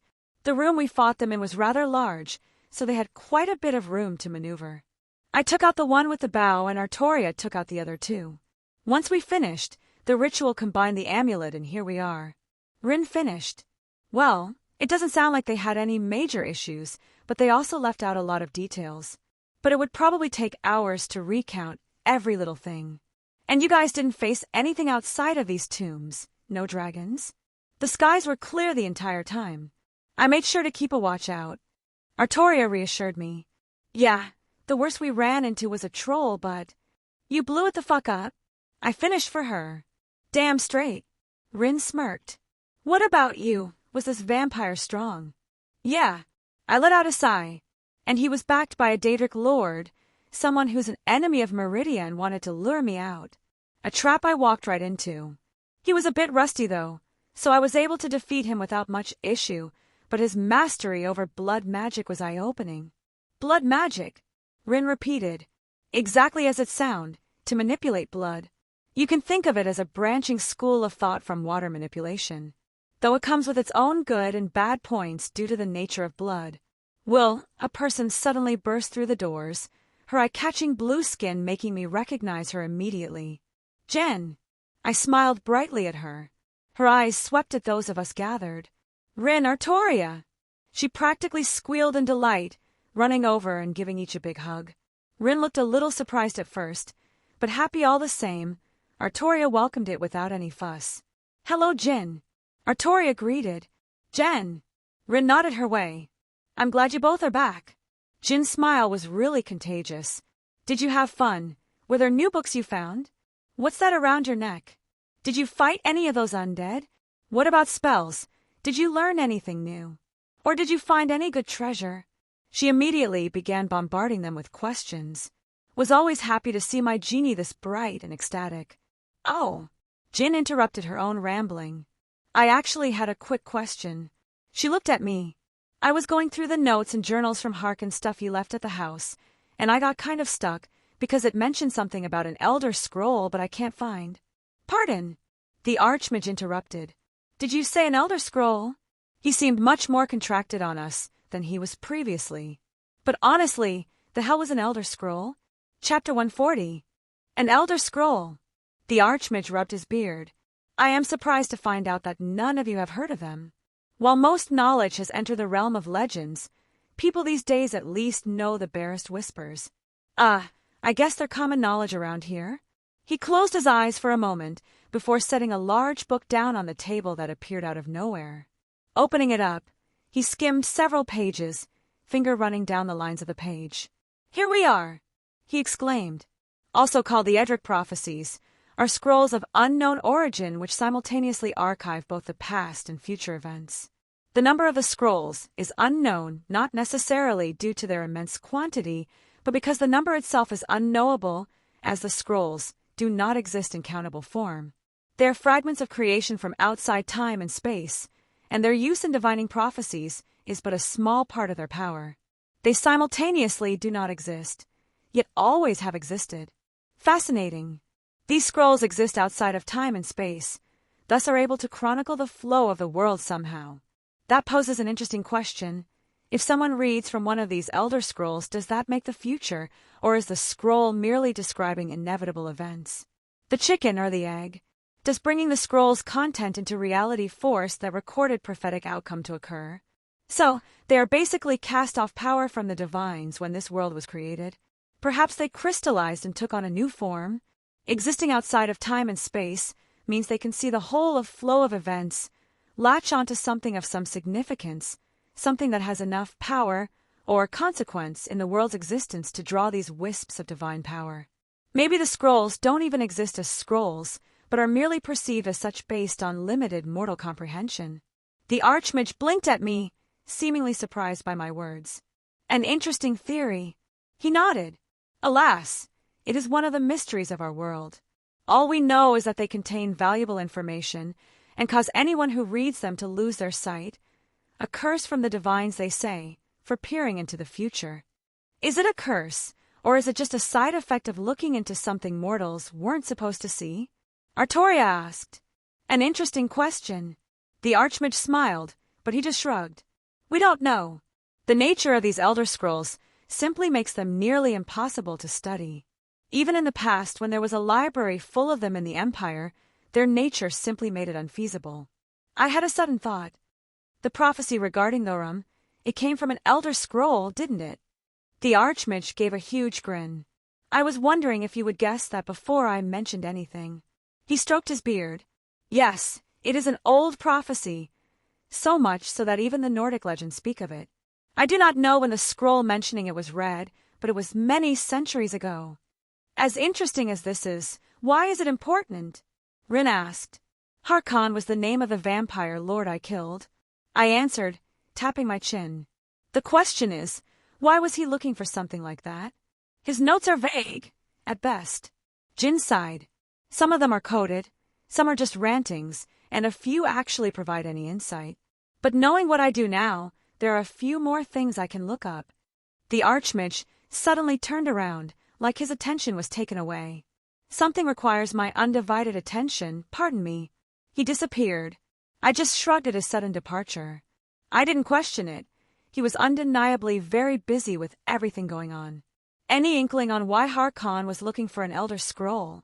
Well, some of his notes that talked about the Elder Scroll also mentioned their great enemy and referenced the sun, but otherwise I don't know. Jin replied. You sure he wasn't just bonkers? Rin asked. It's entirely possible. He did think consorting with Molide Ball, a second time, was a good idea, so who knows? I shrugged. I'm actually interested in this and everything, but I'm super out of it right now. Any chance we can go over this in the morning? Rin stated, and after taking another look, she looked rather sluggish. I'm a bit weary from our travels as well. Artoria added, I want an actual bed. I'm tired of sleeping on the ground. Rin whined, head falling to the table. Well, I finally got my house anchored here. I have plenty of rooms over there. I offered. Oh, I can show you what I've done with the place. Jin said gleefully. You did more. Aha. Jin nodded happily. Meridia was very helpful when getting everything sorted and helping me decorate. Huh. As strange as that is, I'm glad Meridia is spending time with Jin. They both need more friends. That reminds me, I turned to Rin. Did Meridia approach you about getting a phone made? No, was she supposed to? She mentioned it, but may have gotten busy. Do you have the materials to start making more? I got most of the stuff. I just need some raw materials, most of which I can find here somewhere. Rin nodded. Probably going to need several more. God, you're such a man-whore. Rin rolled her eyes. Jin needs one. Obviously, the old man too, even if he probably already made one himself. Saber need her own. She began listing them off, making Artoria smile. Meridia, like you said. You want a couple for Yasaka and your daughter. And maybe one for Izzy in the future. I thought about it. You know, it might just be easier to make a sort of routing device, a mystic code that can direct real-time calls to us regardless of where we are due to the phones instead of everyone needing a phone. The thought just entered my head. Rin paused for a moment, deliberating. That would probably be more efficient, but I'm nowhere close to being able to do that right now. I'll need more data from this kaleidophones before I start creating any theories. That's fair. I couldn't really ask for much more. It would be a decent undertaking if the thought turned out to be fruitful. Just a random thought for later. I shrugged. It wasn't my intention to just heap some stuff onto her plate. Well, why don't we go check out my house? Please, I wasn't looking forward to sleeping on the beds here. Rin looked rather grateful. We walked through the front door, Rin and Artoria inspecting the area immediately. Did you really link it up with a closet at the college? Rin deadpanned. Well, you see. He put the house down over by Whiterun and forgot I can't open portals like he can. Jin said dryly. I'm not even surprised. Rin didn't react otherwise. So how does the plumbing and lights work here? I can't imagine the infrastructure would stay intact after using the kaleidoscope to pull it across several worlds. Magic. I smiled. She gave me a flat look. Fine. I grumbled.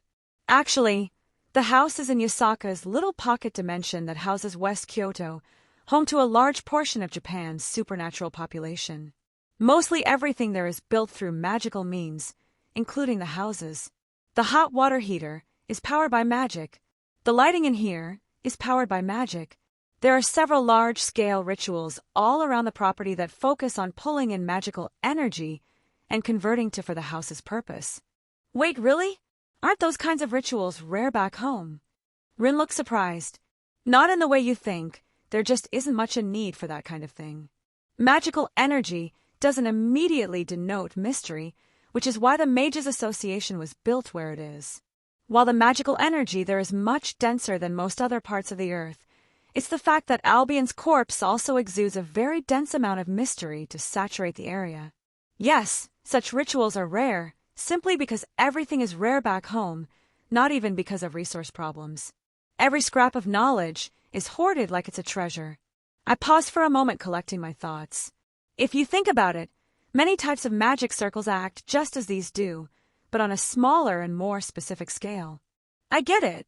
Rin yawned, stretching her arms. I'll care more in the morning when I get a better look. For now, can you just show us around? Sure. I smiled, getting my bearings. Jin did a wonderful job decorating. It have a very welcoming feel. Artoria added as well. Meridia needs credit too. She did help me. Jin preened under the praise. Of course, when she's not busy, I'll make sure to pass it on. Really, I'm very lucky that all my girls are getting along like this. Anyways, let's start the tour. I began to lead them to the back. This is where I'm keeping my treasury. I pushed open a door, revealing an absurd amount of material wealth. I fucking hate you. Rin hissed. Your anger fuels my existence. I smiled, continuing onwards. A few doors down, I pushed into another room. And this is the library. My library. Jin corrected. Jin's library. I didn't argue. She's been doing a wonderful job of getting everything sorted and set up. There was even a table where she had been going over a bunch of journals, what I'm assuming were the ones that led her to us in the first place. Oh, it's still a mess. Wilhelm left me with a bunch of stuff to handle, and I've been going through it in my spare time. I would offer to help if I didn't know you enjoyed it. I gave her hand a little squeeze. Jin just giggled, leaning over to place a kiss on my cheek. Feel free to browse and take anything that catches your interest. Rin took a few looks around. Yeah, I'll definitely take you up on that. She mumbled, still clearly tired but a bit expectant.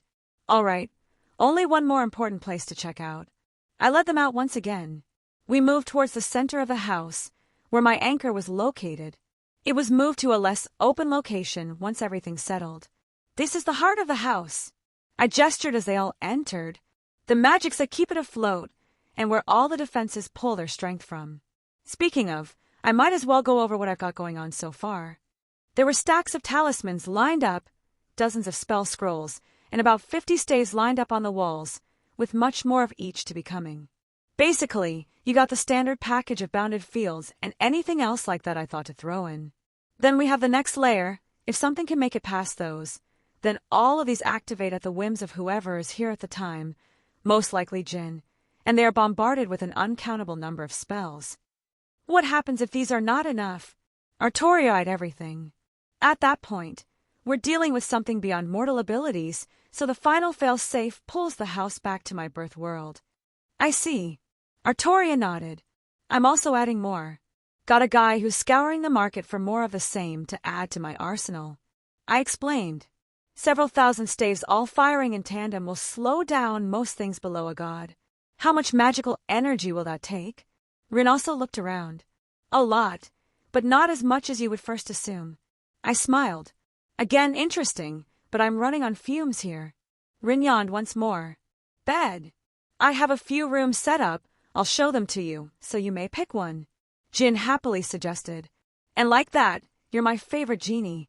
Rin accepted immediately, barely even waiting for acknowledgement before pulling Jin away. You going with her? I asked Artoria.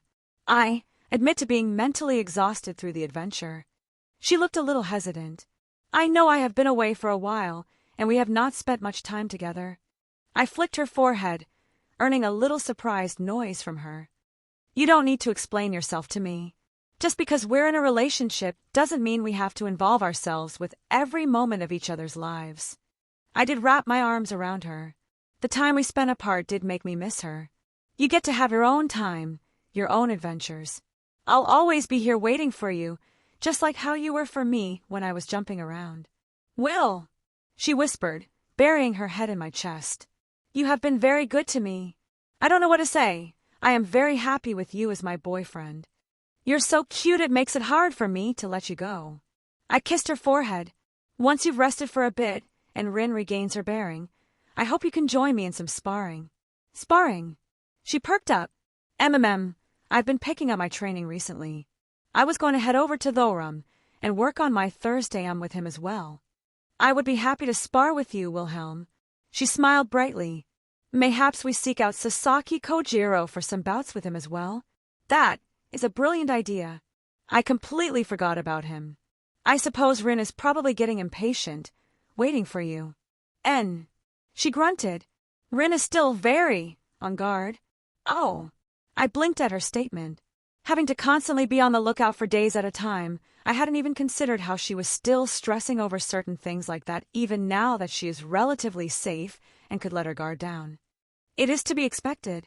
Her last time in such a situation was the Grail War, but she was a bit more then. Mayhaps this experience brought up some memories of then. Even so, I think she's handling it well. She only looked tired, not anything else I could see on the surface. I guess we should just keep an eye out. Therapy isn't a bad choice if she does have some issues to work through. Gods know I probably need it as well. Something to consider. Artoria nodded. I should probably go. She looked at me expectantly. I leaned down and pressed my lips to hers, her arm moving up to cup my cheek. Sleep well. I said my goodbyes as we separated. She gave one last smile before shuttling off up the stairs towards the bedrooms. Peeking out the window, the sun was still high up in the sky because it was barely past noon. I just chuckled, opting to go get some training done. I hoped Thorum was available. I popped over to Whiterun and practically made a beeline for the Companions building. As I got close, I heard noise, the sound of steel against steel from behind the building in the courtyard. Opting to go check it out, I saw my friend sitting to the side with a cup of water in his hand and sweat dripping down his brow. There were others there. Some I recognized and others I didn't. Actually, there looked to be a few in some guard outfits, partially taken off, training with the Companions. My friend! Thorum exclaimed, grabbing everyone's attention. Hey, Thorum! I greeted, even at his sudden shout and the attention that I now had on me, seeing how happy he was to see me always brought a smile to my face. You disappeared for several days. I had wondered where you had run off to. He stood up, clasping me on the shoulder. Oh, some idiots wanted to make a move on me. Decided to go have a chat with their leader. I briefly explained. I didn't really want to go into the details. I feel like Thorum would be upset that I went and fought the vampires on my own. I also got in some good training. Wonderful. It's always good to keep up with your exercises. Thorum nodded in approval. Red Dragon Emperor. One of the faces I didn't recognize greeted. Wilhelm. Ela nodded to me as well, propping herself up with a warhammer. I thought she used a sword and bow, but I didn't question it. Good to see you again, mage. Farkas also greeted beside her. The way he called me that didn't hold any kind of insult behind it.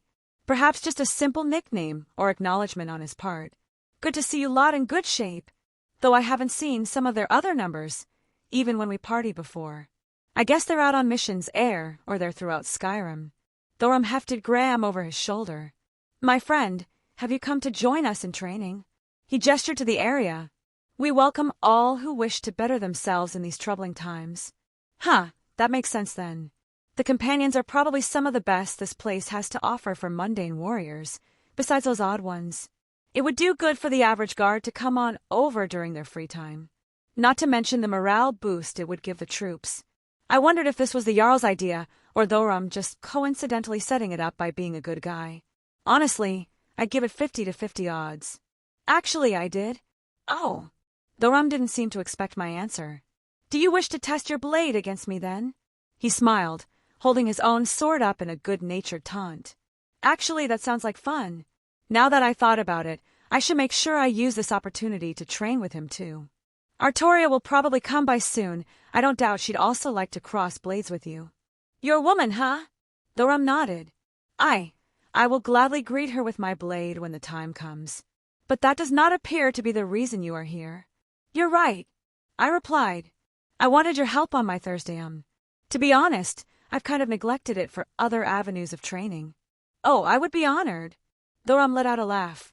I did say I would teach you a thing or two when we first separated from the throat of the world. It might be a better idea to go to see the Greybeards. They didn't seem to dislike me.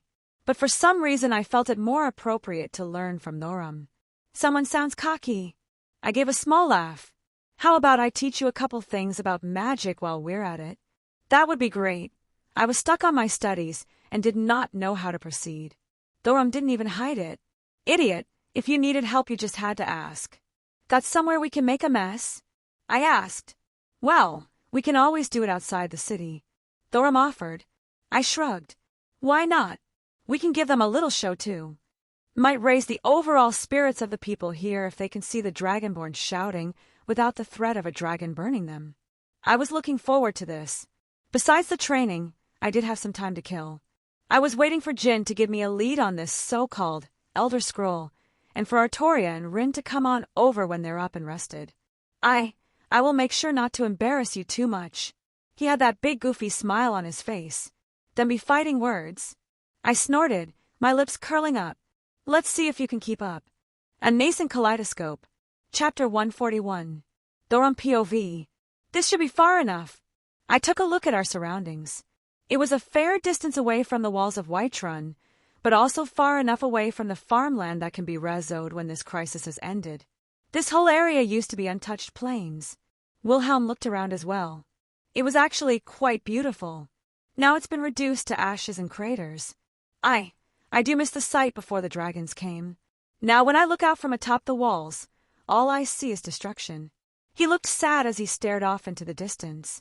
I did not know he cared so much about this land having come from far away. I almost forgot how Sir Wiggles.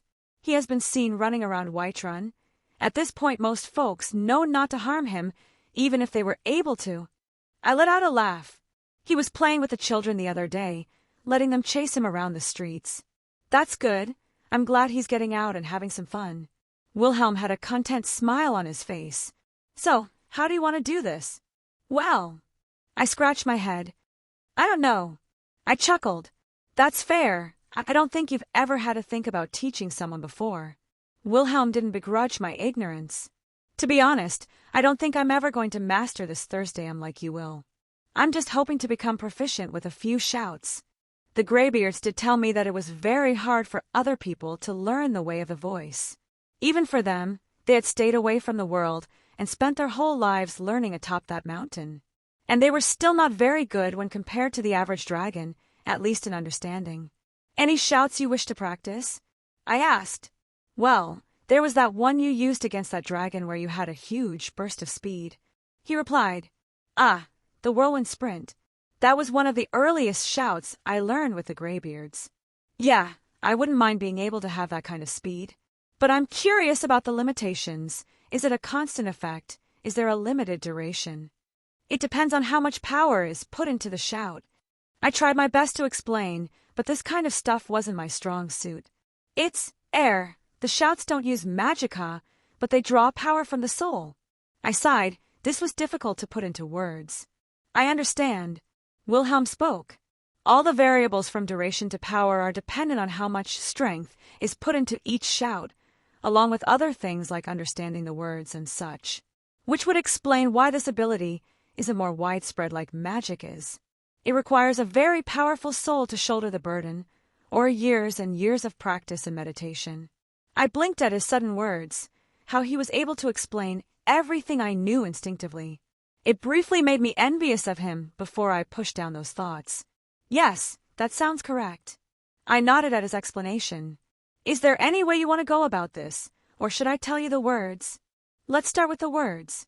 Wilhelm nodded. First is wood, meaning whirlwind. Second is na, meaning fury. Third is kest, meaning tempest. Huh, that's different than I thought. Wilhelm rubbed his chin. Is it bad? I tilt my head at his question, trying to guess his thoughts. Not bad, just different, I suppose. The phrasing makes it seem more aggressive than I first anticipated. Regardless, mind showing me the first word? Of course, my friend. I smiled at his request, taking a few steps away. WULD. I shouted, feeling the world bend around my words. He watched me, and I moved around him, displaying my increased speed. That's pretty good, Wilhelm said, watching my movements. So the first word means whirlwind. All right, I'll give this a shot. I stopped my movements, and the effect wore off with a little bit of effort. Wilhelm readied himself as he called upon the voice. Wood! He shouted, and I felt something. It didn't seem right, but there was something there. All right, let's see how this goes. Wilhelm took a step forward, and suddenly his face was planted in the dirt several paces away. There was a silence as he slowly stood up, turning back towards me. I couldn't help but laugh as a string of curses left his mouth. My friend, that was an interesting shout. What is it called, eating dirt? All right, I'll remember this when I start teaching you some magic. He smiled innocently. Perhaps I will regret this in a few hours, but for now, it was still very humorous to me. Will you try again? I think I know what I did wrong. He brushed himself off. Let's try this again. WULD. He once more shouted, and there was another effect. My instincts were telling me it was incorrect again, but even my eyes could see that clearly as a large gust of wind burst out and flung him in the opposite direction. Wilhelm, are you okay? He gave me a shaky thumbs up before climbing to his feet. Let no one say you cannot take a hit. That landing looked like it hurt. I have an idea. He brushed himself off again, spitting out some dirt from his mouth. Does it involve you becoming intimate with the ground again? I laughed. Just keep it up, big guy. We'll see who's laughing later. Wilhelm pursed his lips. But I was thinking, what if I try it while I'm flying? That way I can get the hang of it without smashing my face into the ground. That sounds like a good plan to me. At least there will be no obstacles for him, and he can get used to the shout this way. All right. He nodded, and his wings burst out of his back. It was a strange sight like always, but I was more used to them now. He had not told me their origin, but I also did not ask. He also did not appear to be as self-conscious about showing them either. Here we go. He took to the skies, about a dozen feet into the air. Wood! He shouted. I watched as he burst forward, doing a flip and flying right into the ground. There was silence again as he pulled his head out of the soil, spitting out more dirt, his eyes locking with mine. And I couldn't hold it in. I fell to the ground, clutching my stomach as I bellowed out laughs. Stupid shout is broken. He huffed in annoyance. That, or someone is fucking with me. It was odd to see Wilhelm having difficulties. I had thought it would come easy to him. He always seemed so confident when a challenge appeared. I always thought of him as a point to strive towards, but seeing like this, it was refreshing. It felt like the space between us had lessened to a degree. Wood! Motherfucker! Wood! Gods damn it! Wood! Fucking hell, that's worse. I sat on the ground, a big smile on my face as I watched my friend flail around trying to get a good grasp on the shout. Divines, I needed this. I haven't felt this relaxed in a month? I always felt like we teetered on the edge of oblivion, a single mistake and everything was gone. When Wilhelm came back, it was like a weight off my shoulders. The people kept looking up to me, their dragonborn, but I never felt that I had earned such praise. A part of me just wanted to disappear, to escape away from all the eyes of hope placed on me. Things were tense even with the companions. With the Harbinger still in the stasis spell the Archmage from the college helped cast on him, everyone had been running around to try and find a way to help him while also dealing with the jobs that were overflowing. I couldn't even leave to help them because of the threat of a dragon attack. I had sworn myself as a Thane of Whiterun I couldn't abandon the city in this time. It just seems like things kept piling up, trying to deal with the dragons while also scouring Skyrim for a cure for the Harbinger. Finding out that he was a werewolf had been odd, but I don't like to judge people based on things like that. He was an honorable man, as were the others who came out with the same affliction. I would not even think of vampires that way. It always said to judge a man by his actions, not his heritage. Speaking of vampires, that was another mess that was causing issues, especially with the vampiric dust they found in what looked like a battle inside the city. There have been rumors of the Dawn Guard gathering again, and I found myself disappointed I could not go and take a look. I sighed, watching my friend once more. It filled me with a strange confidence when we told me we merely had to kill Alduin, as if that course of action would be inevitable. Truly, I envied his confidence. But I would not think of that right now, for this moment. I was just enjoy watching him continuously fly into the ground with a wide grin on my face. Wilhelm POV. I think I know what you're doing wrong. Really? I got up for the millionth time, wiping away the dirt. I was filthy at this point, and I had dirt in places I did not want to think about.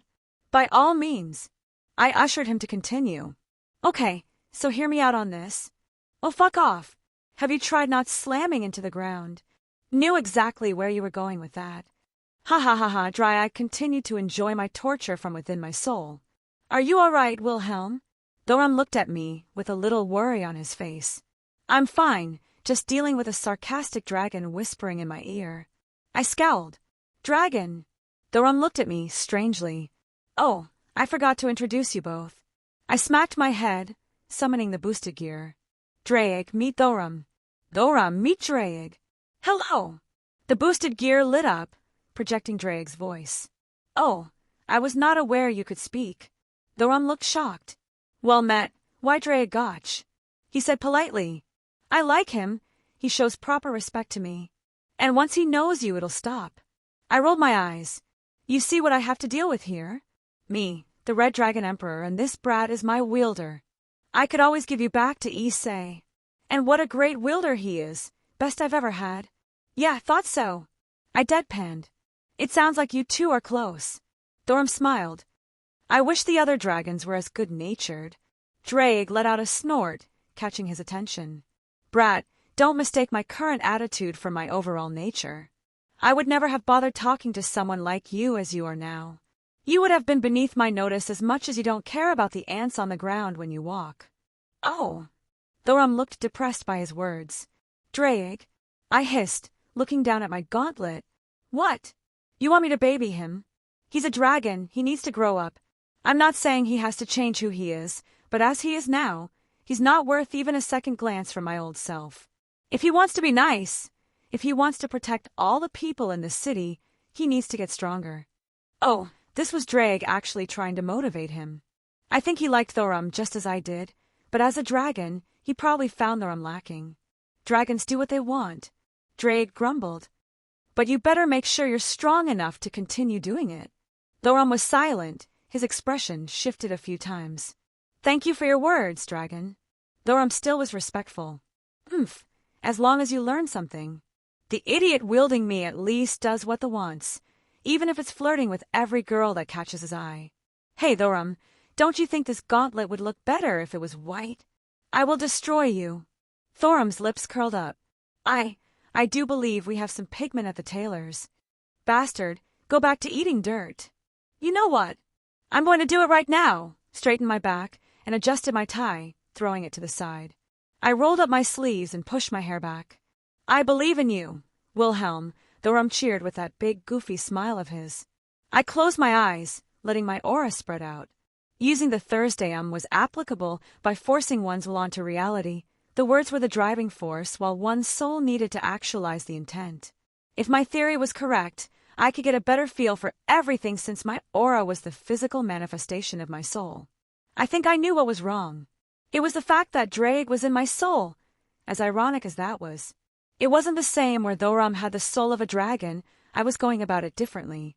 Not to mention Drake's otherworldly origins, and not completely matching the same concept as dragon that this world has. The shout was separated into 3 parts, but the first word was the most important to me. Wood, meaning whirlwind. It was the piece that increased one's movement speed. While the other parts added to it, possibly further increasing the speed, their main intent was something else, to make the user into a true whirlwind, an actual nature phenomenon while they moved.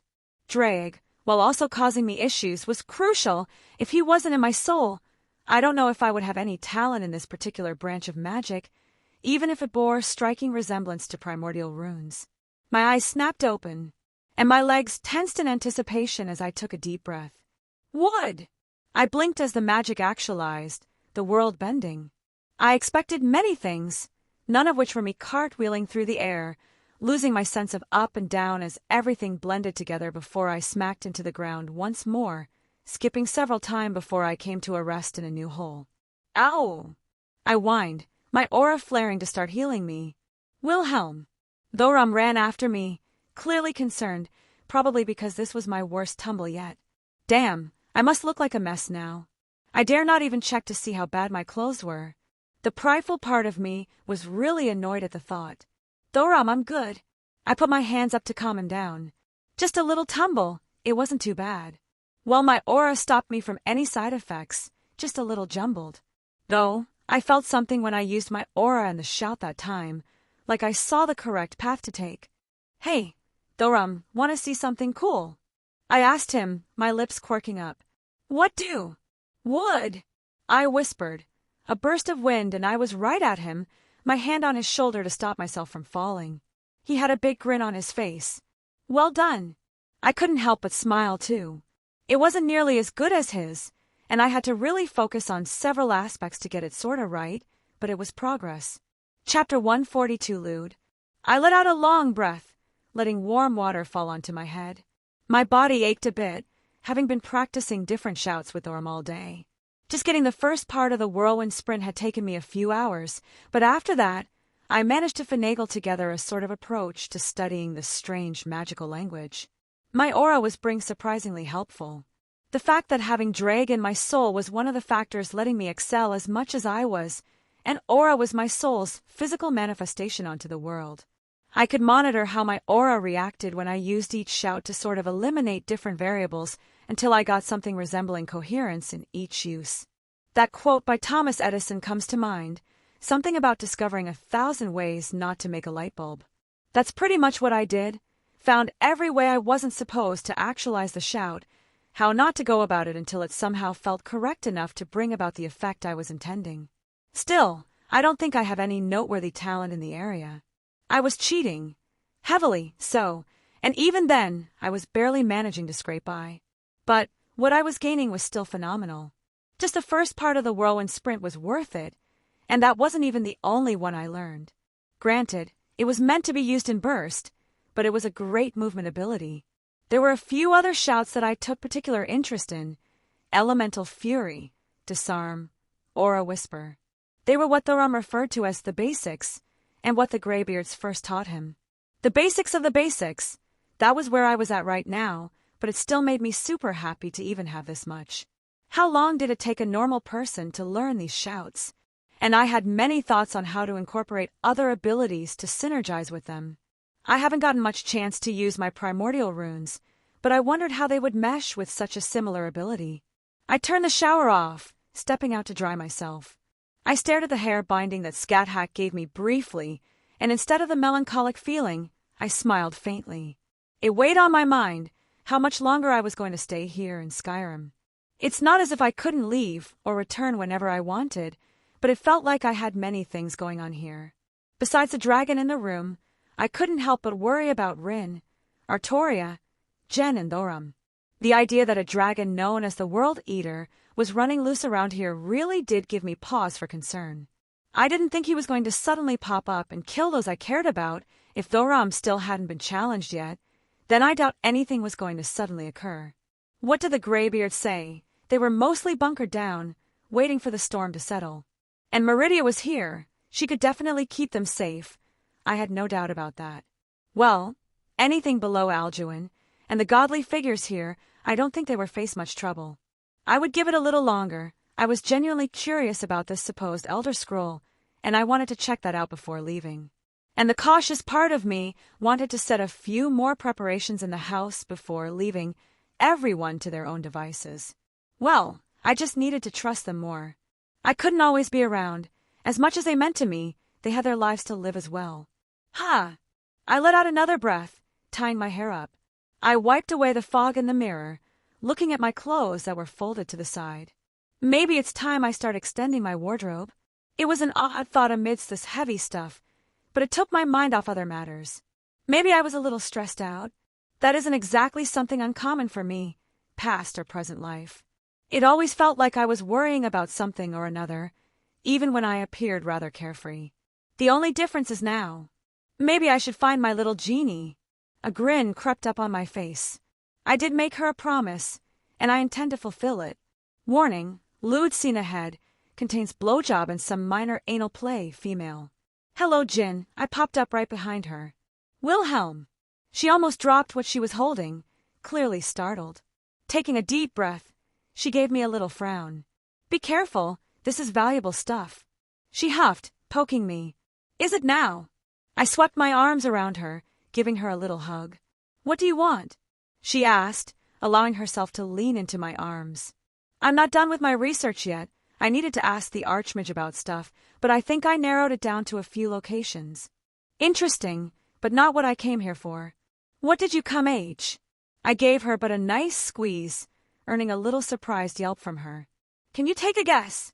I whispered. Artoria and Rin are in the house. She breathed out. They are. My hand crept down her thigh. Does that bother you? HNN. She pushed her legs together as my hand reached between them. Do you intend to do it right here? Her voice quiet, but there was a certain excitement in it. Well, I'm just the tiniest bit stressed. I whispered, and someone's been teasing me for far too long. Do you require my services, master? Jin practically threw the items in her hands to the ground, looking up at me lustfully. I do. I am yours to do with you as please. Good, on your knees. I commanded. She didn't hesitate as she dropped down in front of me, nor did she ask what I wanted, her hands already moving to undo my belt. She let out a small gasp when my cock was freed, springing out in front of her face. She took a moment to stare at it. It was her first time seeing one in person. She reached out, grabbing a hold of my shaft, gently at first before applying just a little pressure. She gave it a few strokes, as if to get a feeling for it. Jin paused, looking up at me, eyes meeting. She moved her head down, tongue coming out as she licked up from under the base, all the way to the tip. I couldn't help but shudder, a small grin on her face. She began to work all around my member, tongue moving up and down, hitting every spot on my cock, carefully caressing every inch of it with her tongue. Finally, she moved to the tip, her mouth opening just enough to let it start moving in. Her tongue lapped up my underside as she continued to take me further. And every so often she tilts her head to a certain angle to get down on it, just a bit more, until her nose was pushed all the up into my groin. I felt my toes curl, the feeling of my cock being massaged by her throat. I could barely see her eyes look up at me, wanting, expecting. I reached my hands out, fingers mixing in with her hair as I got a firm grip. I let out a groan as I took charge and pulled her head back and pushed it back down again. She didn't resist it, allowing me to use her for my own pleasure. In fact, her own hand snaked between her legs, and if her movements were anything to go by, she was getting off on it. I think that was her kink, getting used. I didn't dwell on it. Her throat continued to contort around my cock, being turned into my own personal fuck hole, thrusting in and out to purely satiate my own desire. Jen! I breathed out, my hands releasing her head. She paused in her sucking, letting my cock escape from her throat, head coming out with a loud pop. She looked up at me again, watery eyes, a few tears streaming down her face. Her hand quickly grabbed my shaft and started pumping. I've never tasted anything before. her free hand moving up to fondle my balls. Even now, I've never eaten nor drank a single item, waiting for this. She hungrily stared. Will you fill my belly for the first time? Make it so I always remember the taste of your seed. It was enough to push me over the edge. My member twitched, and she noticed, enough to latch onto the tip, my cum bursting out into her mouth. Her eyes didn't leave mine, and she continued to suck everything out. Her hand slowly pumped my full length, squeezing every last drop until I finally stopped spent. My cock fell out of her lips again, but they shut tight, not letting anything leak. She adjusted her head for me to see, her throat visibly swallowing everything I gave her. She opened her mouth for me to see, nothing remained. Thank you for the meal. She licked her lips happily, patting her stomach. So, this is what it's like to have a warm meal fill me up. The sultry look she gave me was enough if I wanted to go for another round, but I think you're misunderstanding something. I grabbed up, lifting her up to her feet. This is your punishment, bend over. I commanded her again. Once again, she didn't hesitate, steadying herself on the nearby bookcase, ass extended towards me. I moved my hands to the hem of her dress and pulled it up over her butt, her bare rear greeting me. No panties, what a naughty girl. I gave her a little spank. Ah, she let out a small noise. And look at this. I ran my hand between her legs, brushing against her pussy. I moved it up for her to see. Look how wet you are. Were you expecting something, Why, yes. She breathed out haggardly. I want it. You want it. Wouldn't that be a reward? I hummed, running a hand through her hair. She looked at me warily as I gently took the lamp off her neck, hanging like a necklace. It was small, like an ornament that one wouldn't take a second look at. The interesting thing about this little trinket is that its outside form was almost irrelevant, the magics holding it together malleable as long as its principles aren't interfered with. Just apply a little bit of alteration magecraft, and changing its shape was quite easy. Her eyes widened as it visibly shifted. You! She blushed, quite visibly, the red contrasting against her blue cheeks. How debauched. The lamp, in its new form, I moved it down, rubbing it against her slit, letting it get coated in her juices. What kind of master would I be if I didn't make sure this was nice and secure, right? Of course. She groaned, her lamp moving against her sensitive place. I am yours to us. She let out another surprised shout, my finger prodding her other, taunt hole if you wish it. Even that place exists for your pleasure. She leaned forward a little, spreading her cheeks. Thankfully, there isn't any kind of mess associated here due to her existence.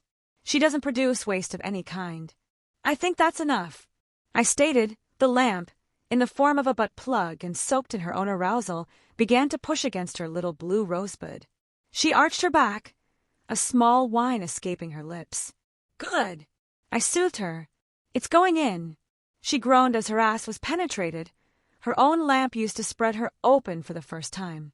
It was slow going, or perhaps I was doing it slowly just to get a reaction from her. Her gritting her teeth, juices literally dripping to the ground, her own fingers sinking into those plump cheeks, but it didn't take long for it to fully push into the base. Another small whimper left her mouth as she almost collapsed onto the ground, panting heavily, legs shaking. Master, it's inside. Good girl.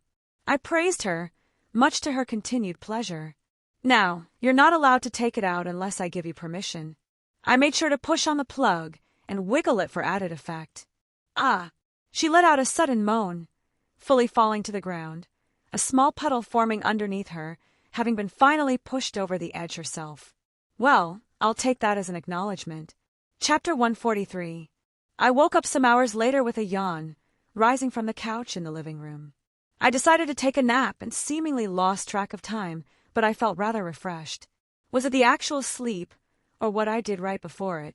Running a hand through my hair, I sat up looking around. Seeing no one else around, I decided to make my way to the kitchen where I heard some sounds coming from. I wasn't too surprised to see who was in there. Artoria and Rin had apparently woken up a little while ago and already had something in front of them eating.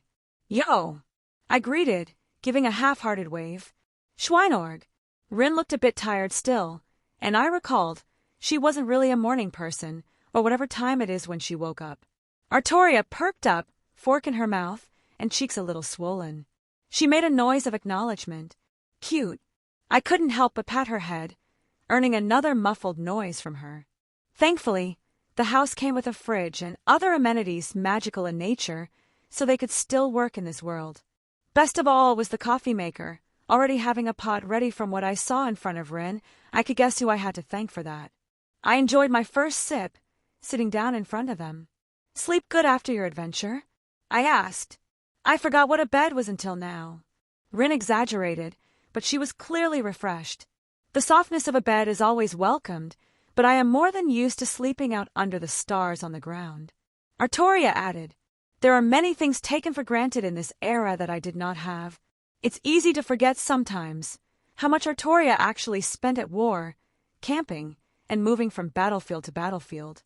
And the food, I'm sure. I chuckled. The horror. Artoria whispered, shuddering. Mai and Rin just shared a look as she reached over and pat Artoria on the shoulder.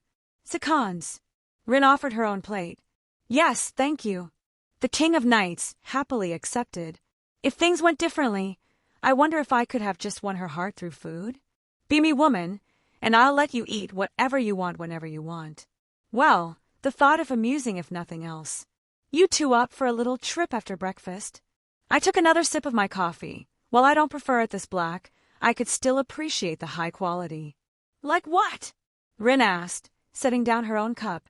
Whiterun is only like a 20-minute walk from the house if we go that way. It should be almost noon now. I scratched my cheek, mentally calculating the time. I took a nap that turned into a sleep, and they slept for over a day, so it should be thereabouts. We have not seen one of these towns besides Winterhold, and for that we merely sought out supplies for our trip. Artoria expressed her thoughts. What do you think, Rin? I wouldn't mind checking it out. I have enough money to go on a shopping spree and not feel bad. Rin sighed, staring up at the ceiling. Something wrong? I asked. It's just a weird feeling being rich. I have an exorbitant amount of money right now, and I feel like you need a smack upside the head for being depressed about being rich. I deadpanned. Bite me, Schweinorg. Rin snorted. But it's more like all my previous times saving, trying to scrounge what little resources I had and hoarding everything so tightly. And now, here I am with mountains of gold to my name. I know the feeling. I smiled lightly. Perhaps not with material wealth, but other things. I could recall how starved for different kinds of affection I was, and here I was now with friends, lovers, and family. Are you happy? Are you happy, having arrived at this point? Was it worth it? Looking back now, would you have changed anything? I looked down at my coffee, perhaps projecting some of my own thoughts onto the question. Yeah, I'm pretty happy right now. She had a content smile on her face. I have some things I would probably change, but not many regrets. I glanced at Artoria, who looked pleased at Rin's words, a sentiment I shared. I was happy Rin finally had some sort of peace, some happiness of her own making to hold on to. That look in her eyes, I didn't see that veiled stress or self-consciousness that permeated all her actions and words. The quiet and peaceful atmosphere was suddenly interrupted as Jin burst into the kitchen, holding several scrolls. You're all here, she exclaimed, dumping them on the table. Hello, Jin. Artoria was the first to speak up. Artoria! Jin practically jumped over to, grabbing her in a quick hug. Jen! Artoria smiled at the affection, returning the hug. How's my sister? Sister! Artoria stammered out. Are we not? Jin pulled back, looking confused. I believe the term was harem sisters for when we share the same man. I held back a chuckle, sipping my coffee. I don't know if Jin was intentionally teasing Artoria, or this was her default personality, but it was hilarious to watch. Now that I think about it, Jin was saying the same thing to Meridia, getting her on board with the whole idea. That is not incorrect. Artoria didn't look upset at the term, more just taken back by the suddenness. Perhaps the negative connotation of sister in her mind was giving her pause. Jin just beamed at the admittance, and I think she's doing it on purpose at this point. Rin cleared her throat, drawing our attention. What's with all this stuff? Does it have to do with the Elder Scroll? She gestured towards the documents and scrolls set on the table. Yes, Jin nodded enthusiastically. I was able to reference several things in the library at the college to help me. Jin moved over, taking a seat next to me. I watched her shift, ever so slightly in her seat, the movement of her behind to better make herself comfortable. I guess she listened to my words. Did you find any leads? I asked, standing up to get a refill. And would you like a cup of coffee? Coffee. She tilted her head. I would love to try some. I have knowledge of the taste, at least the remnant variety, but I am curious to actually experience it. You've never had coffee before? Rin looked surprised. Well, I've lived almost my entire existence in my lamp. There have been many first times in these past weeks, Jin admitted. You poor thing. Rin looked aghast at the thought, turning to me. Schweinorg, you get her all the coffee. Yes, ma'am. I saluted. Rin definitely was a magus, if nothing else. She had those same thoughts regarding coffee. How do you take it? I asked. I don't know. Jin quirked a smile. I shall try whatever you recommend. I was having mine just plain black. I guess that's a good starting point. I hummed to myself. I do not recall ever seeing you partake in a meal either. Have you not tried eating before, Jin? Artoria added. Well. I noticed out of the corner of my eye that Jin glanced at me, a very faint pink on her cheeks. I have tried something rather recently. I suppose I should branch out some more, though. She smiled innocently. Your first meal was as good? Artoria questioned. Oh my, it was delicious. Oh, Jin, you really are a glutton for punishment. I shall help you try all the foodstuffs in these lands. Artoria decided, her eyes shining bright. You sure you just aren't looking for a reason to stuff yourself? Rin deadpanned. Nonsense. It is my duty as her sister to help her experience the joys in life. Artoria denied seamlessly, minus her turning her eyes away and blushing a little. Sure, I completely believe you. Rin rolled her eyes. Well, it's not like we don't have enough money to feed your appetite. For a few days. Rin! Artoria huffed. I'm not that bad. She muttered. Here you are. I interrupted, placing a cup in front of Jin. They both seemed to stop, watching her take it into her hands, hesitantly taking a sip for herself. Well, what do you think? There is a pleasant bitterness to it. I don't think I prefer it this way, though. Jin inspected it again before taking another sip. Well, I don't think most people like it this black. The only way to drink it is black. Rin exclaimed. As Rin says, some misguided people think black is the only way to drink coffee. There are many things to add to enhance the flavor beyond such a plebeian palate. This is a hill I'll die on. Schweinorg, you better be ready to fight after that. Rin raised her fist at me. Artoria bopped her on the head. Ow! Rin whined, rubbing the spot. You're always so cranky in the morning, Rin. Artoria sighed. Rin blew a raspberry, then pushed her head into her arm on the table. Too little sleep. You slept for like a day and a half. I pointed out. Too little sleep. Rin reiterated with a yawn. Anyways, what's this about the thingy or something, Jin? Oh, yes. Jin perked up, content to watch from the side. With some resources from the college, and some help from the Archmage, we are about to narrow down a few locations that we think the Elder Scroll is at. Well done. Awesome. Good job, Jen. I reached for her hand, taking it in mine. You've been doing a lot of good work. Thank you. I want her to know that I appreciate her. Perhaps I should show it more often. Yes, of course. She looked a little bashful under the sudden praise, but she made no attempt to move her hand from mine. So, what are we looking at exactly? I asked, wanting to know some details. Well, Harkin's journals were a mess. If they weren't coded, then they were almost nonsense to anyone but him. But from what was pieced together, his daughter either stole or was sent out to retrieve an Elder Scroll, and she disappeared with it or looking for it. We have a few locations we think she's at or the scroll is at based on movements, and some old stories and legends. I let go so she could roll out a map, showing a basic view of Skyrim. Well, there were about a dozen places, but we think these 3 are the highest probability. She pointed at 3 markings, bigger than several more on the map. They're not too far apart. Artoria took a good look. We can devise a route to hit all 3 in one trip. Could probably do them all in a day. Schweinorg is better at utilizing the kaleidoscope. How many issues did we run into just because we couldn't strong-arm a door or trap because it might have brought the place down on our heads? Rin voiced her own thoughts. Why didn't you just take Ruby out? I grinned. Fuck you, you know why. Rin huffed. Oh, the next time Ruby comes out, please come and get me. I very much want to meet her, Jin said, earning Rin's attention. Sure. Rin sighed. Well, I couldn't fault her. It was hard to decline a request like that when Jin gave such a look. Anyways, what are these spots marked? I asked. This one is the Ice Harrow Cavern. She pointed to the southernmost one. This one over here is of the Nameless Sanctuary, and lastly is the Dim Hollow Crypt. Now I think the most likely. It's the crypt. I cut her off. What? She looked confused. Definitely the crypt. Rin just nodded. I would wager much that it is indeed the crypt. Artoria didn't even bat an eye. How are you all so sure? Oh, I forgot you aren't familiar with vampires. I laughed. Something you need to understand about them, they are very stereotypical. What do you mean? Jin still looked confused. All the lore, the stories, even popular media, yeah, lots of that is depressingly accurate. Even back in our homeworld, the dead apostles act very much like a stereotypical vampire you might read about in a novel. Complete with some edgy naming convention and a castle of edginess. A place named after a crypt? That's 100% guaranteed to be some vampire activity. It's sad that it's so true. Rin just shook her head. Such things were known even in my time.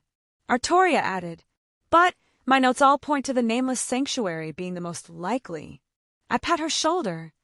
I'll tell you what, we'll check the crypt first, and if we're wrong, you can act smug all you want and I won't argue with you about these kinds of matters in the future. Humph, I'll hold you to this. She crossed her arms with a huff. Oh, you poor girl. Maybe if vampires were something known in her home world, she would understand. Even Harkon acted like a stereotypical vampire. It was sad to think about, especially since I had to interact with the dead apostle ancestors in many iterations of my past life. Not to mention Altruge, that emo girl is off throwing a tantrum somewhere. Well, before we go, I wanted to head back over to Whiterun. Whiterun. That is the city with the Dragonborn, your friend, correct? That's the one. I nodded. Rin and Artoria expressed their desire to go. Do you want to come as well? You wouldn't mind having me there? I don't exactly blend in. She gestured to herself. I get many looks even at the college. I do not know how I will be treated in an open city like Whiterun. Please, we both know those looks aren't because you're blue. Oh, hush you. She smiled brightly, slapping my shoulder. I'm being serious, from what I've read. Nords aren't the most open sort to new things. Well, it's pretty much known I have wings there, haven't faced many issues, openly. Some idiots or something kicking up a fuss, but otherwise I get along great with them. I explained. All right, she agreed. I'll go. I do wish to meet this friend that you speak of and get a look at the city. Indeed, I too wish to meet this Thorum, this Dragonborn for myself. Artoria nodded at Jin's statement. I wouldn't mind getting some supplies while we're out. Rin added. We can get anything we need before setting off to look for the Elder Scroll. I was a little excited. I wanted to see what the so-called Elder Scroll really was. And I wanted them to finally meet my best friend. It was weird. I don't think I've ever seen Jin nervous before. It wasn't obvious, but I knew her enough now to pick up on a few things. Large crowds like this, she hasn't ever had any experience dealing with before. In the college, she was probably only seeing a handful of people at most at a single time. Here, there were dozens of people around every corner, and oh boy did they take looks at her. It was hard to miss. Her skin was blue, a very beautiful blue that I found extremely attractive, but blue all the same. That was not a normal look around here, at least her shade of blue. I think there were some elves that had blue skin, but it was much more subdued. Almost immediately, I grabbed her hand to ease her nervousness.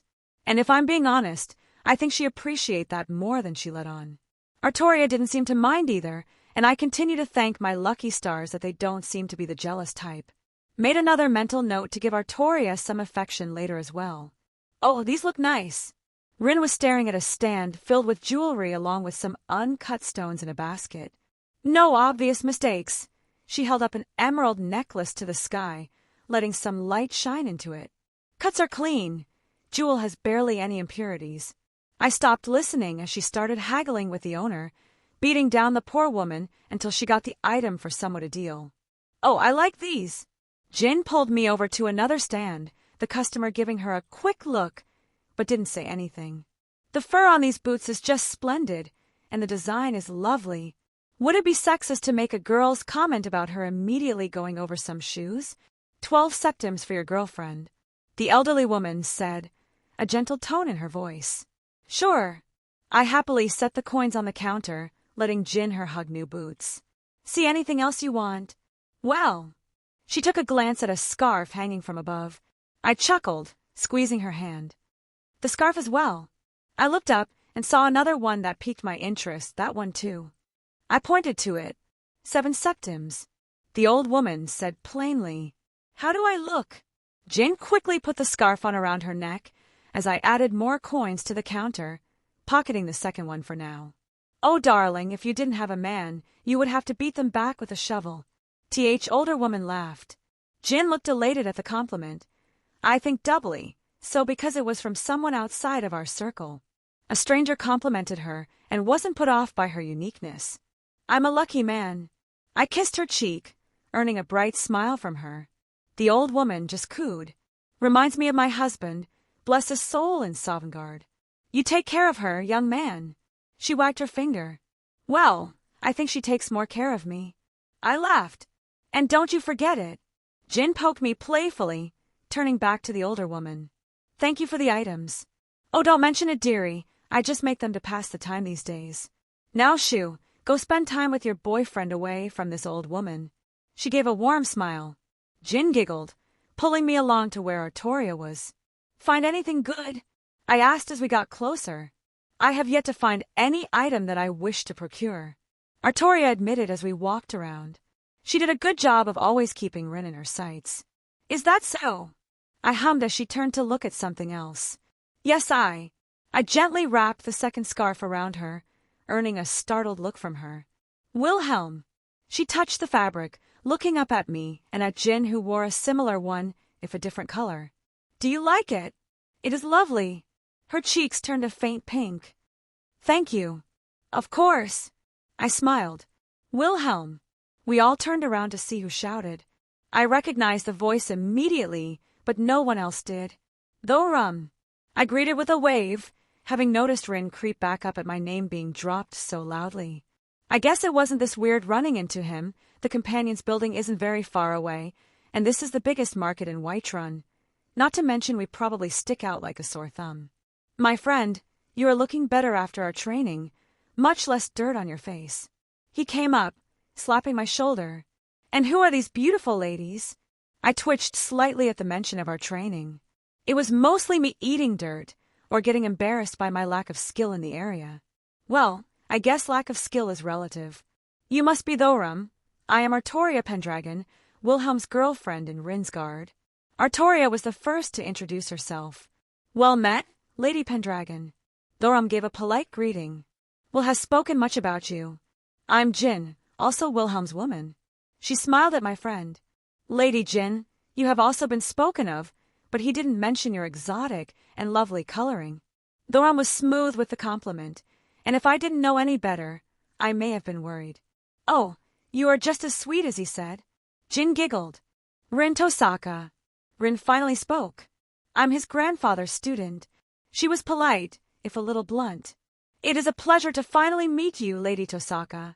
Thorum greeted, having a little trouble with the naming convention. Come, let me buy you all a meal and drink. We can exchange stories at Will's expense. Thorum laughed. You know what? I would love to hear some stories. Rin looked at me evilly. What's this you said about training? Chapter 144. Yes, then Will did a flip in the air and flies straight into the ground. Thorum burst out in laughter, slamming his mug of mead onto the table. I shook my head inside. The others were laughing at my expense, but it wasn't upsetting. Rin was really squeezing out every bit of information from Thorum that she could, basically starting from the last training session. How long did he keep going at it? Rin grinned, eyeing me. Oh, an hour at least, maybe more. Thorum chuckled. Never in the same way, but for some reason, he always ended up with his face in the ground every single time. Well, he does always like to brag about how talented he is. Rin snickered. I'm glad my genius is finally recognized by you. I raised my own mug up before taking a drink. Honestly, It's only rivaled by my handsomeness. I smirked. Boo! Rin blew me a raspberry. He has been getting a mite prideful these days.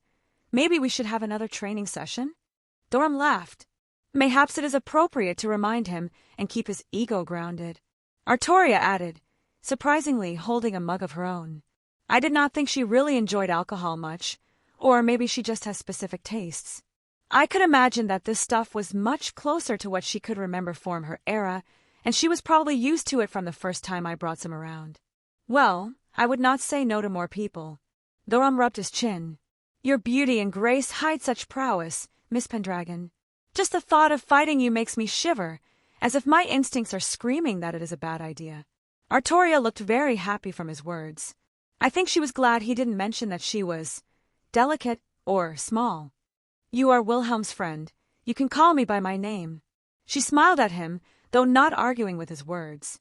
His dragon instincts were fairly good, if he could tell that much. Another! Jin threw her hand up, slamming an empty mug onto the table, her fifth one so far. Maybe letting her drink so much alcohol so soon was a bad idea. Agreed. Doram followed suit, downing the last of his, mimicking her actions. Oh geez. Rin face-palmed. I didn't think she could even get drunk. Can she get drunk? Is she drunk? Rin just shook her head. Jin just giggled. Lighten up. There is no harm, Rin. Artoria agreed. We are among friends. Artoria followed suit with a smile herself. It was rare for her to indulge herself like this. Fine. Rin rolled her eyes, but smiled brightly as well. Get me one with the next round. Woo! Jin cheered. Waiter, another round. Coming up. A shout was heard behind the counter. Honestly, at this point, half the tavern was stealing glances at us. Maybe because Jin was very eye-catching, maybe because they were very beautiful and exotic as far as looks went, or perhaps because of Doram, and to a lesser extent me. But, for whatever reason, we were basically the center of attention here. I'm curious, how did the two of you actually meet? Rin asked as a woman came by, setting some fresh mugs on the table for us and taking our dishes away. Oh, that's actually kind of funny. I scratched my cheek. It was a strange situation. Doram nodded. You want to or? You go ahead, my friend. I'm curious how it was from your perspective. He gestured for me to go on. All right. I took a big drink, letting the honey taste pour down my throat. Well, it started off with that mishap with my magic. I glanced around. Rin and Artoria nodded, but Jin looked confused, and Doram was contemplative. My portal ability. I clarified. First time using it.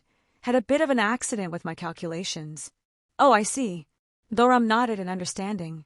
Yeah, did the magical equivalent of hitting a tree when I used it for the first time. So this is nothing new then. Doram grinned.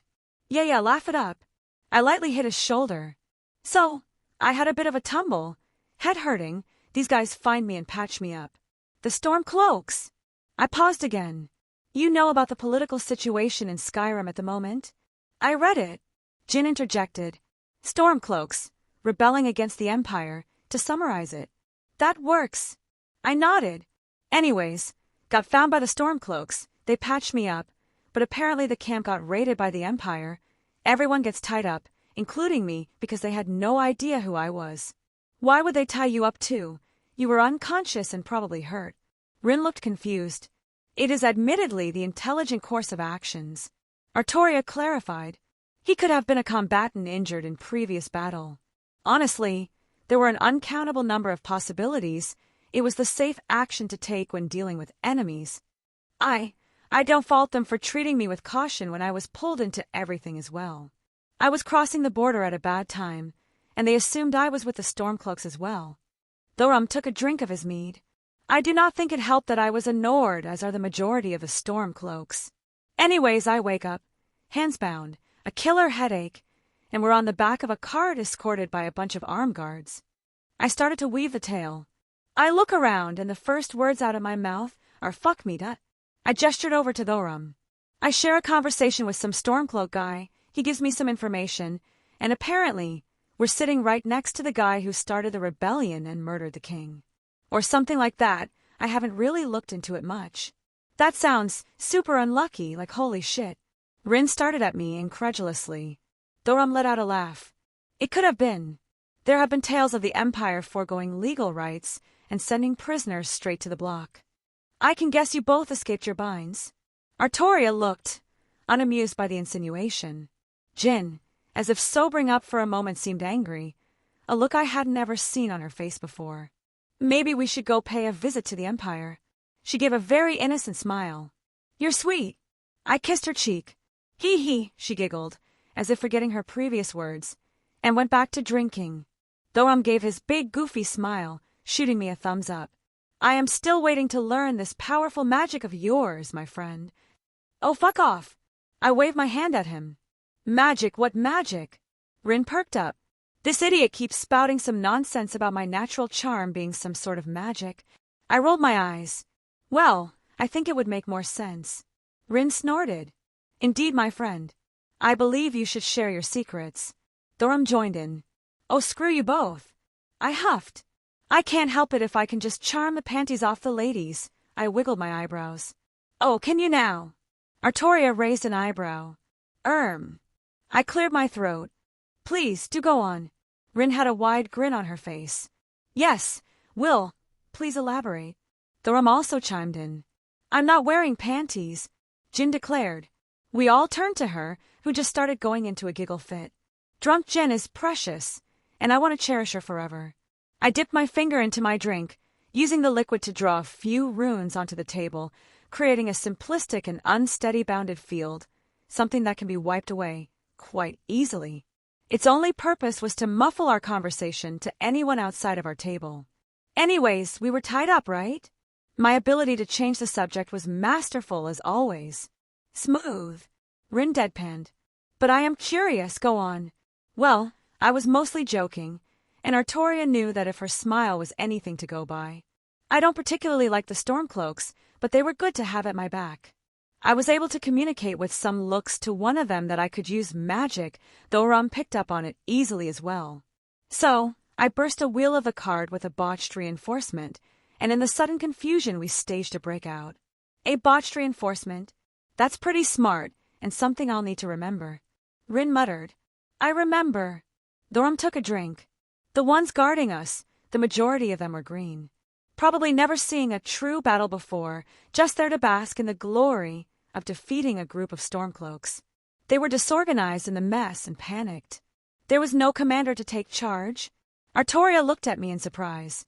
Now that I think about it, there was a woman on a horse giving orders, and there was another prisoner with us, a horse thief who tried to make a run for it before we moved, but after I blew the cart up, she went after him, since he bolted into the nearby forest. Artoria furrowed her brow, looking a little annoyed. She should have sent out some of her men, not go herself. She left them without a clear chain of command, and chaos ensued without anyone to rally them. I won't say anything in her defense. I held my arms up. In hindsight, it was a bad idea on their part, but I will not lose any sleep over their decisions. Thoram added, So, you guys fought. Anything interesting happen? Rin asked. About what you would expect. I shrugged. I was a bit weaker back then, but they still didn't have any mages, so I could have free rein with my own magic. Really, the most annoying thing was a couple archers. Suddenly, Thoram broke out in laughter. I remember. You threw a dagger at one of them, but it only clonked him in the head and he fell over. I snorted, laughing myself. I recalled what happened. I completely forgot about that. I never had much a talent for throwing knives or the like. I let out a small sigh, as the image of it was still fresh in my mind now. Afterwards, we went our separate ways, only meeting back up again when I went to Whiterun. Oh, tell them how you met Meridia. Jin looked excited at the idea. She told you. I was mildly surprised. Uh-huh. Jin nodded. I'm curious now. Artoria spoke. There is definitely a story here and I have to know. Rin looked at me. Thoram sat up a little straighter. You never did tell me the full story of how you met, only that you met her at her temple. It's not that interesting. I waved it off. I just met her after clearing her temple of some necromancer. We clicked and the rest is history. Liar, Jin poked me. Tell the truth, mister. She continued to poke me. You're really going to make me say it? I groaned. Oh God, I really want to hear this now. Rin looked rather gleeful. She asked me what I wanted as my reward after defeating the necromancer and cleansing her temple. I sighed. You didn't. Rin broke out in laughs. I did. I don't know if I should laugh or admire your bravery. Thorum seemed a bit speechless. Why not both? Rin shared a look with him. Both sounds good. Hate you both. I don't understand. Artorias spoke up. Damn you and your adorable naivety. Say it. Jin leaned in, poking me further. I asked her to be my woman. I dropped my head to the table. He's blushing. Rin cried in laughter. Oh, I see. Artoria turned a little pink. How bold. Truly you are an inspiration. Thorum toasted, holding back his own bellowing laughter with a drink. I think it's cute. Jin cooed. Yeah. I sighed. Let's change the subject. What's going on with you, Thorum? I was thinking of heading out, seeing some of Skyrim for a bit. He calmed down, seemingly adopting a somewhat serious expression. You're not worried about a dragon attack? I asked. I wouldn't have stuck around like he had, but his sense was duty was admirable if nothing else. I am, but I can't just sit here forever. He admitted. Drake's words spoke true to my heart. At the very least, I wished to step out of the city for a few days. He let out a sigh. I had spoken to the Jarl. He did give his blessing. The Jarl agreed, huh? Well, from a pragmatic view, it would be smart of him to not run afoul the Dragonborn when he's already being so helpful and listening to the Jarl's commands. Any idea on where you want to go? I have not thought that far ahead. He scratched his head. The college would be an interesting place to visit. I would not mind seeing where you have studied and maybe learn a thing or two myself. The college is great. Rin beamed. They'll happily accept you. I heard some things about this Dragonborn. You're supposed to be able to pick up magic really easily. I'm curious how that works. Is it some kind of enhanced spiritual wisdom? Or maybe a magical phenomenon, similar to mystic eyes that breaks down any magic knowledge you learn to better assimilate it? I understood some of those words. Thorum chuckled. I would not fret. She sometimes speaks in such riddles. Artoria gave a light smile. I find it appropriate to just nod along whenever she addresses me in such a way. Saber. I will take your advice to heart. They shared a small chuckle between them at Rin's expense. But the college does sound enticing. I will have to visit sometime. I also work there. Jin opened her eyes, having been resting on my shoulder for a while now. Oh, Miss Jin, what job do you have at the college? Thorum asked. Jin perked up. She did so love to talk about the books there. I'm the assistant librarian. If you need anything found, any knowledge, I can find it for you. She puffed up her chest. I will be in your care then, Miss Jin. Thorum nodded at her with a smile. She's right, and the Archmage would set you up with anything you really wanted. I have it on good authority that they recently received a sizable donation. More supplies should be rolling in from outside Skyrim soon. Oh, a sizable donation? Thorum looked at me. The person who donated it sounds very generous and honorable. Hopefully prices will be kept down a certain extent from this. I didn't elaborate, but he could read between the lines. But if you want something to do in the immediate time frame. I shared a look around the table. Rin and Artoria were clued in on what I was talking about, and they gave me their silent approval. We had a little excursion planned in a little bit. Shouldn't take more than a day. Could give you a chance to stretch your legs. Sure, what do you need? Thorum said without hesitation. You're not even going to ask? He shrugged. If you require my aid, I will lend it. You are a good man, Thorum. Artoria nodded approvingly. We seek one of those fabled Elder Scrolls. Do you wish to join us in this quest? An Elder Scroll? Thorum looked shocked. I have only heard tales, he rubbed his chin. To seek one out, I would regret it for the rest of my life if I did not accompany you on such a mission. Sweet. One more person to help kill giant spiders while I stand back. Rin approved in her own way. Thorum didn't take offense. I shall slay any spiders that approach you, Miss Tosaka. You can call me Rin. She grumbled, but she didn't like displeased by his attitude at all. What about you? I poked my blue genie. Do you want to take some time to sober up and come? Sleepy. She yawned. I'll take that as a no. Well, I don't think she would have wanted to come anyways. She's much more at home surrounded by books than out in the thick of it. Well, we can drop her off at home, and pick up any supplies we need there. As I said, it shouldn't be more than a day if everything goes well, 2 at the most. Good. I look forward to seeing your battle prowess, Thorum. Artoria nodded. I have had stories of the Dragonborn, and I am curious to see it in person. Artoria approved as well. That's always good. Miss Artoria. He corrected himself. I do look forward to wielding my blade at your side. Wilhelm has told me tale of your knighthood. I will see it firsthand. Oh, don't forget me. Rin huffed. Of course, Rin. Thorum smiled. I am expecting to see your magical talent in action. Geez, I don't think he's even doing that on purpose, buttering them up in all the right ways. Really, he's just a genuinely nice guy, always trying to make people around him happy. I put my arm around Jin, her giving a happy grunt at my action. All right, let's drop Jin off and then head out. I pulled her up into my arms, picking her up off the chair. She kicked her legs in my arms happily. Damn, she really is a lightweight. Though, I can't really blame her, like one of the few times she ever even drank anything, and she downed 6 mugs of mead. Well, I was looking forward to this little adventure. It will be my first time doing this whole thing in a party.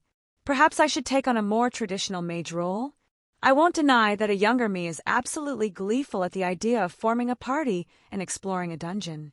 Chapter 145. I hummed, walking down the stairs of my house. And what is this? I heard Thorum's voice, pointing at a device from within the kitchen. A magical device that stores things within and keeps them cold. Artoria answered, and I assumed she was talking about the refrigerator. Rin, who was sitting on the couch, looked up from a book in her hands. Jin in bed. Yeah, I put her down and she went out fast. I chuckled. She's going to have fun with that hangover when she wakes up. I could only shake my head thinking about it. I made sure to leave a note just in case we aren't back in time. So, any reason you're wearing that? She raised an eyebrow, staring at the robe I put on. Well, I am a mage. Yeah, but you're almost always wearing the same thing. Actually, I don't think I've ever seen you wear anything but those formal clothes of yours. I have a style and I rock it. I shrugged. Sure, let's go with that. She snorted. And maybe I need to change it up every once in a while.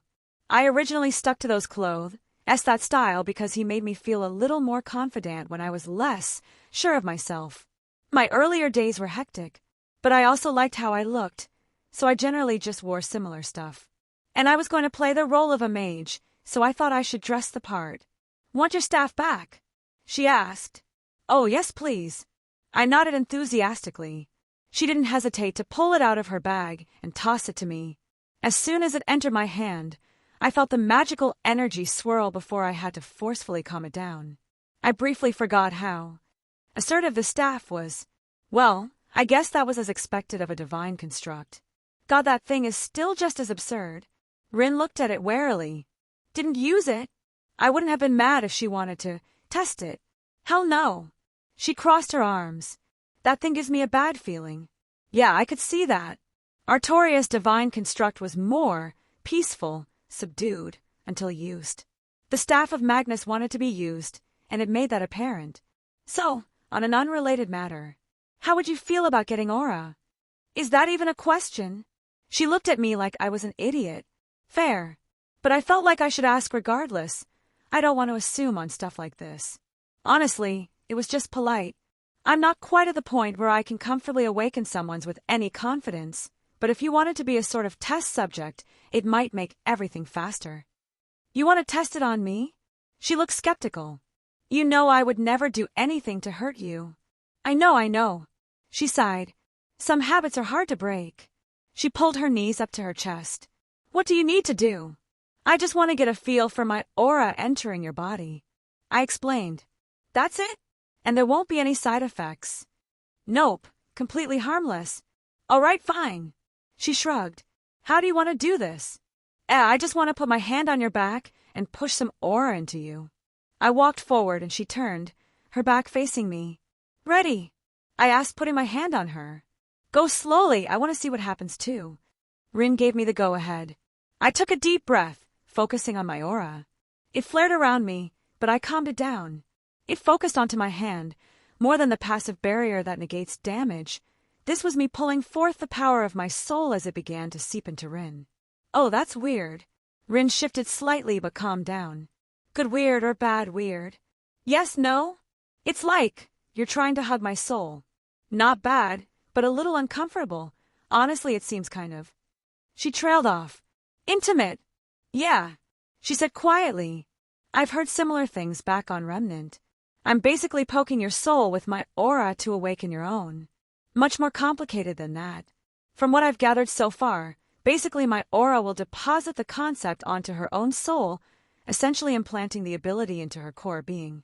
I had several theories about aura so far, that the souls of those on Remnant are a tad different, in that they can awaken theirs without another person doing the deed, whereas we need someone to initiate it. After a few more moments, I pulled back. Feels even weirder when you stop. Rin let out a breath. Yeah, almost depressing. Right?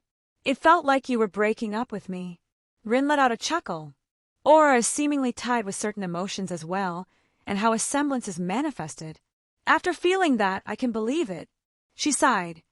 So, you found your semblance yet? Nope. I fell onto the couch.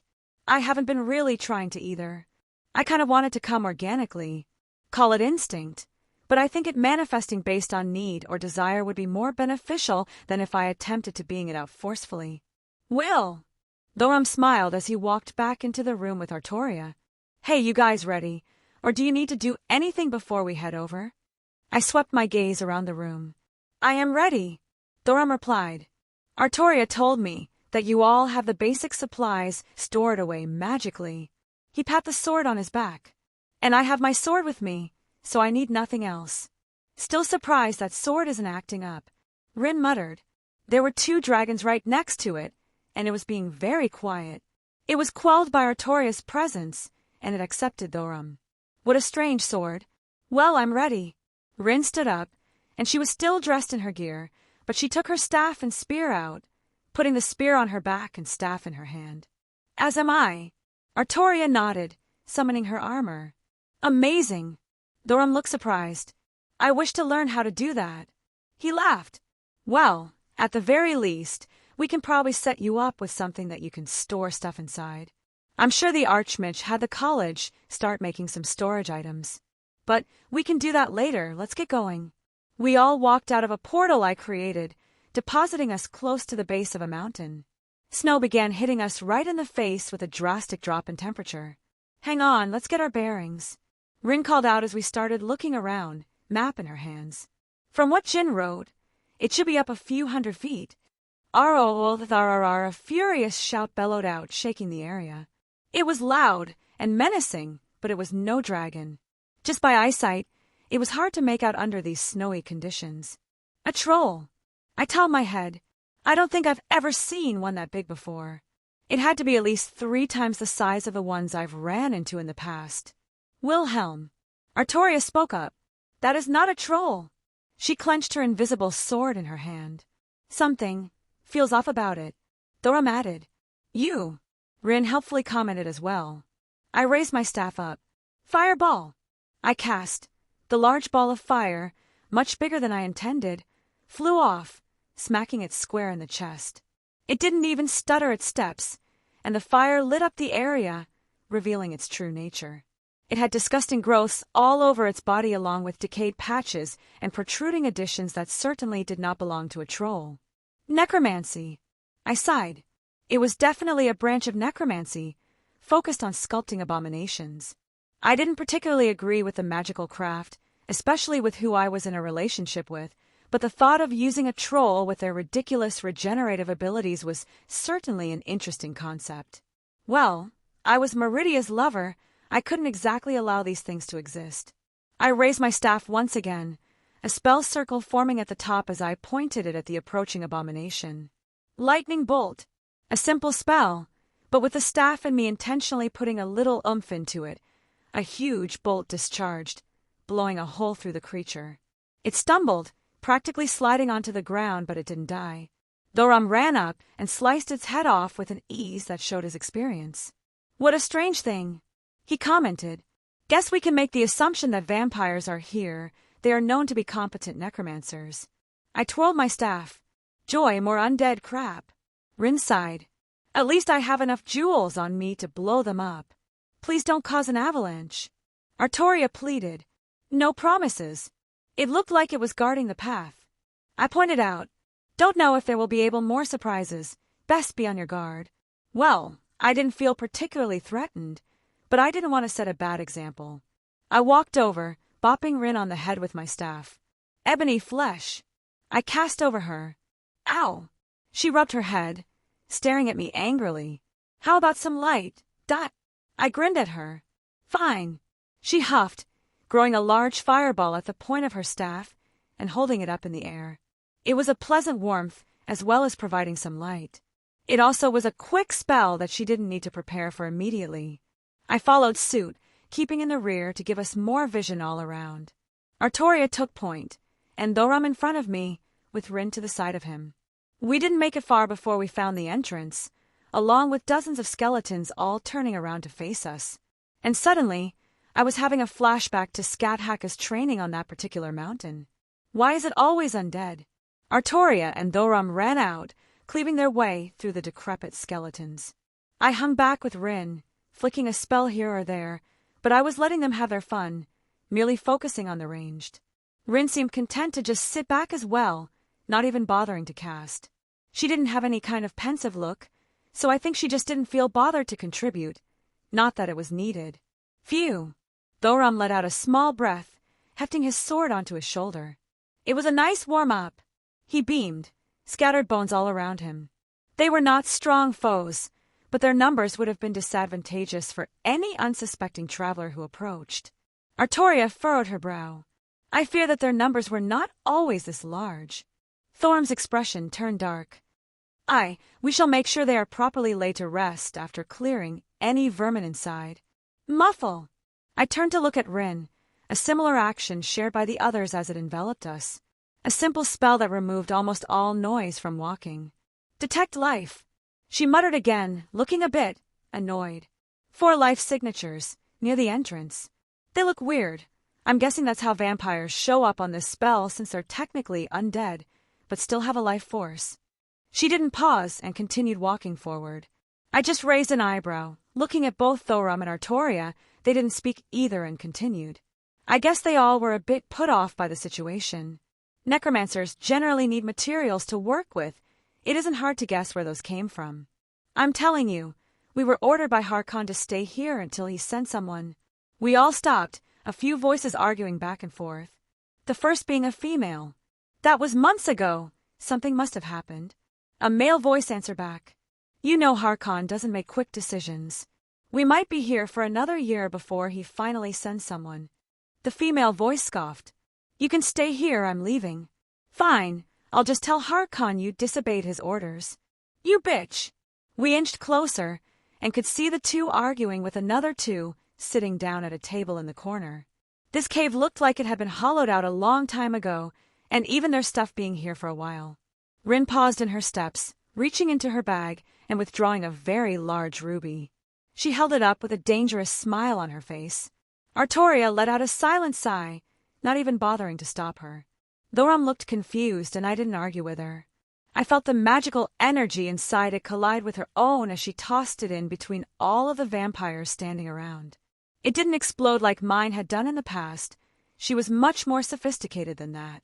A hexagonal energy expanded out, condensed magical energy that took form and enveloped the immediate area before unleashing an explosion inside.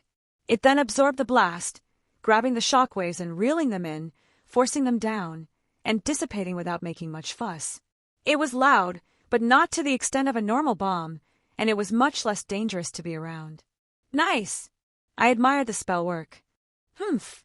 Rin flipped her hair back. I created that a while back. Wanted a more controlled explosion, since we were going to be in tight places a lot of times. How long did it take you to create that spell? Few days. She shrugged. I already had all the concepts devised and other uses for my jewels. It was just a matter of combining them appropriately. You make it sound so simple. She really is a genius. Impressive work, Rin. Thoram smiled. Thanks. She threw a thumbs up. I guess we aren't being stealthy anymore. I tapped my staff against the ground. A few skeletons came running towards us, and a few spikes shot out of the ground, impaling them, destroying the necrotic energies that kept them active. Seemingly, at my words, growling could be heard coming from the nearby shadows. Oh, undead doggies, did we trigger some kind of trap? They looked like the ones I killed at Harkin's castle. Rin's spear impaled one easily as Thorum, and Artoria also began making short work of these undead mutts. Chain lightning! I lazily called out, my lightning spell arcing between multiple beasts, incinerating them with relative ease. Still too much power, more than I intended. What an absurd staff you are. Well, it's good I'm getting some more testing with it now. I'll probably need to be more familiar with it when I go to get that grail. Shall we continue? Artoria gestured to a stone gate after the last of the enemies were finally killed. I'm starting to get sick of this place. Rin grunted, swinging her spear to get some blood off it. I really hate undead. Let us go. Thorum began walking towards it, pulling a lever right next to the gate as it slowly opened up. We entered a sort of crypt, similar to the ones I've been in before. Draugr bodies littered the ground, and I was surprised that they didn't come up to attack. Someone's been through here.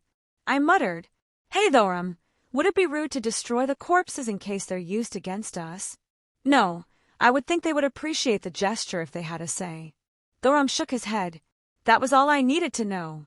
I threw out a few fireballs, burning away the corpses that were thrown about.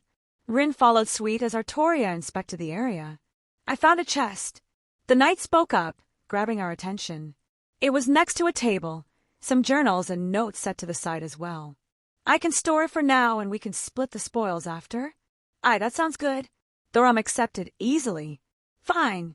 Rin didn't argue either, and Artoria just gave a small smile and a nod. The further we moved in, the less it looked like anyone had been here. I'm starting to wonder if they even investigated this far. No. Not in a no-no. Rin suddenly shrieks, pointing towards around the corner. I quickly ran up to see what she was pointing out. Nope. Nope-a-nope-a-nope-a-nope. There was a big-ass spider hanging from the ceiling that we could see through a metal bar door. Frostbite spiders, nasty things. Thorum eyed them. I have encountered them before. I dislike them very much. Artoria didn't react like me or Rin, but she clearly felt similarly. No one does. Thorum laughed. They are poisonous, and they can get very big. Schweinorg, fire. Fire everywhere. Rin grabbed me by the collar. I held out my staff through the openings and didn't even try to contain my power. Burn, burn, burn, burn. A torrent of flame shot out, igniting all the webs and creatures that lived there. Their shrieks suddenly filled the halls. They angrily started to attack the doors, but they did not budge. Hate spiders. It shuddered. That should have done it. Thorum spoke up after a few minutes. More. Rin disagreed. Artoria cleared her throat. Mayhaps we should be cautious and continue a bit longer, she said, not meeting Thorum's gaze. We sat there in silence for several minutes, my fire finally dying out as everything had been completely scorched inside. That should be good. I settled. Where did those spiders even come from? Shouldn't this have been sealed off? Who knows? Frostbite spiders show up in the strangest places sometimes. Thorum didn't question it. If you all are uncomfortable, I can take the lead. You're the best, Thorum. I pat his shoulder. If you so desire. Artoria looked a little shy. Schweinorg, you have a good friend. Rin looked very happy. Would rather fight dragons than giant spiders. Thorum chuckled. Graham held out in front of him. I guess he was used to our antics at this point. As we pushed onwards, it was clear how far my flames actually reached, as the next room was completely scorched as well, and we couldn't even tell if the spiders had made it this far. You do impressive work, my friend. Thorum looked around. I smiled, inspecting the area. This looks like one of those puzzles you Nords are so fond of making in their tombs. It was another barred entryway, a bunch of metal bars in the form of a gate. Thorum went up to it, gripping it tight. It is a heavy one, but we may be able to lift it without searching around for the mechanism. And considering it wasn't exactly obvious, there was a good chance it got burned. Allow me. Artoria stepped up. It is heavy. I do not know if I can lift it by my. Artoria heaved it up, holding it without issue. Rin didn't even bat an eye walking through. Is this how you guys did it on your own exploring? I asked. Of course. Rin grinned. Well, damn, I had to use magic on the more absurd ones. Is it odd that I find her displays of strength sexy? Thoram put his hand on my shoulder. You sure know how to pick them, he said quietly before following along. I walked through as well, giving Artoria a wink. You're mine later. Don't say something like that here. She turned bright red, dropping the gate down. I couldn't help but chuckle, watching her fidget like that. Schweinorg, get over here. Rin's voice echoed out. Hold your horses. Me and Artoria hurried on over as we came up on a staircase leading down to a strange altar-like configuration below where Rin and Thoram were looking around. We descended, making sure to inspect it all, but I didn't see any obvious danger signs. What is this? Thoram looked confused. Looks like some sort of ritual chamber or something, but I don't see any blatant signs of magical intent. I tapped my chin. A strange pillar here in the center. Artoria voiced her own thoughts. A button for some kind of mechanism? I wouldn't touch that. I advised. I spent enough time with Merlin to know not to touch strange magic things. She said dryly, That's fair. Let's see. Push my finger against it, my magical energy, pulsed as I can a structural analysis. Oh, that's interesting. If you put your hand on it, a spike will come out and steal your blood. God, that's cliché. Rin scowled. Vampires. I didn't disagree. Well, it just needs blood. Can I borrow your dagger? You're going to pour your blood on it? Rin looked at me skeptically, handing over the blade. Is this wise, Wilhelm? Artoria looked a little concerned. I couldn't see all the way to where the mechanism goes to, but it didn't look dangerous. I explained, using the dagger to cut into the palm of my hand and dripping the blood down on the device. It didn't activate immediately, but I poked it with the dagger, making a spike shoot up and the blood start to be absorbed. The ground beneath us began to shake and shift. Oh, there's a second mechanism. Let's just avoid that. My structural analysis was looking at everything going on inside. It was a simple alteration between movements of gears, a slight shift, and it skipped right beyond that. The ground visibly shook more and began moving. The stone beneath us lowered a little as the monolith rose up out of the ground. The front of it started to lower, the grating of stone against stone, echoing out in this strange hall. Everyone was a little tense as they saw what was inside. A woman fell out, catching herself with her hands, but my eyes were drawn to something else. A strange feeling, something inexplicable in the form of a scroll on her back. Well, I think we found the Elder Scroll. A Nascent Kaleidoscope. Chapter 146. The woman pushed herself up, getting on her feet rather quickly once she realized she wasn't alone. She was understandably disorientated for a moment. Gods know how long she had been sealed inside there. Her surprised expression quickly shifted, hidden behind a veil of confidence as she quickly took in the surroundings. I saw her eyes dart around the room, briefly looking at all of us and making sure she apparently had an escape route. We weren't surrounding her, but I could tell she felt the slightest bit cornered. There were things about her that caught my attention, her eyes for one, the obviousness of her fangs when she gasped for her first breath, and the paleness of her skin. A vampire. The other ones that were in here elicited no feelings of mercy. But I had no way of knowing if this one was with them. She was apparently sealed here for a very long time if the state of this place was any indication. Who are you? She asked, no one in particular but to us as a group. Well, words were better than her trying to attack us, I suppose. I wasn't going to kill every vampire I met. If they weren't the sort to treat other races as cattle, then live and let live. Where I'm from, it's polite to introduce yourself before asking others the same. I spoke up.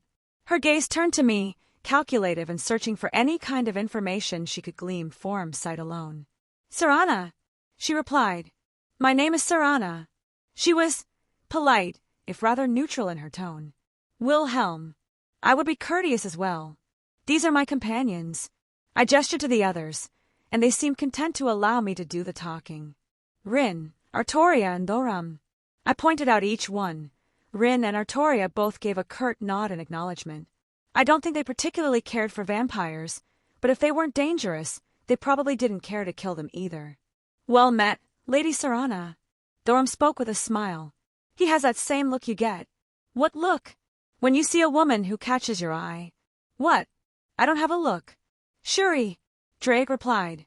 Serana smiled in response. Well met to you as well, Thorum. Oh my god, Thorum was looking bashful. May I ask how you came to be trapped in this place, Lady Serana? Thorum asked. Oh please, call me Serana, she said with a surprising amount of warmth in her tone. Serana then. Thorum had that big goofy smile on his face. I looked at Artoria, mouthing some silent words to ask if I was seeing things incorrectly. Artoria seemingly shot some quick gestures and mouthed something back at me to confirm my suspicions. Sweet Christ. Told you. That is a long story. Serana sighed. Does it have anything to do with the Elder Scroll on your back? I asked as her attention shifted back to me. It was a little important to have a conversation about. Yes, it does, and it's mine. She narrowed her eyes. Peace, Serana. Thorum interjected. We merely wish to understand. There were several vampires we encountered on the way here, and they were not the friendliest sort. Serana pursed her lips, clearly in thought. They were probably sent by my father. There was a small shift in the air, from silent acceptance of her presence to something resembling hostility. So, you are familiar with them?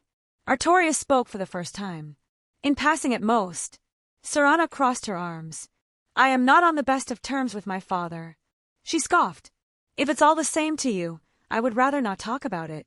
I don't know how long I've been sealed here, and I would like to head home to get an idea of what's gone on in my absence.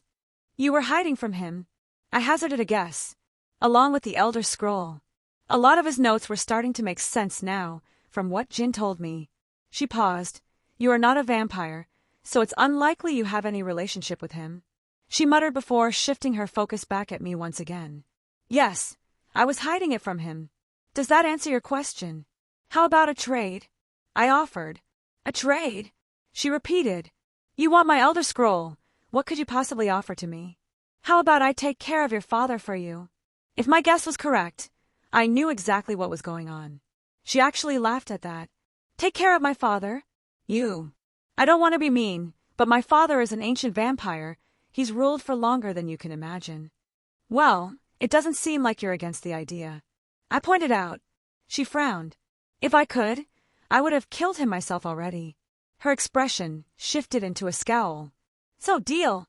I smiled innocently. It doesn't seem like you have anything to lose. If you want to walk to your death, that isn't any of my concern. She didn't seem to pay it any mind. This Elder Scroll would be useless to me if my father was dead anyways. Her tone made it out as if she didn't believe me, but that didn't matter. Wonderful. I took Harkin's sword out of my ring and tossed it onto the ground. Elder Scroll, please. She stopped, staring at the weapon I'd just produced, her expression turning into one of disbelief. What is that? Fought an old vampire the other day. Took his sword after I killed him. I said nonchalantly. How is that possible? She widened her eyes. You are a mortal, a man. You can always go take a look at his castle, or what's left of it. I shrugged. Besides, how do you think we found this place? I had someone go through his notes, and he talked about an Elder Scroll. My friend, you faced a vampire lord by yourself. Thorum looked surprised. Yeah, I was coming to Whiterun to see you and got attacked by some vampires. Apparently they were going to try and kidnap you in an attempt to lure me out, so it got a bit mad and went to confront their leader. I scratched my head. One thing led to another, and here we are. That explains the traces of battle the guards found not too long ago. We had been concerned because there was evidence of vampires there as well. Thorum responded. Oh, whoops! I completely forgot about that. I gave an awkward laugh. At least the Jarl will be relieved. Thorum shook his head with a small smile. You speak the truth, then? Serana knelt down, picking up the sword. My father is truly dead? My friend's word is trustworthy. Thorum spoke in my defense. Serana glanced at Thorum, then back at me before sighing again. She took the Elder Scroll off her back, holding it in her arms. My father would never allow a mortal to wield his sword, even if it was some convoluted scheme to trick me. If you killed him, then I can at least give this to you as thanks. She walked forward, pushing it into my arms. I hope you won't allow any vampires to come into possession of it. That was much easier than I thought it would be. Do you know what's inside? I asked. I dared not read it. Serana shook her head. All I know are my father's ramblings about how it tells of how we will no longer have to fear the sun. Now I'm just getting even more interested. You hid yourself here to escape your father. Now that he is dead, what will you do now? Thorum asked. I do not know, Serana said quietly. I haven't thought what to do after he was finally gone. I am still coming to terms with the fact that he was killed. You can come with me, Thorum said happily. I mean, if you wish to come to Whiterun, you can take a look to see how things have changed since you've been gone. He awkwardly stated. It's kind of adorable, the way he's acting. I don't know if he even realizes it himself. Whiterun! I don't believe I recognize the name. It wouldn't be bad to get an idea of the era now that I don't have to run and hide anymore. She didn't seem against the idea, and for some reason, she looked like she had a good impression of Thorum. Then again, he really gave off the feeling of being a genuinely good person. Maybe she could tell that as well? I will show you around. Thorum beamed. Are you sure it's a good idea to bring a vampire around common people? She raised an eyebrow. If you're found out, would there not be trouble for you? It's all right. Thorum laughed. You're a good person, I can tell. He easily waved off her concerns. Serana just blinked at his words, unsure of how to respond, but I don't think she disliked them either. If you insist. She looked away, but I think she was a little happy. No idea what she was feeling right now, but Thorum was pouring on his good guy charm, and it looked like it was working. Any kind of shortcut out of here? Rin finally spoke up. Would rather not go anywhere near where those giant spiders were again if we didn't have to. Giant spiders? Serana scowled. If anything changed in my absence, I wish those things had gone extinct. I guess hating those things is universal. But your guess is as good as mine. This place looks different from that last time I was here. She added, Mayhaps we keep going forward. It looks like there is something on the cliff over there. Artoria pointed towards the opposite direction we came from. I put Harkin's sword away and held onto the Elder's scroll under my arm. I didn't want to put it into my ring. I had no idea what would happen due to the nature of this absurd thing. Honestly, just holding it gave me a really odd feeling. I did notice as we started going that Serana took a spot near Thorum. There was an urge to slap him on the shoulder and give him a hard time, but I've never seen him act this way about a woman before, so I wasn't going to make it awkward for him. At least when she's nearby. When we're alone, I'm totally going to tease him about it. Wait! Serana stopped, grabbing everyone's attention. Those are gargoyles ahead. They will activate once we get close. Gargoyles! Thorum questioned. Stone animations that act based on a predetermined will, they usually are used to guard areas from intruders. Serana explained. I have never heard of such a thing. Thorum stroked his chin. They are expensive to make by normal means. They contain many rare materials and jewels. Mine! Rin pulled out her spear and burst forward with reinforcement covering her body. She pierced through one before it could even move. The others in the area started to come alive. Rin! Artoria sighed before going after the others. Wait! Serana called out to stop them, but stopped when she noticed them tearing apart the golems with relative ease. Or not. It was interesting to see Rin move into physical combat. It made sense, not to waste her magical energy or jewels, but it was still a little odd to see. She appeared to have some sense in her movements, still a bit amateurish, but had a feel of knowing what she was doing. No need to worry. Thorum hefted his own sword onto his shoulder. My companions are very strong. These things are no match for them. Yes, I can see that. Serana looked surprised at how easily they dealt with those things. Well, no reason to dally. I walked over as Rin began digging through the remains, pulling out some hidden gems. Hey, there's something strange up there. Drake spoke. To the side, up the stairs, I feel something calling out. I turned my head, not really able to see anything. Hey, Thorum, do you feel something strange? Strange. Thorum repeated. I suppose there is sort of a whisper I hear every so often. I was thinking it was nothing. Actually, I hear something odd as well. Artoria added. I don't hear anything. Rin looked confused. I as well hear nothing strange. Serana seemed just as unsure. Thorum started walking, Artoria behind him as we all followed. Walking up some nearby stairs, there was a strange stone formation with some words carved into it. Oh! Thorum exclaimed. The Greybeards told me of these. They are word walls. Masters of the Thursdayum could carve words, and put their understanding into them to pass on to future generations. This is the second one I've seen yet, Thorum explained. Did you say the Thursdayam? Sarana asked. You know the language of dragons? I know a little bit. Thorum smiled. I've heard that language is astonishingly difficult to learn.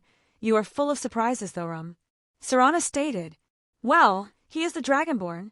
I helpfully added. Dragonborn. Sarana was shocked. I guess the term was known to her as well. Ah, well. Thorum looked a little embarrassed. Don't worry, Thorum. I'll be your wingman. How interesting. Sarana's lips curled up, giving him a strange look. I gave him a thumbs up when Sarana wasn't looking, and I think he started blushing. What a strange feeling. It's like I can understand this, but I can't. Artoria placed her hand on the wall. I do not think this was meant for me, though. Yeah, we aren't quite the same as the dragons here. Thorum, how do you acquire the knowledge? Oh. He cleared his throat. I just have to place my hand on it, like so. He walked up, gently touching a certain word that seemed to brighten. A flow of light enveloped him as he closed his eyes. And like that I now know a new word. What shout did you learn? It roughly translates to Dre Magica. He muttered. Yes, that sounds about right.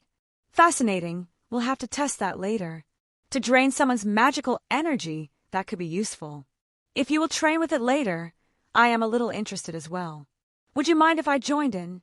Artoria asked. Of course, Thorum said without hesitation. Thank you, Thorum. Artoria smiled. Funnily enough, Sarana looked at Artoria with a frown. I walked up and wrapped my hands around her. We can all take a look later. I kissed Artoria on the cheek. Will, she muttered, still getting flustered from public displays of affection. God, get a room. Rin made a choking noise. Can we get going? This place isn't exactly fun to be in. I agree. I think I've stayed in this dreary place long enough. Sarana agreed. Well, let's find the exit. I let go of Artoria. I do want to get back home soon. At worst, I can just open a portal outside, but I didn't want to reveal too much to this new girl before I got a better feel for her. Artoria didn't say anything, nor does she try to silently relay any message my way, and her instinct is usually on point.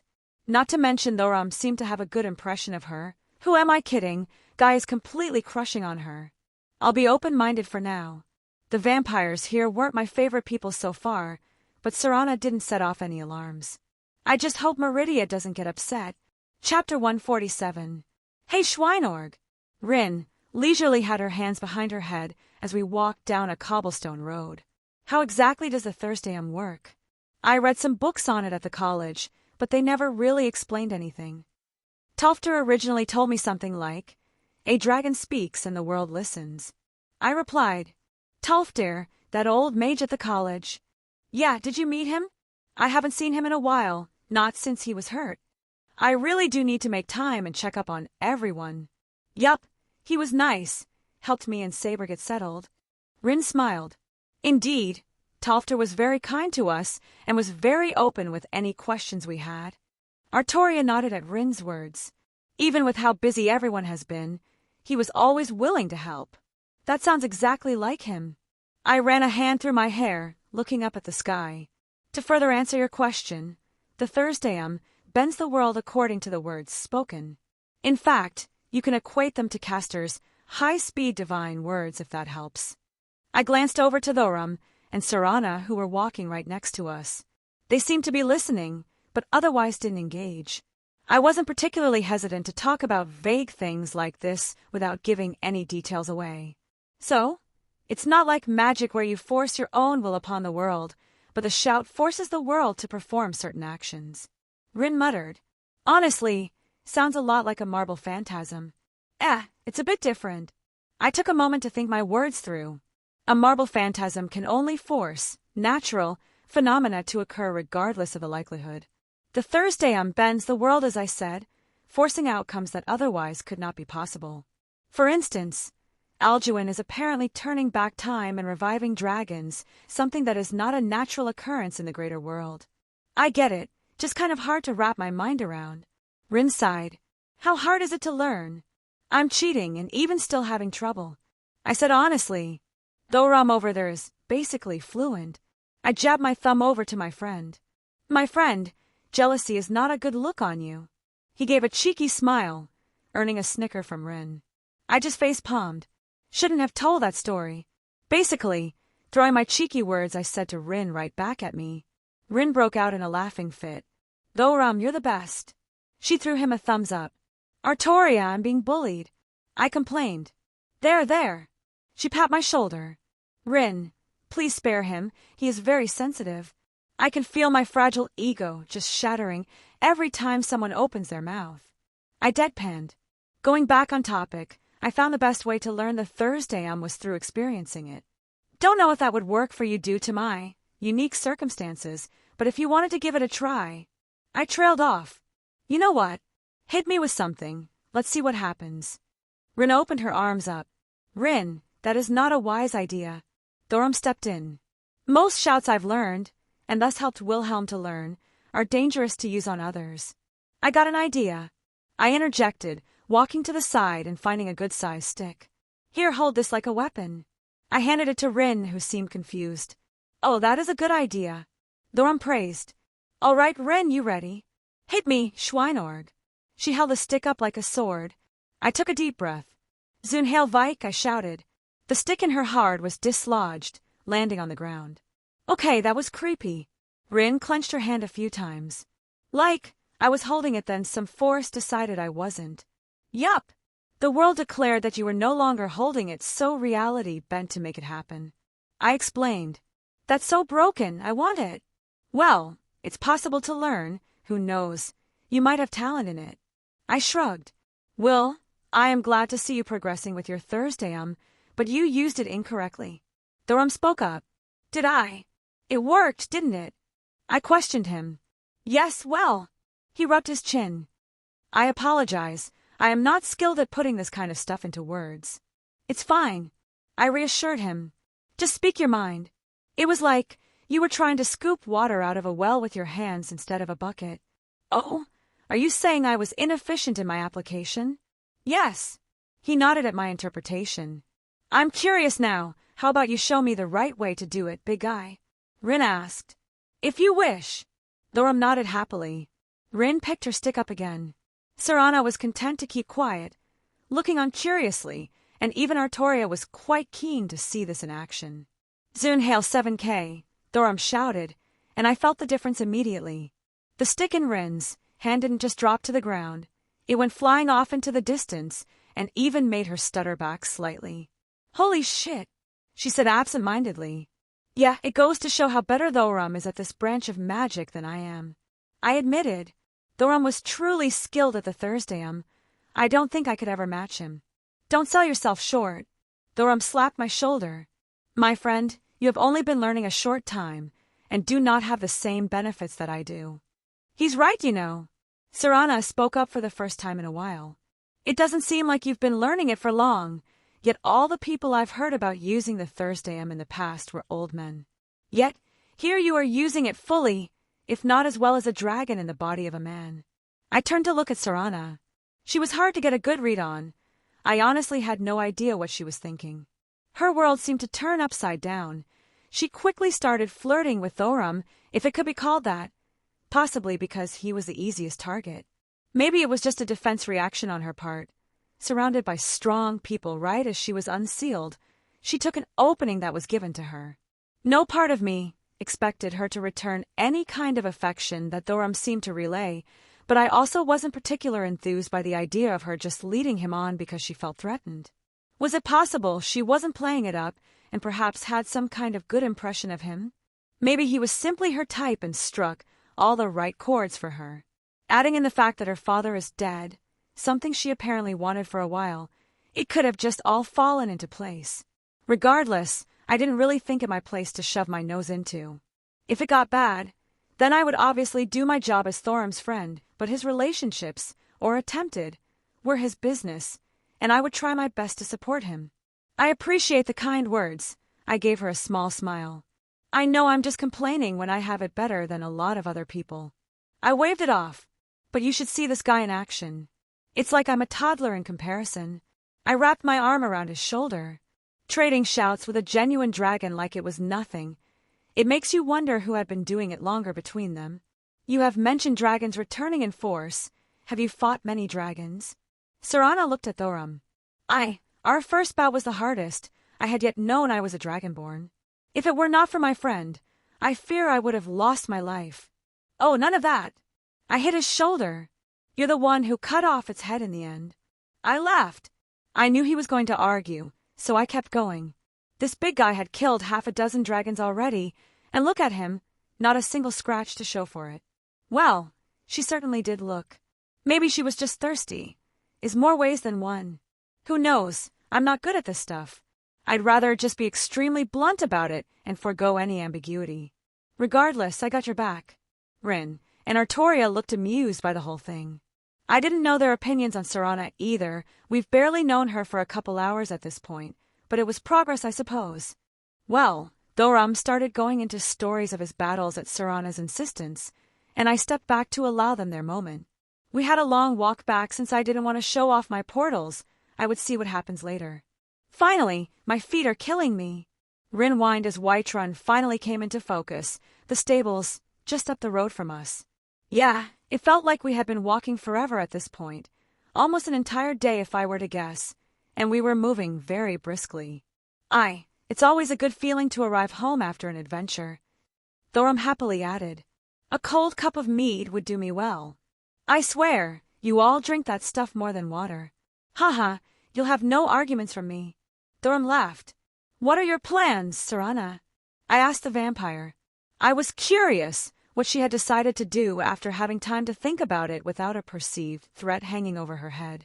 Thorum offered to show me around. She glanced at him. I am in no rush. For the first time in a very long time, I don't feel I have to do anything, so I'll catch up on the time I missed, see what's changed. Well, a little advice if you're going to be staying long. I guess I would keep an open mind here. I would introduce yourself to the Jarl. Don't try to hide that you're a vampire. That's just going to end badly for everyone. He might even be appreciative if you share some knowledge about dragons or other things from your experience. She gave me a contemplative look. I will take your words under consideration. I shrugged. Thorum. I clasped his shoulders. As always, it's great hanging out with you. Thorum looked at me for a moment, then wrapped me up in a big hug. My friend, our time spent is never boring. I wait until you call on me again. That big goofy smile of his, it was hard to not smile along with it. I can see why Schweinorg likes you so much. Rin seemed to genuinely like him, which was good. I'll be up at the college most of the time if you need anything, and I'll see about coming here to visit sometimes. I look forward to it. If I have any questions regarding magic, I know who to ask. And he knew the right buttons to push, if accidentally, to get people to like him even more. Rin showing even more pride like that, to be considered someone to seek help from. I may see you out as well, Thorum. These shouts are something that have caught my interest. Artoria spoke up. I have similar advantages that Wilhelm has. I wonder if I can have some sort of success in it. I would be honored to share what I know, Artoria. Thorum smiled brightly. We said our goodbyes as Thorum and Serana walked through the gate, greeted by the enthusiastic guards. Us three began walking away, getting a good distance before I opened a portal and deposited us into the house. Thank God. Rin collapsed onto the couch. I was going to die if I had to walk any more, and that's even with this amulet. Can I hear your thoughts on Serana? I asked, setting the Elder Scroll down from my back onto the table. Worried about your friend? Rin chuckled. Yeah, I can't help it. I scratched my cheek. She came off as kind of fake, but she could have just been nervous. Rin shrugged. Thorum was crushing hard, though. Indeed, I had thought he might follow in your footsteps with Meridia. Artoria joked. I would kill to see that. Rin threw her head back onto the couch. Ugh, I need a warm shower. Probably going to bed after. I'll see you both in the morning. Rin slugged herself up the stairs and disappeared. Well then. I just shook my head. I couldn't exactly blame her. I felt similar. You tired as well? I would not mind resting. Artoria gave a small smile. Even more so if you were to join me. Oh my, Artoria Pendragon, are you trying to tempt me into your bed? Her face became a little red. She turned around, starting to walk up the stairs until she briefly stopped hand on her dress as she started balling it up. Inch by inch, Her dress moved up as much of her underclothing was dematerialized, her metal greaves only further emphasizing her beautiful legs, until she finally pulled the hem up over her rear, revealing a cute pair of pink panties stretched around her round cheeks. Jin advised me on matters. Do you wish to accompany to bed? Was this her attempt at seducing me? Did she want some more loo time? I have to admit, her being in her combat attire was definitely doing it for me, even if it wasn't already. I had wanted to get a start on my lightning form, but I suddenly felt like I could put that off until tomorrow. Tempting a devil like that, you sure are bold. I quickly chased after, following her into the bedroom. Chapter 148. I hummed my head resting against Artoria's. We were still snuggled up on the bed, even as the sun started peeking through the window. She mimicked me, giving a small smile. I kissed her cheek. She kissed mine. We shared a little laugh, snuggling a little closer. I don't think either of us had the intention to continue sleeping any longer, but it was nice to enjoy the moment. Should probably get up soon. I yawned, closing my eyes for another few moments. Do you have important things you must get done today? I felt her hand run through my hair, sending a small shiver down my spine. Going to perform a large ritual. I admitted. Should make me a bit stronger. Is it dangerous? There was a small amount of worry in her voice. A bit, but I am taking many precautions, and I'm going to see about having the Archmage watching over me. You're not allowed to get hurt. She grumbled. I will be upset with you if something unfortunate occurs. I let out another yawn, fully opening my eyes again. I'll make sure to be whole and healthy when all is said and done. Her eyes shot open, then narrowed slightly. Will, how dangerous is this ritual of yours? It's only mildly dangerous. As I said, I will be making many preparations. And it will not harm you? Not permanently. She frowned. It will be painful then? A bit, yes. I feel as if you are downplaying it for my benefit. I let out a sigh. The biggest detriment to this ritual is the fact that it will be extremely painful, normally. I have aura, which will mitigate quite a bit, and other stuff, but even then it's going to hurt. I do not like the idea of you harming yourself. She said quietly, gripping onto my shirt. Is this ritual that important? It will be helpful, and I need everything I can get before I head out. You never mentioned where you were going. If it is going to be so dangerous, then I shall accompany you. She stated, I guess this was coming at some point. I'm going to participate in a Holy Grail war. I wouldn't lie to her. You. Artoria had many expressions flash across her face. No, absolutely not. Artoria. No, she said sternly. I have to. What is so important that you require? Scat-hack. I said simply. Her hands gripped me tight. It was clear she was holding in some choice words, and it made my heart hurt knowing it upset her. You must miss her a lot. I do. I sighed again. I keep trying to distract myself, but I can't stop missing her. I see. Artoria let go, turning around and sitting herself up on the edge of the bed. I ran my hands down my face, sitting up next to her. I would do the same for any of you. I reached out, pulling her close. She allowed it, accepting my touch. Don't think for a second that I wouldn't force myself into Avalon to get you if anything happened. Her lips twitched slightly, like she wanted to be happy at my words, but held herself back. I can understand why you must go, but I will not be happy about it. And I will be speaking to Meridia and Jin about what you will be doing. Of course. I nodded. And you will return to me. She said flatly. The Grail, those Grail wars. I have fought in two now, Wilhelm. Both of them had left me hollow by the end, and they had taken things from me that left an everlasting mark. I will not allow it to happen a third time. She turned to me, her face stoic. Are we clear? Yes, ma'am. Good. She nodded, pulling me into a deep kiss. I didn't take point, letting her lead and express some stuff she probably had a hard time putting into words. Mayhaps Scat-Hack will be able to rein you in from doing idiotic things like this in the future. She broke the kiss in a huff. It's going to be dangerous, but I don't expect to die. If anything, I consider myself unrivaled in running away. I gave a cheeky smile. Stop that. She let out another cute huff, holding back a smile. I am upset with you, do not make me laugh. In seriousness, I'm making a lot of preparations, and I will be summoning a servant to assist me. I explained. I will accept your words for now, but this conversation is not finished. Artoria relented.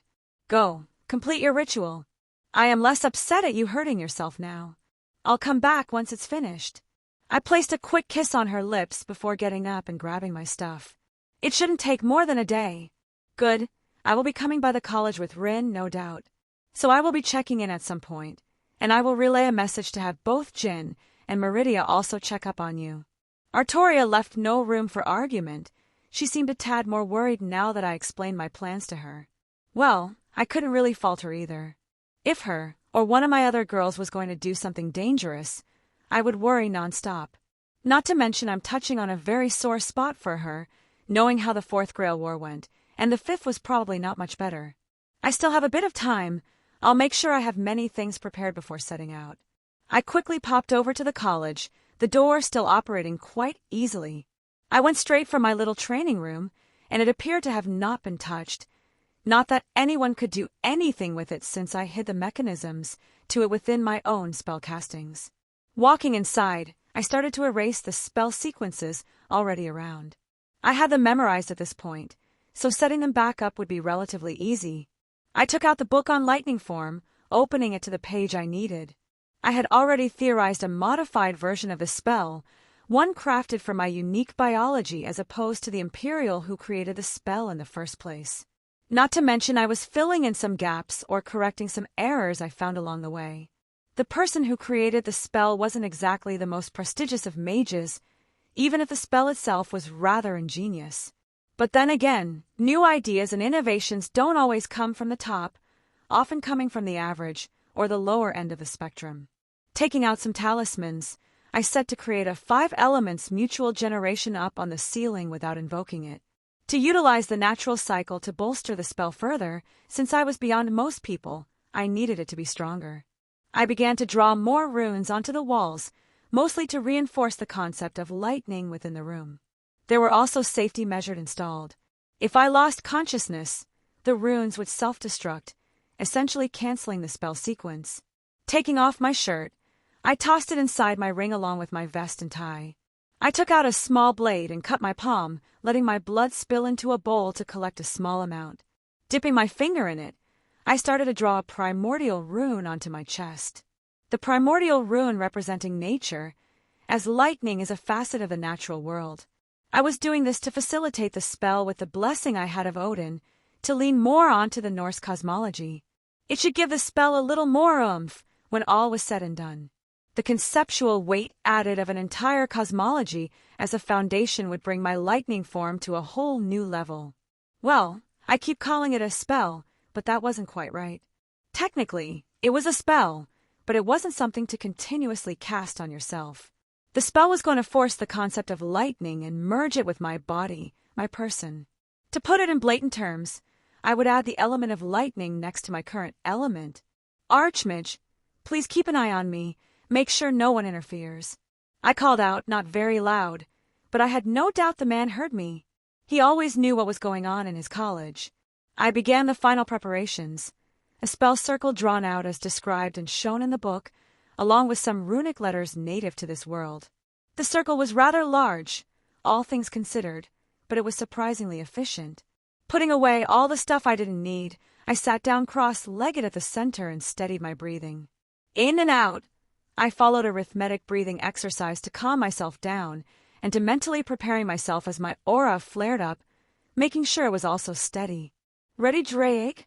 Yeah, I'll keep a look inside on what's happening. My circuits could be seen, glowing along my upper chest and down my arms. Their warmth was something I had become used to, but it was a sort of comforting feeling all the same. I started to channel my magical energy and pushing it down into the spell circle, actualizing everything. The spell circle lit up, and slowly the room's atmosphere began to shift. Lightning began to spontaneously arc throughout the stone chamber, bouncing off the walls. It grew, becoming more and more numerous. The arcs of lightning filled nearly every corner until they coalesced and I braced myself. They all shot right down onto me. Ah! I let out a pained shout. The the surprise of it amplifying the feelings and the lightning drilled into my core being into my soul.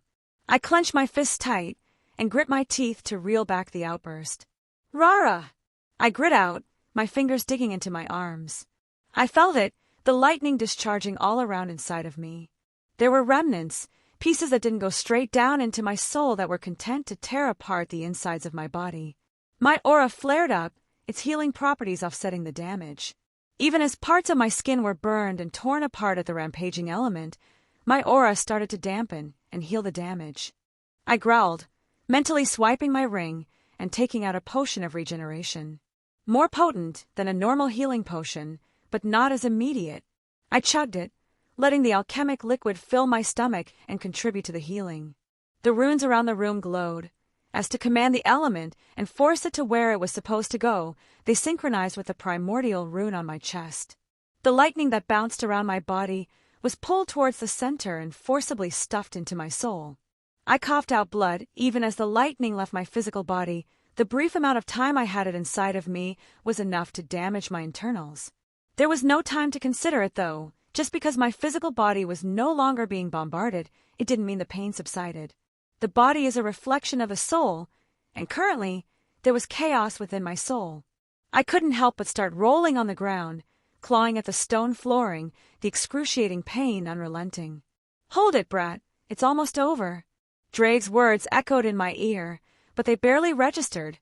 I smashed my head against the ground in an attempt to keep myself conscious under this relentless assault.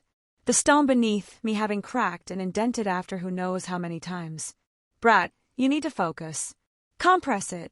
I grit my teeth again, lifting my head up, even as my body was violently shaking.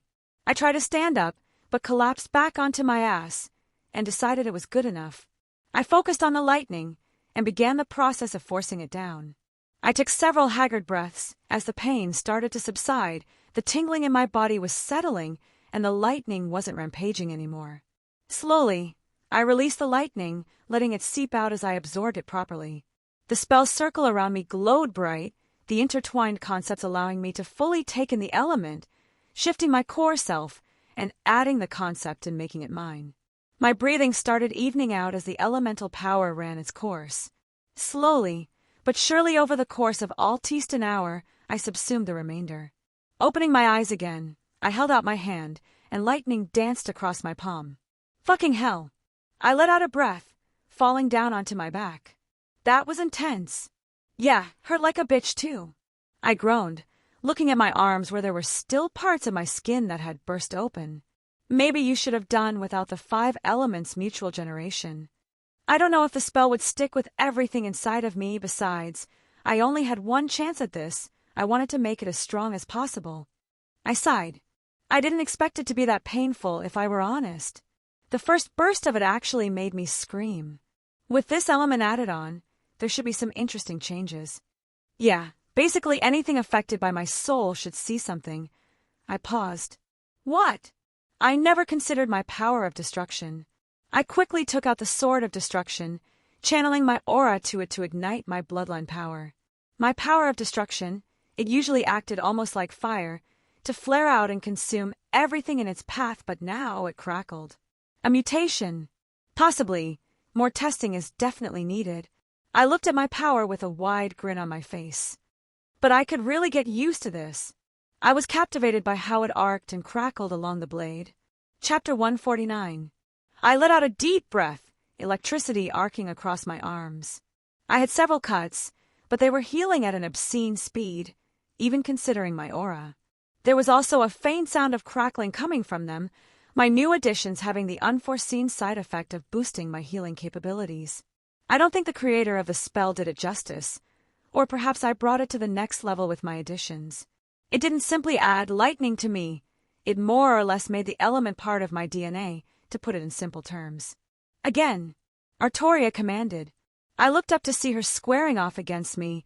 There were a few instances of her armor being scuffed, her clothes looking a little disorganized. The telling signs of our sparring for the past few hours, that had been the lesser part of several days at this point. Mirage in my hand, my feet dug down into the ground and I pushed off, the crackling of lightning left in my wake as a new speed, dwarfing my previous self's. took over and I met her blade to blade. Every swing of my sword, it felt like a clap of thunder bearing down on her own. I wasn't even trying to bring out my elemental nature, and yet there was a clear indication of my new alignment. "You are letting it go out of control," she stated, unperturbed by the arcing bolts that jutted out randomly. I grit my teeth, reeling in the new, but still strange, sensation that enveloped my body. My fingers twitched slightly, gripping my sword, the snapping of lightning through the air slowly fading.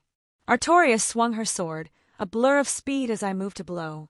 I met it head up, my own sword deflecting it to the side as I followed up.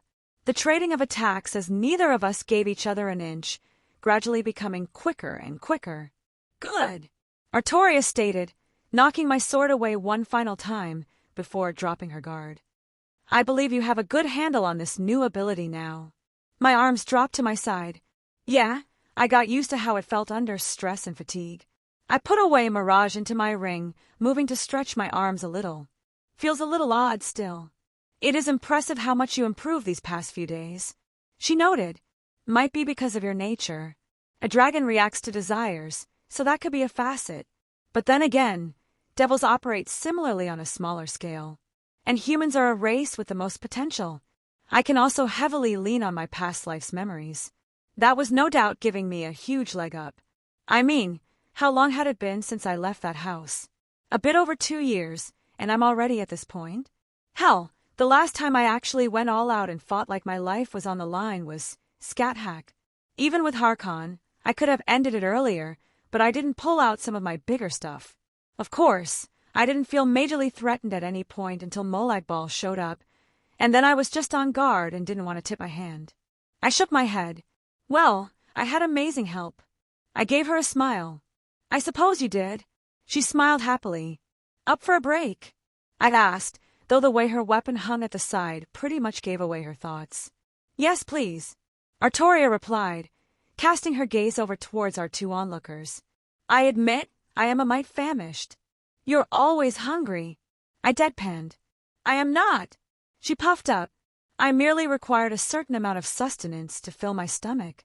She looked away. "Uh-huh." I looked at her dryly. "I need to take you on another date to the States. I want to see you have a go at an all-you-can-eat buffet." She paused her steps. "Does such a place exist?" She practically had stars in her eyes. "So cute. Well, if there's something Americans do right, it's food. I would admit I'm a bit of a glutton myself." "Come on." I gently pulled on her free hand. "I think the others have been waiting for us." We began walking towards a little table set up behind the house. We had essentially been using the backyard as a sparring area. And by backyard, I meant the tundra of Skyrim that was wide open and for free use. "Hey girls." I greeted both Meridia and Jin chatting at a table under a tree in the shade. "Wilhelm." Meridia gave a smile, looking rather happy. Jin was catching me up on what I had missed. "I have been told you acquired an Elder Scroll." "Yup, didn't want to do anything with it yet. Thought maybe you would have an idea." It was apparently very dangerous to use, and while I did act recklessly sometimes, that was more in a calculated manner. "You used common sense for once," she drawled. "I am honestly surprised. Well, if I used common sense more often, would I have such a wonderful woman be my lover?" I shot back with a grin. "I am annoyed that this is a valid argument." She huffed, turning towards Artoria. "How was my sword?" "Oh." Artoria perked up, holding the sword in front of her. "It was my Dawnbreaker. It served wonderfully. I admit the quality of this weapon leaves me a bit jealous. I would have been delighted to wield such a fine blade at any point in my life and trust myself to it." She gave it a few light swings. "The balance is perfect, and the weight is very well distributed. While it is a bit wider than what I am used to, I can find no faults in it." She gave her honest words. We had been sparring for the better part of about 4 days now, and she had gone through several other swords in our bouts. For obvious reasons, she didn't want to use Excalibur or Caliban, but using invisible air defeated some of the purpose of his training. Meridia looked pleased at the honest reply. "You are one of the few I allow to touch my sword," Meridia said simply. It was a way I think Meridia was using to acknowledge Artoria. "What about me? Can I touch your sword?" Jin giggled. "Of course," she said plainly as if it were obvious. "Ah." Jin bent over, giving Meridia a hug. It was still amusing, watching Meridia get affection and awkwardly return it. She was somewhat used to me, but having another person ignore her status and just do something like this, it was still odd to her. Not that she disliked it. I could tell she was enjoying the attention. I admit, I've been tempted to look at my new Elder Scroll, Jin stated, sitting back in her seat. I noticed you said, my new Elder Scroll, I pointed out. I did in fact say that, she said shamelessly. Just checking. I chuckled. Jin held out her hands, and the Elder Scroll seemed to pop into them. Can you read this for me, Meridia? I can. Meridia acknowledged.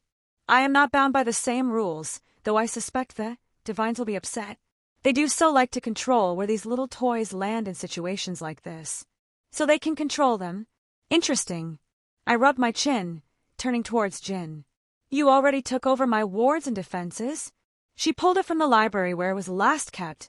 I can only assume she was piggybacking on my established bounded fields and other magical defenses wrapped around this place. I have an entire world's worth of magical knowledge in my head. Do you think I couldn't? She looked amused at my surprise. Fair. I accepted. I admit, I forget how much you actually know sometimes. Magical, divine, all-knowing, spirit. She pointed to herself. And if you only use me for... All right. I held my hands up in defeat. I will respect your magical prowess from now on. I'm also interested. Artoria chimed in. Are these Elder Scrolls used directly by these gods as a means to interact with the world? Sometimes. Meridia casually shrugged. Most of the time, I believe they just bounce around time and space, randomly appearing. But the prophecies dictated within tend to draw the corresponding scroll to it. There are times when the divines give it a little push, or outright deposit them at certain locations. Did I ruin a prophecy? That could be potentially bad. Not all prophecies dictate the completion of their contents. Some simply reveal what will happen if something is done, not that it is going to happen. Meridia explained. But it is entirely possible. I believe the term you used before was outside context problem. Oh, hope I didn't break anything. It is unlikely you caused any significant harm. But if you'd like, I can take a look. She glanced down at the scroll in Jin's hands. My curiosity is getting the better of me, but I believe we should wait for Rin. She did come with us on that adventure. She's just as much a part of this. I pursed my lips. I was really curious what was inside it, but I did care about Rin's feelings on the matter. Speaking of, where is she? Meridia had requested a kaleidophone to be created for her and offered substantial payment. Rin had commandeered an empty room for her workshop to craft one.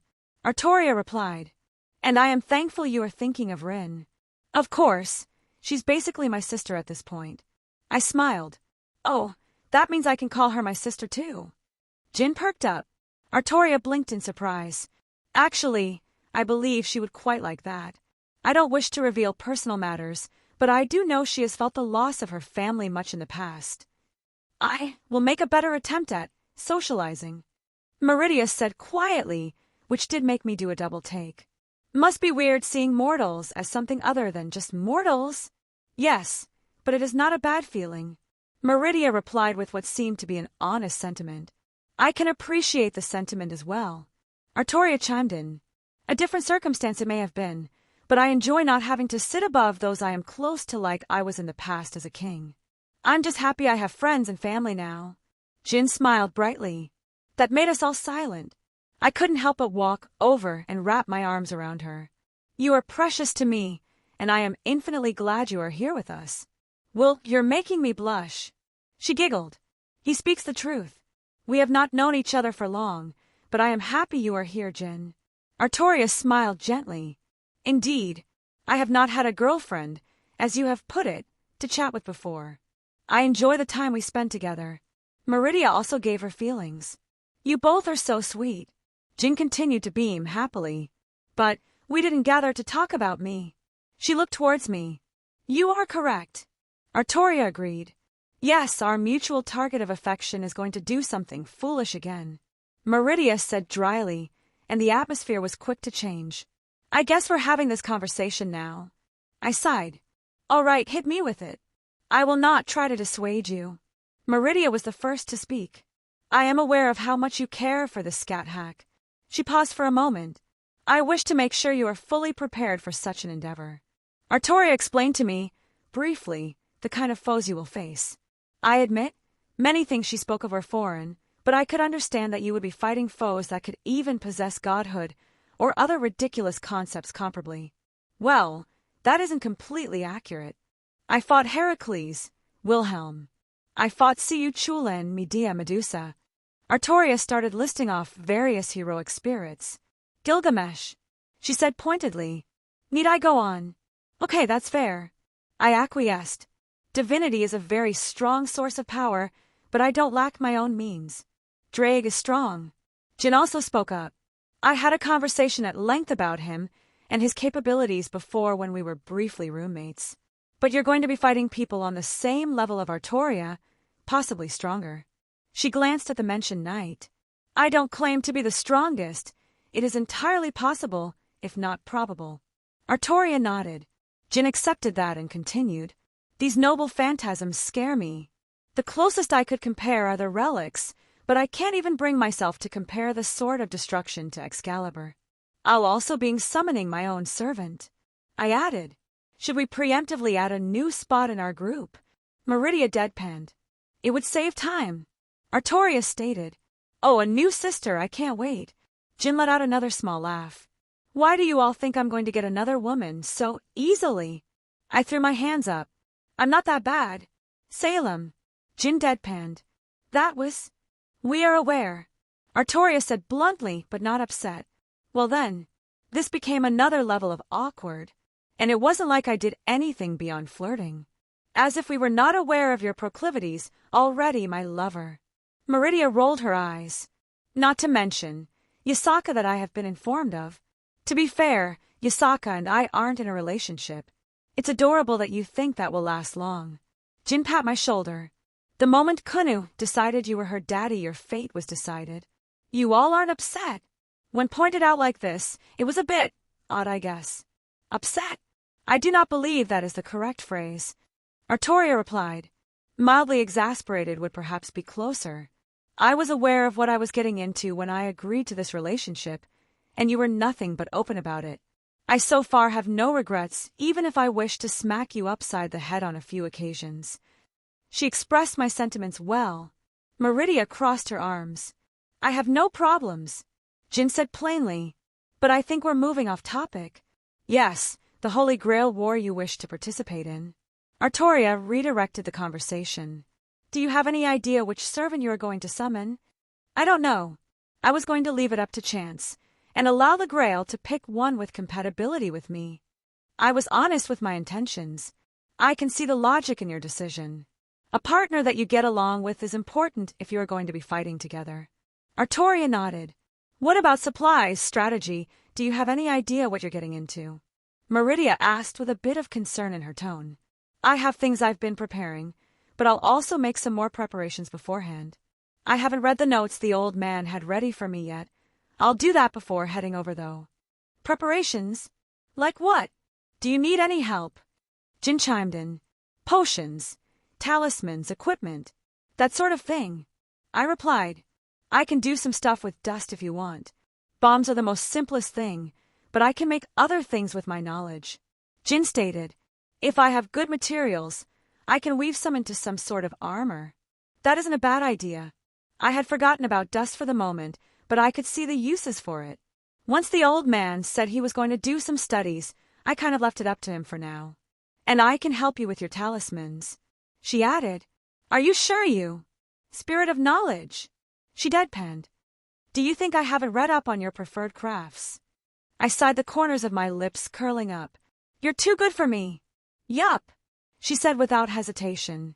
I will see if I can find anything to aid you as well. Meridia spoke up. I may have something, but I will have to retrieve it. Don't push yourself. Nonsense. She huffed. You are my man. I will not have you lose to some common rabble. Never have I heard heroic spirits be referred to as common rabble. That I chuckled. I will help you train until you depart. Artoria also looked eager to participate. Your new abilities could use some refinement, and I will make sure you are on top shape for your battles. Oh. Jin perked up. I forgot to ask about that. I read the book on that spell, lighting form. How is it? The Archmage and I had a discussion on it, but he was busy and couldn't get away to see it himself. Well, it's really interesting. It was supposed to merely imbue me with a new element, but I think my modifications took it a step further and forced the concept through my entire person. I held my hand out, and a small bit of electricity crackled across my fingers. Healing factor increased, some abilities showing a noticeable difference, like my power of destruction. A noticeable increase in my physical abilities, especially speed. And I haven't tested it much yet, but my lightning spells are a magnitude stronger than before. Not to mention, I leaned on the blessing I got from Odin and amplified it with a primordial rune, so I think my connection to that cosmology was further enhanced as well. Fascinating, Jin exclaimed, eyes staring at me intently, as if trying to discover all my new hidden traits. I will make notes of everything then, you just worry about training. It sounds like you have become partly nature spirit. Artoria replied. I wouldn't go that far, but there are some similarities. I definitely took on many physical properties of the element I had imbued myself with. No matter. We have plenty of time to ascertain all the peculiars about your new status. She lifted Dawnbreaker up again. We shall spar for another few hours, then break for dinner. Afterwards we will spar again and continue the schedule until I believe you are at a sufficient level. You're choosing to wait before eating. I widened my eyes. Do not act as if that is a strange thought. She huffed cutely. While you are training, I will get started on my projects. I'll make sure that you have talismans of every type in large quantities. Jin stood up, heading for the house. I will also seek out a few things I believe will be beneficial.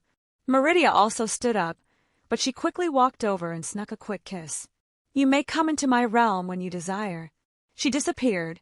I think that was her way of saying she missed me and wanted me to come over when I had the chance. Geez, with them all acting like this. All right, let's do this. I have a bit before I need to go. We can get some intense training done. Very well, I shall not hold back. Artoria nodded. Good, I would need to be at my best. Chapter 150. Steady. I held my hands out as Jin carefully placed a chunk of ice dust on a table, right on top of several overlay talismans, which also sat on top a spell circle. Begin thaumaturgical resonance. Beginning in 3. She placed her hands on the table. The spell circle began to light up. 2. 1. A visible phenomenon overtook the room, shifting the colors around us. Dust appears to be holding steady. I noted. A stopwatch clicked in my hand. Clocked in at 30 seconds, dust starts to begin showing signs of instability. Change is gradual, but visible to the naked eye. Begin second step or abort? Jin asked. There are enough shields around the room. May as well attempt even if all parameters aren't perfect. I quickly took out a notebook and jotted some thoughts down. There was a small crack that formed on the surface, a light shining out. Crystalline structure is failing. Magical energy is beginning to leak out. It's only a matter of seconds until a reaction occurs. Or it's going to explode in a few moments. I made a hand sign, actualizing the talismans underneath. They stiffened and surrounded the dust crystal, wrapping it up tight and sealing it shut. Time is 57 seconds, estimated a minute for complete failure. The timing is going to be tight. Yes, I'm sure you know all about tightness at this point. But I kept my horny thoughts to myself for the moment, as it was important to focus. We have about 3 breaths worth of time to figure out how to do this. I set the pocket watch down, putting my palms on the table. Cancel the ritual. I waved my hand. Jin pulled away, magical energy stopped flowing, and the area began returning to normal. 3 seconds to capture the magical reaction. The concept of ice, right at the start of an explosion, where it would be in its purest state, and sealing it to further enhance its properties. The most obvious thing to do would be just to carve runes on it and chuck at someone, but that is highly inefficient, especially if I'm going to be up against servants or other mages. I walked over to another table, notes scribbled all around, and began looking over them again. Dust was the purer form of elemental magical energy I've ever seen. Well, I suppose the crystallized mana from my home world would be purer, but it was infinitely more rare. If I could somehow discharge ice from a spell and capture that, it would still be magnitudes less viable than the stuff from Remnant. It was the nature of dust. It was untouched more or less.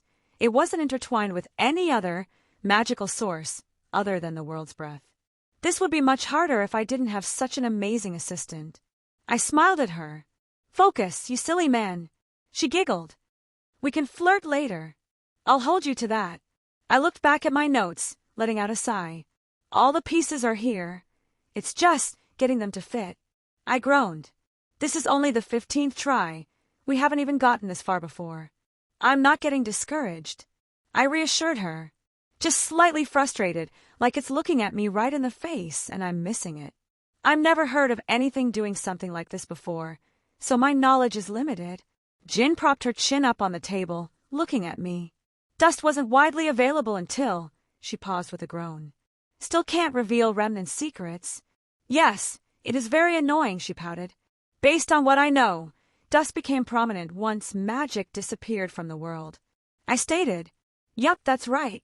She easy replied, basically confirming my thought. So logically, experiments containing both magic and dust are practically non-existent, especially with what we're attempting. I began thinking out loud. But there are some things we can pull on, some general experiments, I'm sure of it. Is it so different from the normal application of dust? How people utilize almost like spell casting, or in average combat situations. Jin pointed out, why not use the powder form? She grinned. Powder form. I pursed my lips. It's much more solvent for obvious reasons, but it's also much less explosive.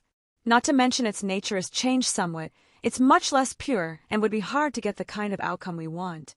That's not to say that it isn't extremely dangerous by itself, but powdered dust and crystallized dust aren't just a different in physical state. There are distinct differences, like comparing a stick of dynamite and a hand grenade.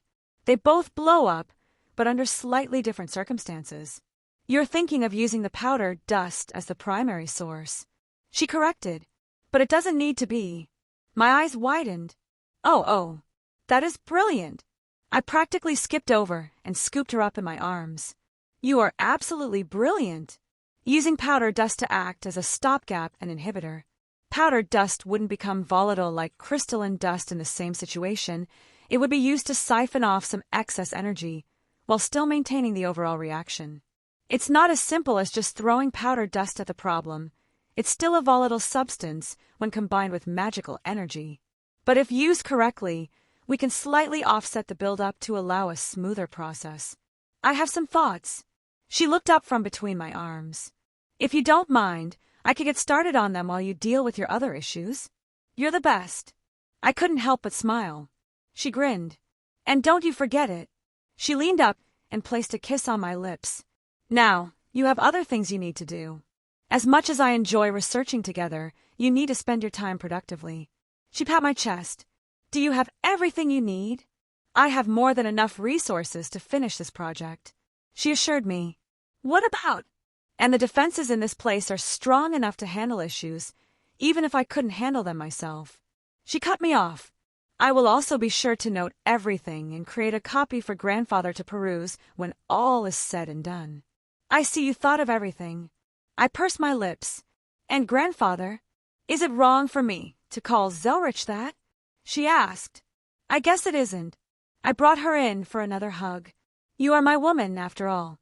That makes you his granddaughter. I'm sure he also enjoys it. Actually, I know he enjoys having many grandchildren. I should connect the house over by him, so we can visit more easily. I would like that, she said quietly. But you have many things on your plate at the moment. I'm sure he won't mind you waiting a little longer. She pulled away. Shoo shoo, get out of my workshop. She playfully kicked me out. All right. I held my hands up in surrender. I'll get started on my daily training with Artoria. Tell her, if she's heading to town soon, to get some more ingredients from the list I gave her last time. She knows what I'm talking about. Will do. I wavered her goodbye as I finally left, sealing the room up as I left to not disturb her working. I slid across the ground, the earth and tundra being charred in my wake as arcs of lightning flew off in random directions. It coiled around my body, enveloping my sword and crackling with each movement. As Artoria swung her sword and met my own, more of a lightning was discharged at each blow.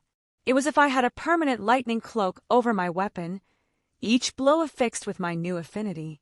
Blades locked, I looked up at her, my left hand come up, finger pointing at her. Lightning bolt. I cast the most basic of basic spells for the element. She jerked her body, turning away, letting the large bolt of lightning discharge harmlessly into the distance. The way her feet pivoted, regaining her footing with ease, and following up her strike, all combined into the dodging motion, it caught me slightly off guard, only reminding me how far above me her true skill was. My hand, palm extended, moved through the air, forming a string of runes. Strike air, hammer of the Wind King. Artoria swung her invisible sword at me, the activation of her noble phantasm, albeit her weakest one. The invisible air around her sword burst out at the edge, blowing apart my spells and knocking me back. I felt the impact, my aura mitigating a large amount of the force as I tumbled along the ground, quickly scrambling to my feet. Without a second thought, Mirage flashed out, sending several birds at her. The new extension of my elemental nature had imbued them also with the element, an unforeseen, but not unwelcomed, side effects. Her invisible sword blasted out behind her, propelling her up and over my sword phantoms, blade falling down on my head. Even with my own blocking it, the ground beneath me formed cracks in every direction, and stray rubble was kicked up and blown away. We continued to trade blows, though there was never a true killing attack coming from either side, merely a spar on our ends. "Ha!" she shouted, spinning on her feet and putting all her weight behind an overhead slash, making me almost buckle under the suddenness. If this was me from before the Land of Shadows, I would have probably crumpled under the weight and broke several bones, but I only shuddered slightly. I gathered my aura, manipulating it around my palm, and pushed it against the side of her chest plate. The action surprised her enough that she hesitated for a moment. My aura pushed out, bursting at the contact point and making her take several steps back from the force.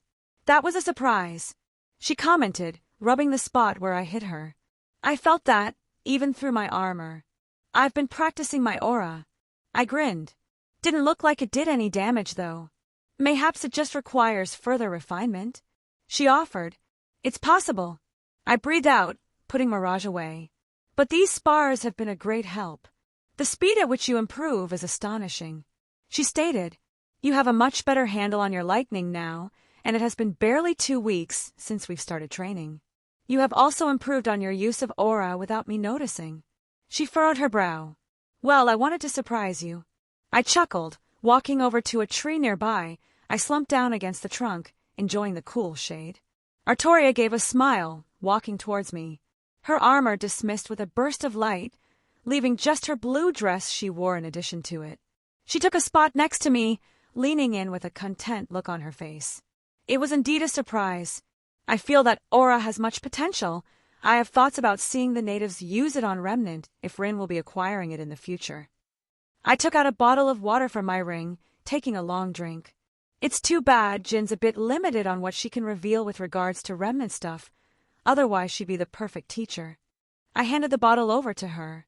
The last time I tried to get her advice on aura, she could only huff and give me annoyed looks when I did something wrong. I couldn't help but laugh. It's been roughly 2 weeks since we've started this training regime. I was working on research and preparing for my time in the Holy Grail War, barely having time to keep up with other matters. I only saw Thorum once in this period. He had been understanding when I told him I was caught up in some training stuff. He himself was rather busy, running around with Serana. I hadn't seen them initiate anything I would call romantic gestures in that small time frame, but there were still some smiles exchanged between them. No idea what's going on, but I'm not going to stick my nose in it beyond my duties as his friend, which obviously involved teasing and revenge. Artoria finished off the battle of water, playing with it between her fingers. "How much longer until you intend to leave?" "Few days, probably." I didn't hide my intentions from her. "I feel confident." "I see," she replied, closing her eyes, head leaning on my shoulder. "Would you mayhaps attend to the market with me? I require a few supplies Rin asked me to fetch." "I would love to go with you." I gently placed my arm around her. "When do you want to go?" This made things easier. Jin needed some stuff too. "In a little bit." She smiled brightly, Rin requested some time to gather everyone so we could finally deal with the Elder Scroll. Oh, right. I blinked in remembrance. Honestly, I was so caught up in my own stuff, I forgot about that. I couldn't help but scratch my cheek. Whenever I had free time, Rin seemed busy and vice versa. Or when Meridia couldn't get pulled away. I had spoken to Meridia a day prior. She said she could make time. We merely had to call out to her. Artoria replied, "Huh, that really make things easier." The Elder Scroll really did fall to the wayside, something I seemingly keep doing because I get distracted with other important matters. Perhaps I should start making lists to keep track of things. I know that even in my past life, I wasn't exactly scatterbrained, but my whimsy took me all over the place when something wasn't actively hanging over my head. I do want to see this Elder Scroll in action. It would be a nice break from everything else. I looked up, watching the sun peek through the leaves and branches of the tree. Want to go do that now or wait? I would like to enjoy this for a little while longer. She said quietly, "Well, I also wouldn't mind sitting here a while longer."